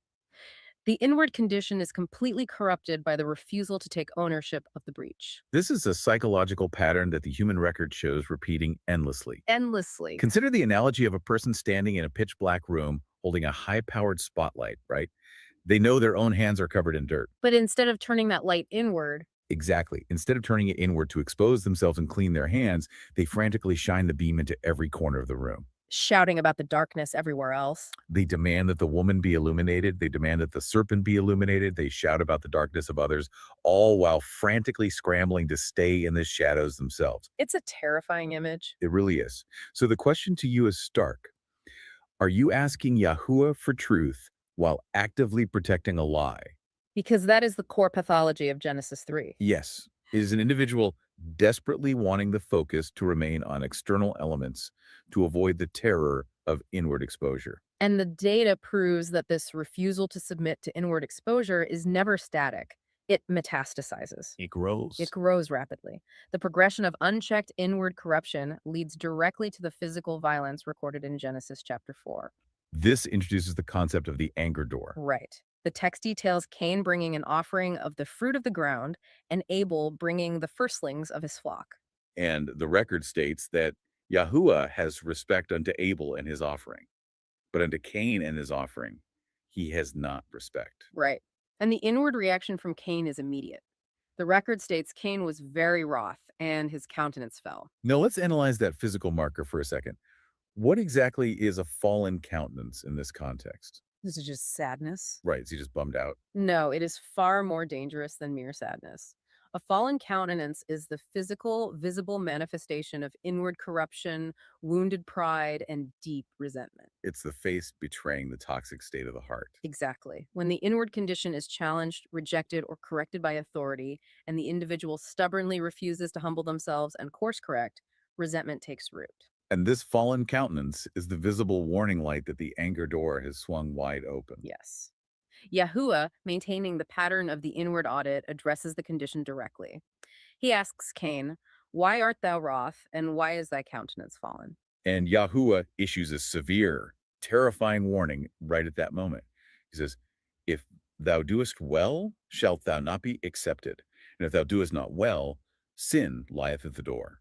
That language is not passive. It is highly predatory. Predatory, yeah. Sin is personified as a beast waiting right at the threshold. The text proves that when inward examination is completely rejected, Right, when anger is harbored, protected, and justified. and the countenance falls, sin is not a distant philosophical concept. It is crouching at the door, ready to consume the individual. And because that inward condition was protected rather than confessed and cleansed, the inevitable result is external destruction. Total destruction. Cain talks with Abel in the field, rises up against his brother, and slays him. The internal deceit has now produced a physical casualty. Right. Yahuwah returns with another audit, asking Cain, "Where is Abel, thy brother?" And Cain, standing over the result of his own unaddressed corruption, lies directly to the authority layer. He lies straight to the Creator. He says, "I know not. Am I my brother's keeper?" I mean, the sheer audacity of that lie is staggering. He has just murdered his brother, and he attempts to feign ignorance before the creator of the universe. The progression from the hiding in the garden to the murder in the field establishes a hard, inescapable baseline for this deep dive. Unexamined inward deceit, combined with unaddressed inward anger, will inevitably produce a cry from the ground. Inevitably, Yahuwah declares, "What hast thou done? The voice of thy brother's blood crieth unto me from the ground." The requirement of the text is absolute. ALUAH requires an account of the heart before he will ever answer the prayer of the individual. Right. If an individual harbors unchecked anger, if they allow their countenance to fall when they face rejection or correction, they are inviting the exact same deadly sequence. Refusing the inward audit is the mechanism that unlocks the door for sin to enter. Yes.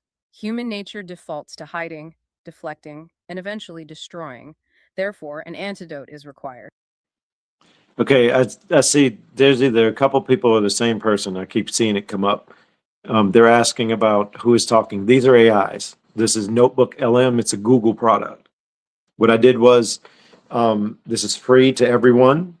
What we do is we put the scriptures inside and we ask it the proper questions and it pulls the information. And now you can create an audio.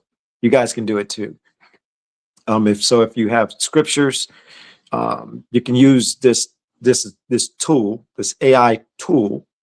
Remember, we were in the book first. I had to say that for the AI critics, man, because y'all be tripping. But that's what this what it is. It's two AIs. It's like a podcast. I just wanted to answer that real quick because that's why it kept coming up. BARAK YAHUAH? We need an antidote. Exactly. The source texts transition to Jubilees chapter 1 to provide the first major behavioral model for inward reconstruction. And this model stands in absolute diametric contrast to the hiding and deflection witnessed in the early Genesis accounts. Consider the stark physical difference. Right. In Eden, they run and hide amongst the trees. In Jubilees 1, Moses does not hide. No, Moses falls on his face and prays. The physical posture alone signifies a total, unreserved surrender to the audit. Jubilees 1 records Moses pleading for the people of Yashar. He asks YAHUAH not to deliver them into the hands of their enemies, the Gentiles, lest those enemies rule over them and cause them to sin. But a careful analysis of Moses' petition reveals that the core of his request is completely inward. Right, he is asking for deliverance from physical external enemies, yes. But he recognizes a profound truth. A physical deliverance is completely useless without an inward reconstruction. Useless. Moses prays, "Let thy mercy, O YAHUAH, be lifted up upon thy people and create in them an upright Ruach." He goes deeper into the spiritual mechanics, pleading, "Let not the Ruach of Beliar rule over them to accuse them before thee and to ensnare them from all the paths of righteousness."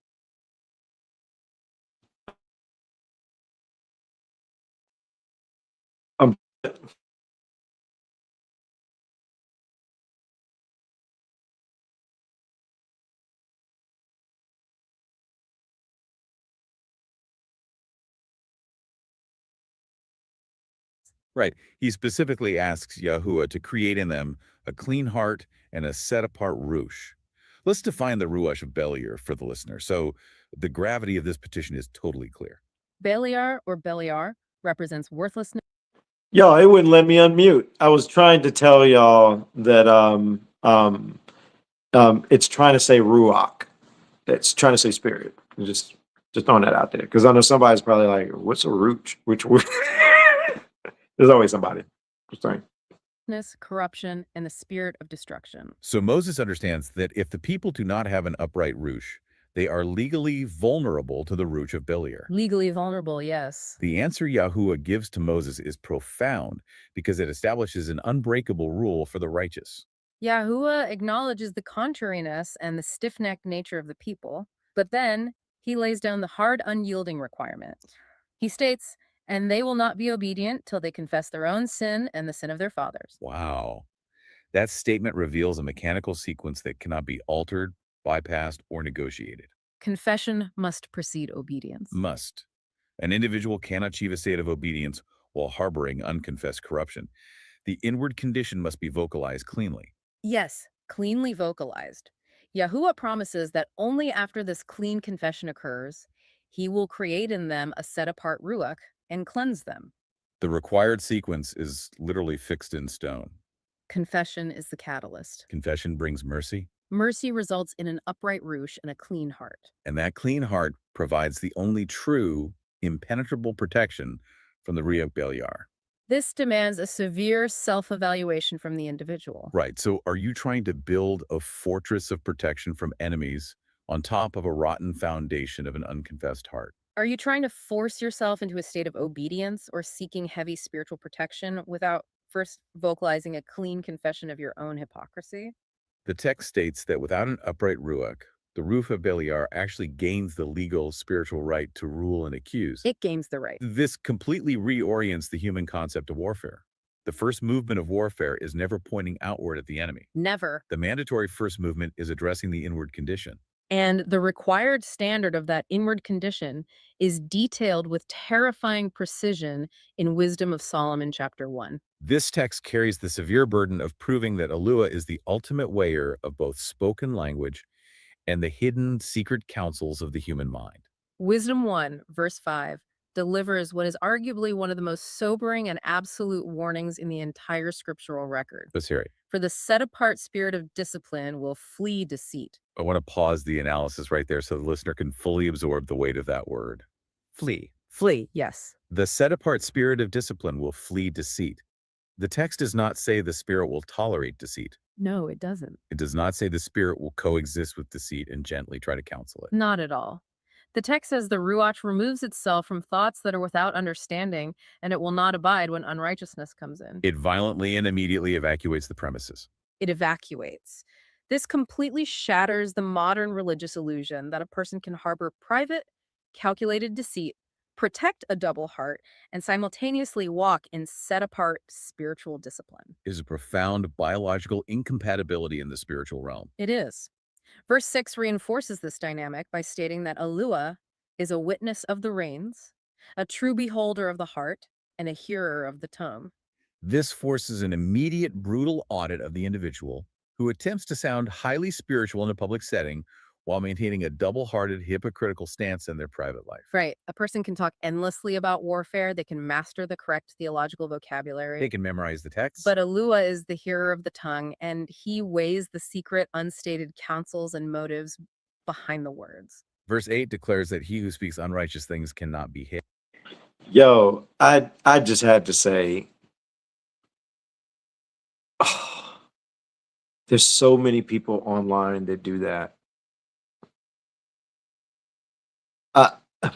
I know that y'all know. I know the admins know, because so they're managing the We the Assembly small group, and I see it all. I see it at a high level. They see it at a high level. Y'all see it. But when I tell you, I don't know how to say this, but y'all know, you got the people who's so over authoritative. They're locked in on what they believe. And it's the way they come at you online. Like, it's frustrating. And in this season, I'm actually so thankful. I'm so thankful that I started to really just learning forgiveness and just walking away from this stuff. Because we see it at a level that y'all don't know, especially in the small group. Man, like I had to delete, I think in the last 2 days, I done deleted probably over 700 messages. You know, it's just the way people are. They're too aggressive. They're too prideful. They don't like real book. They like to know that they're right. They don't want to be wrong. They don't want to be corrected. They want to be the correctors. It's just, but they all yelling out, you know, scripture like they all holy. That's why I love our community so much. Like, we ain't trying to be all holy, man. We just trying to be regular old people. We speak like we speak. Like Sherry say her, You know what I'm saying? Frankie, talk away, Spanky, speak, you know, and y'all see me, I'll be like, drop poop emojis in the comments, please, and get off Paul's balls. But then you got these other people.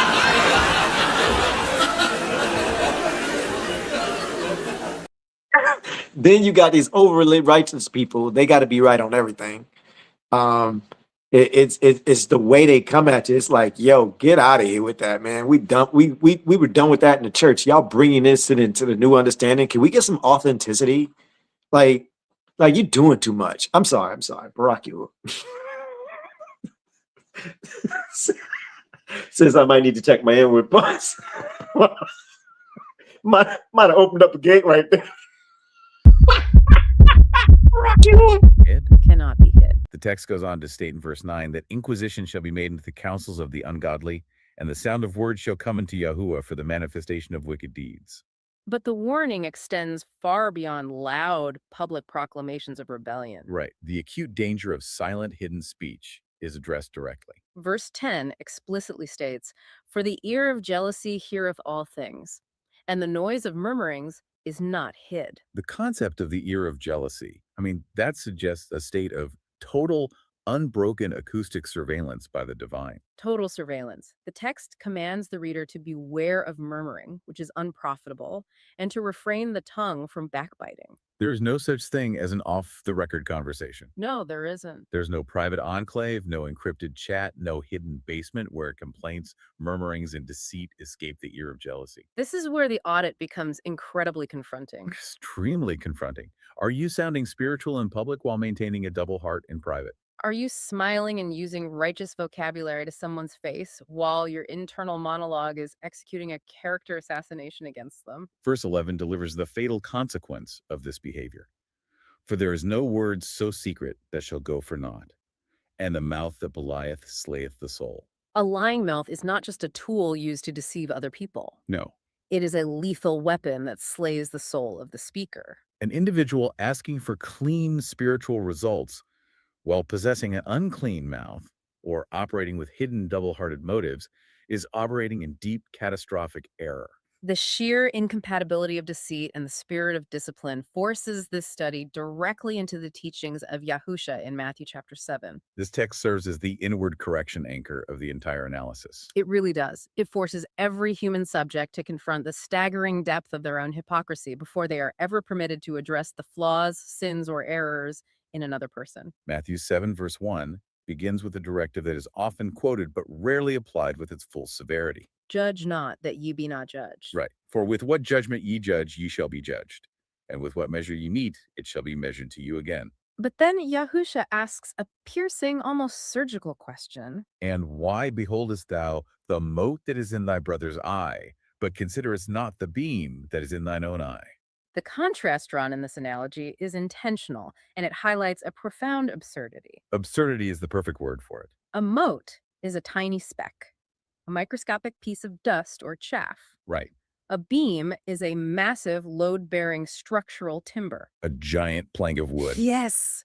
YAHUSHA is presenting a scenario of staggering physical impossibility to highlight the absolute crippling blindness of human self-righteousness. Think about the dark comedy of this imagery for a second. It's almost comical, yeah. Imagine a surgeon attempting to perform delicate microscopic eye surgery on a patient, all while having a massive 10-foot wooden structural plank strapped horizontally across their own face. Just knocking things over. Right. With every turn of their head, they are knocking over medical equipment, destroying the room, and completely blinding themselves while earnestly saying, "Hold still, let me get that little speck of dust out of your eye."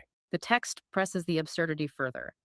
Or how wilt thou say to thy brother, let me pull out the mote out of thine eye, and behold, a beam is in thine own eye. And then comes the absolute uncompromising command. Thou hypocrite, first cast out the beam out of thine own eye, and then shalt thou see clearly to cast out the mote out of thy brother's eye. Beam first correction is a command. It's a command. It is not a suggestion. It is not a philosophical side note for advanced students. Right. It dictates the required, inflexible order of operations for any individual claiming to operate in the truth. This text is crucial because it does not cancel the concept of discernment. Right. It doesn't say you can't judge ever. Exactly. It demands that discernment be cleansed first. Ah. The mote in the brother's eye is real. It exists. YAHUSHA does not say it should be ignored forever in the name of false tolerance. But the beam in the self must be handled before the mote in the other can be addressed cleanly. This forces the listener to audit their own definitions. Are you calling your deep, cynical suspicion of others discernment, while carrying a massive structural beam of unconfessed hypocrisy in your own life? Because self-righteous discernment is nothing more than blindness dressed up in sophisticated spiritual clothing. Right. A person can judge sharply, they can be highly critical, highly analytical of the flaws and compromises in others, and still be completely, hopelessly blinded by a beam. If an individual attempts to correct the darkness in another person while adamantly refusing to submit their own heart to the searchlight of YAHUAH, they are operating under the exact definition of a hypocrite. And as Wisdom of Solomon established, the set-apart spirit of discipline violently flees that exact type of deceit. Violently flees. You cannot correct the darkness outside while protecting the darkness inside. The physics of it simply do not work. And that precise logic leads directly into the required behavioral order for clean resistance against the enemy. Which is mapped out in James chapter 4. Yes, James 4. The absolute burden of this text is that submission must always, without exception, come before resistance. Resistance against darkness is never achieved first by using aggressive language or outward posturing. James 4, verse 6, lays the foundational axiom. ALUAH resisteth the proud, but giveth grace unto the humble. Verse 7 then delivers the mandated sequence for any actual spiritual warfare. Submit yourselves, therefore, to ALUAH. Resist the devil, and he will flee from you. The order is critical here. Submission to ALUAH is the mandatory prerequisite to resisting the adversary. If an individual attempts to resist the enemy, to engage in spiritual combat, or to bind darkness without first achieving total, unfeigned inward submission to ALUAH, That resistance is mathematically guaranteed to fail. guaranteed to fail. But I can hear the objection from human nature again. What's the objection? People want to feel powerful. They want to shout at the darkness. They want the rush of engaging in combat. Right, they want the glory of the fight. Exactly. But the text does not leave submission as some vague, abstract concept that allows for that kind of unchecked ego. No, it continues with strict physical instructions for exactly what that submission requires in verse 8. Draw nigh to ALUAH, and he will draw nigh to you. Cleanse your hands, ye sinners, and purify your hearts, ye double-minded. This passage completely dismantles the modern approach to spiritual warfare. Clearly. Many individuals want fast, outward action. They want to issue commands and utilize highly aggressive vocabulary against the darkness. Right.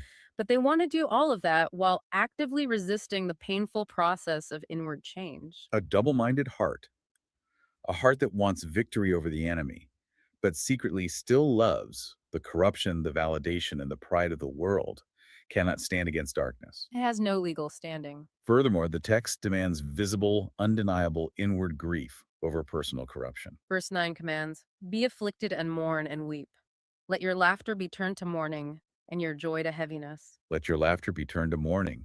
This is deeply offensive to modern religious sensibilities. Oh, highly offensive.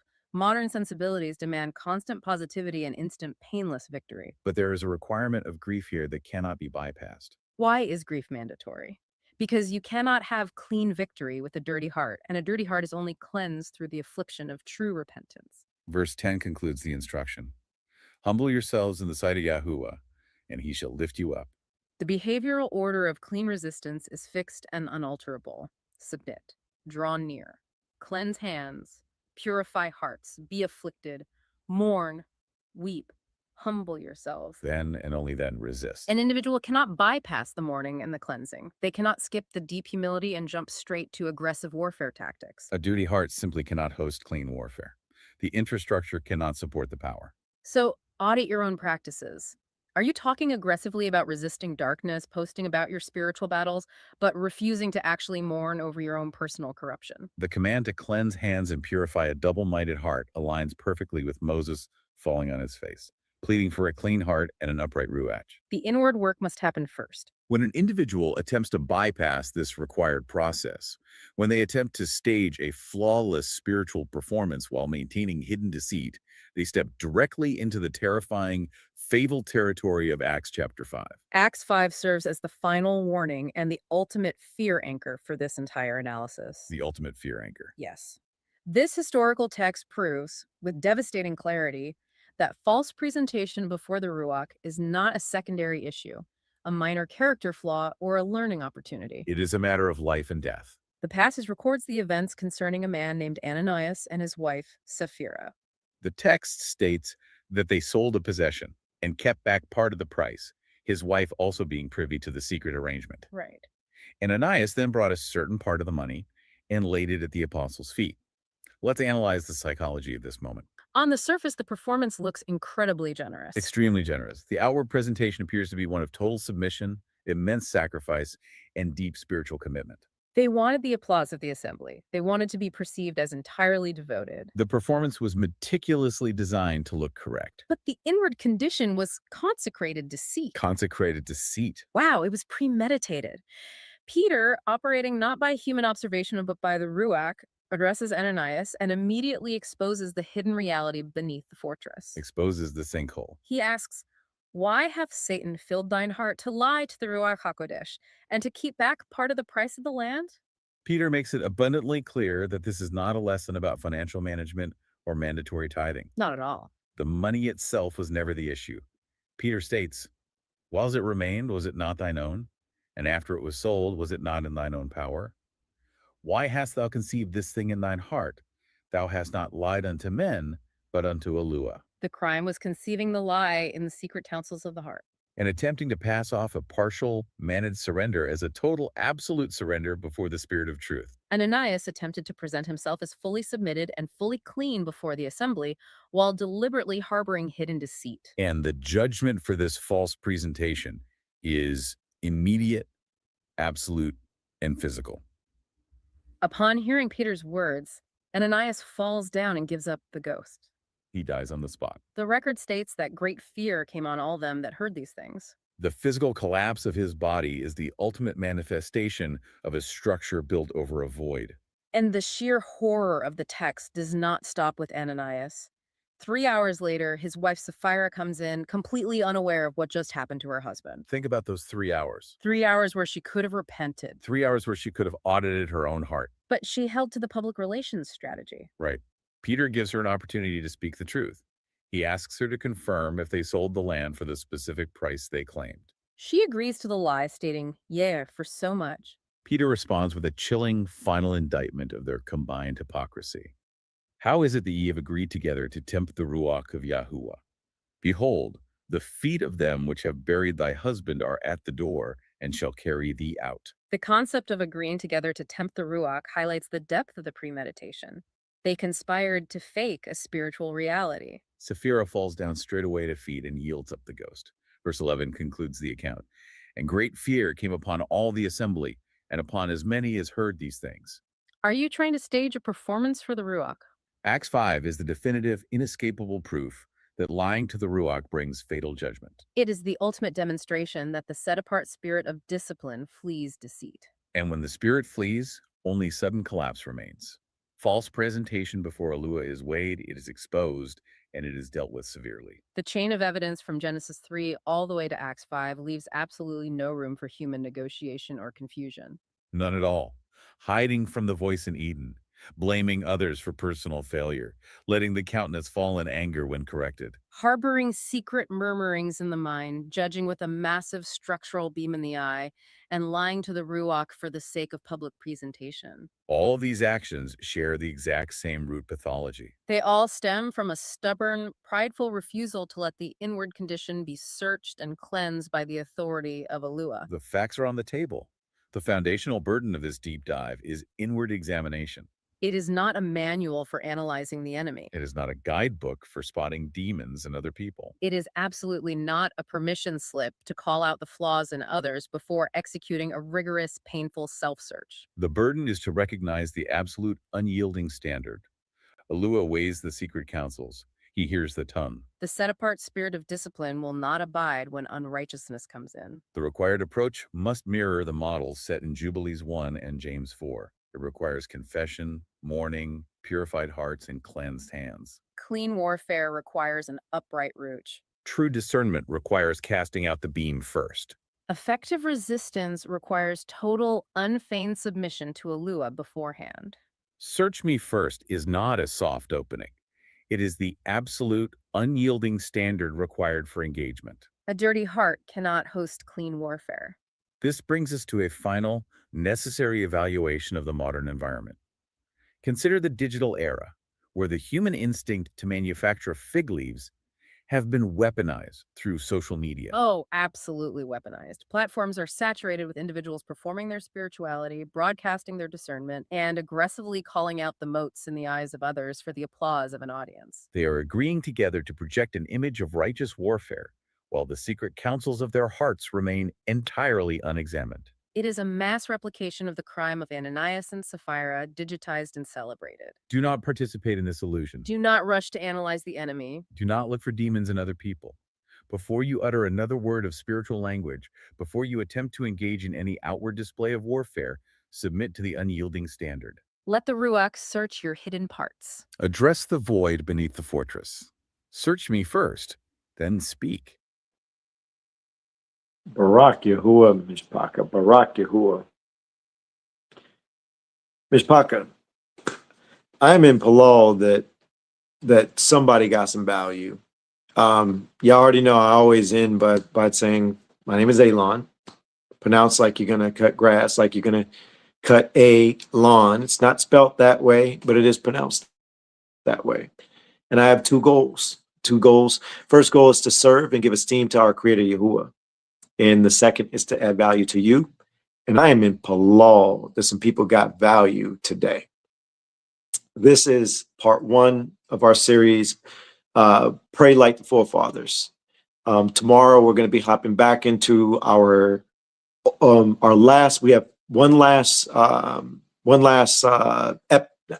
episode, one last study of who are modern day Pharisees. And we're going to be trailing YAHUSHA, and we're going to be trailing the disciples. We're going to be trailing Paul, and we're going to see, like, when the appointed times came, what did they do? Did they pack up if they were outside the city and head towards Jerusalem for the appointed times? Spoiler alert, yes, 100% yes. They actually did that, and it was very consistent. So just letting you know, if you're trying to do appointed times in the West, here in the United States, you might want to go take a look at the fine print. And if you are teaching people that you can do it, you might want to reconsider these things and think about the study for today. You might have a little pride with Scripture, and you might want to take it to Yahuwah and ask to examine if you've gotten that part right. The laws are not done away with. The laws are not done away with.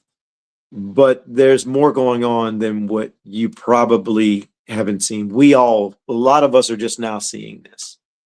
So tomorrow, that's what we're going to be jumping into.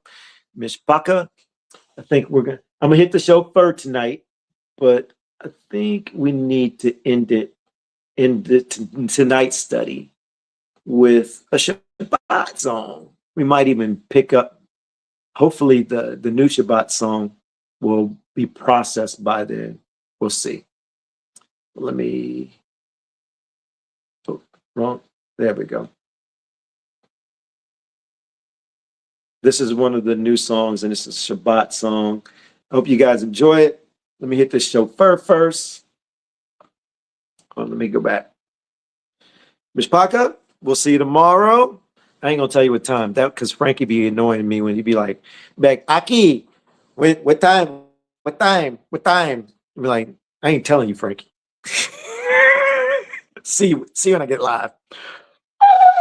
That was horrible. Sherry, forgive me. I see you y'all Maryland. I said Maryland. I was about to say Maryland is laughing and clapping at me messing up on that.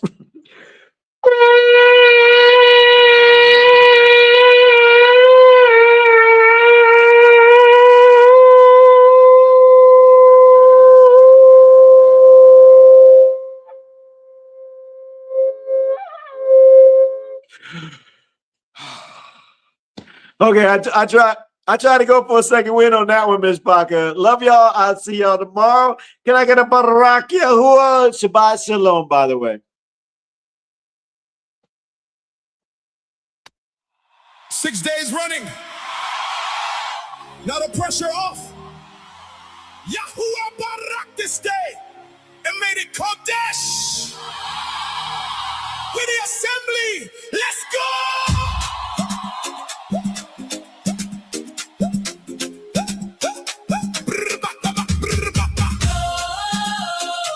Before the mountain, before the camp, he wrapped up rest. Inside of time, no proving tonight, no chasing applause, just breathe in the room and peace in the walls. Sun going down, whole house feel blessed. Day he set apart, he rested, we rest. Lay it down, come and rest. Hands off the weak, heart in his presence. Lay it down, come and rest. He rested, we rest. He rested, we rest. He rested, we rest. He rested, we rest. You barak this day. This day, 7-day joy. Joy. We let the whole week away. Lay it down. My work can wait, it can wait. Your presence is enough. Enough peace in this house. This house. YAHUAH, you are enough. Enough. He rested, we rest. We rest. Get wrapped in time. In time. Correction bright. So bright. We step in and come alive. Alive. My fear can wait, it can wait. Your presence is enough. Enough peace in this house. This house. YAHUAH, you are enough. Hey, before the camp and the covenant sign, before the thunder on Mount Sinai, before the tablets, before the flame, you set the seventh apart in your name. YAHUAH, come on, come on, come on, come on. In the assembly, Let's go! You didn't make this from a burden place. You made a blessing and gave us space. A Kodesh pause in the middle of time. Mercy and rhythm, a gift so kind. Not just stop, this a meeting place where tired hearts get filled with grace. Hands off the grind, let the soul sit still. Let the noise back down to the Father's will. Sunset hit and the whole house smile. Joy run deep for a little while. You caught it BARAK, you caught it good. Still breathing peace through flesh and blood. and on the seventh day, YAHUAH ended his work which he had made. And he rested on the seventh day from all his work which he had made. And YAHUAH BARAK the seventh day and sanctified it. Genesis 2 verses 2. We rest. You BARAK This day, 7-day joy. We lay the whole week away. Lay it down. My work can wait, it can wait. Your presence is enough. Enough peace in this house. YAHUAH, you are enough. Enough. We rest. You're wrapped in time. Kodesh and bright. So bright. We step in and come alive. My fear can wait, it can wait. Your presence is enough. Enough peace in this house. YAHUAH, you are enough. The world say move, don't never pause, but I hear peace in your set apart, Lord. Mind get quiet and my breath move slow. Shalom run deep in my chest and soul. Children laugh loud in the table full. Prayer go up in the room feel full. Praise in the air, no panic today. I leave that weight when I come this way. YAHUSHA say shout out. Make a man not chains on the soul, but a healing pain. Life bless in my heart when I trust your name. I lay down in peace, I ain't got a strain. My bills can wait, My trust can wait. no idol of work by the family gate. When I stop, that's faith out loud. I trust the Father more than the crowd. Call it delight. Call it delight. Shabbat joy make the whole house bright. YAHUAH, I trust you. YAHUAH, I trust you. YAHUAH, We're the assembly. YAHUAH, we trust you. Our work can wait. My fear can wait. Your presence is enough. Your presence is enough. Breathe on this house. Peace on this house. Joy on this house. Rest on this house. We delight in you. We delight in you. If he lifted that pressure, say BARAK YAHUAH. If he brought peace in your house, say Mumamu YAHUAH. We're the assembly. Entering the day blessed. Hands off the weak. Heart in his presence. YAHUAH. Come on, come on, come on. We're the assembly. Let's go. We rest. We're up to BARAK this day. This day, 7-day joy. We lit a whole week away. Lay it down. My work can wait. It can wait. Your presence is enough. Enough peace in this house. This house. YAHUAH, you are enough. Enough. We rested. 7-day joy. He rested. We rested. Peace in this house. He rested. We rest. Gift of rest. YAHUAH, you are enough. Enough. We rest. We delight in you. We rest. Everything made new. He rested. We rest. Peace in this house. We rested. YAHUAH. You are enough. Thank you for the day you made BARAK with the assembly. Keep your back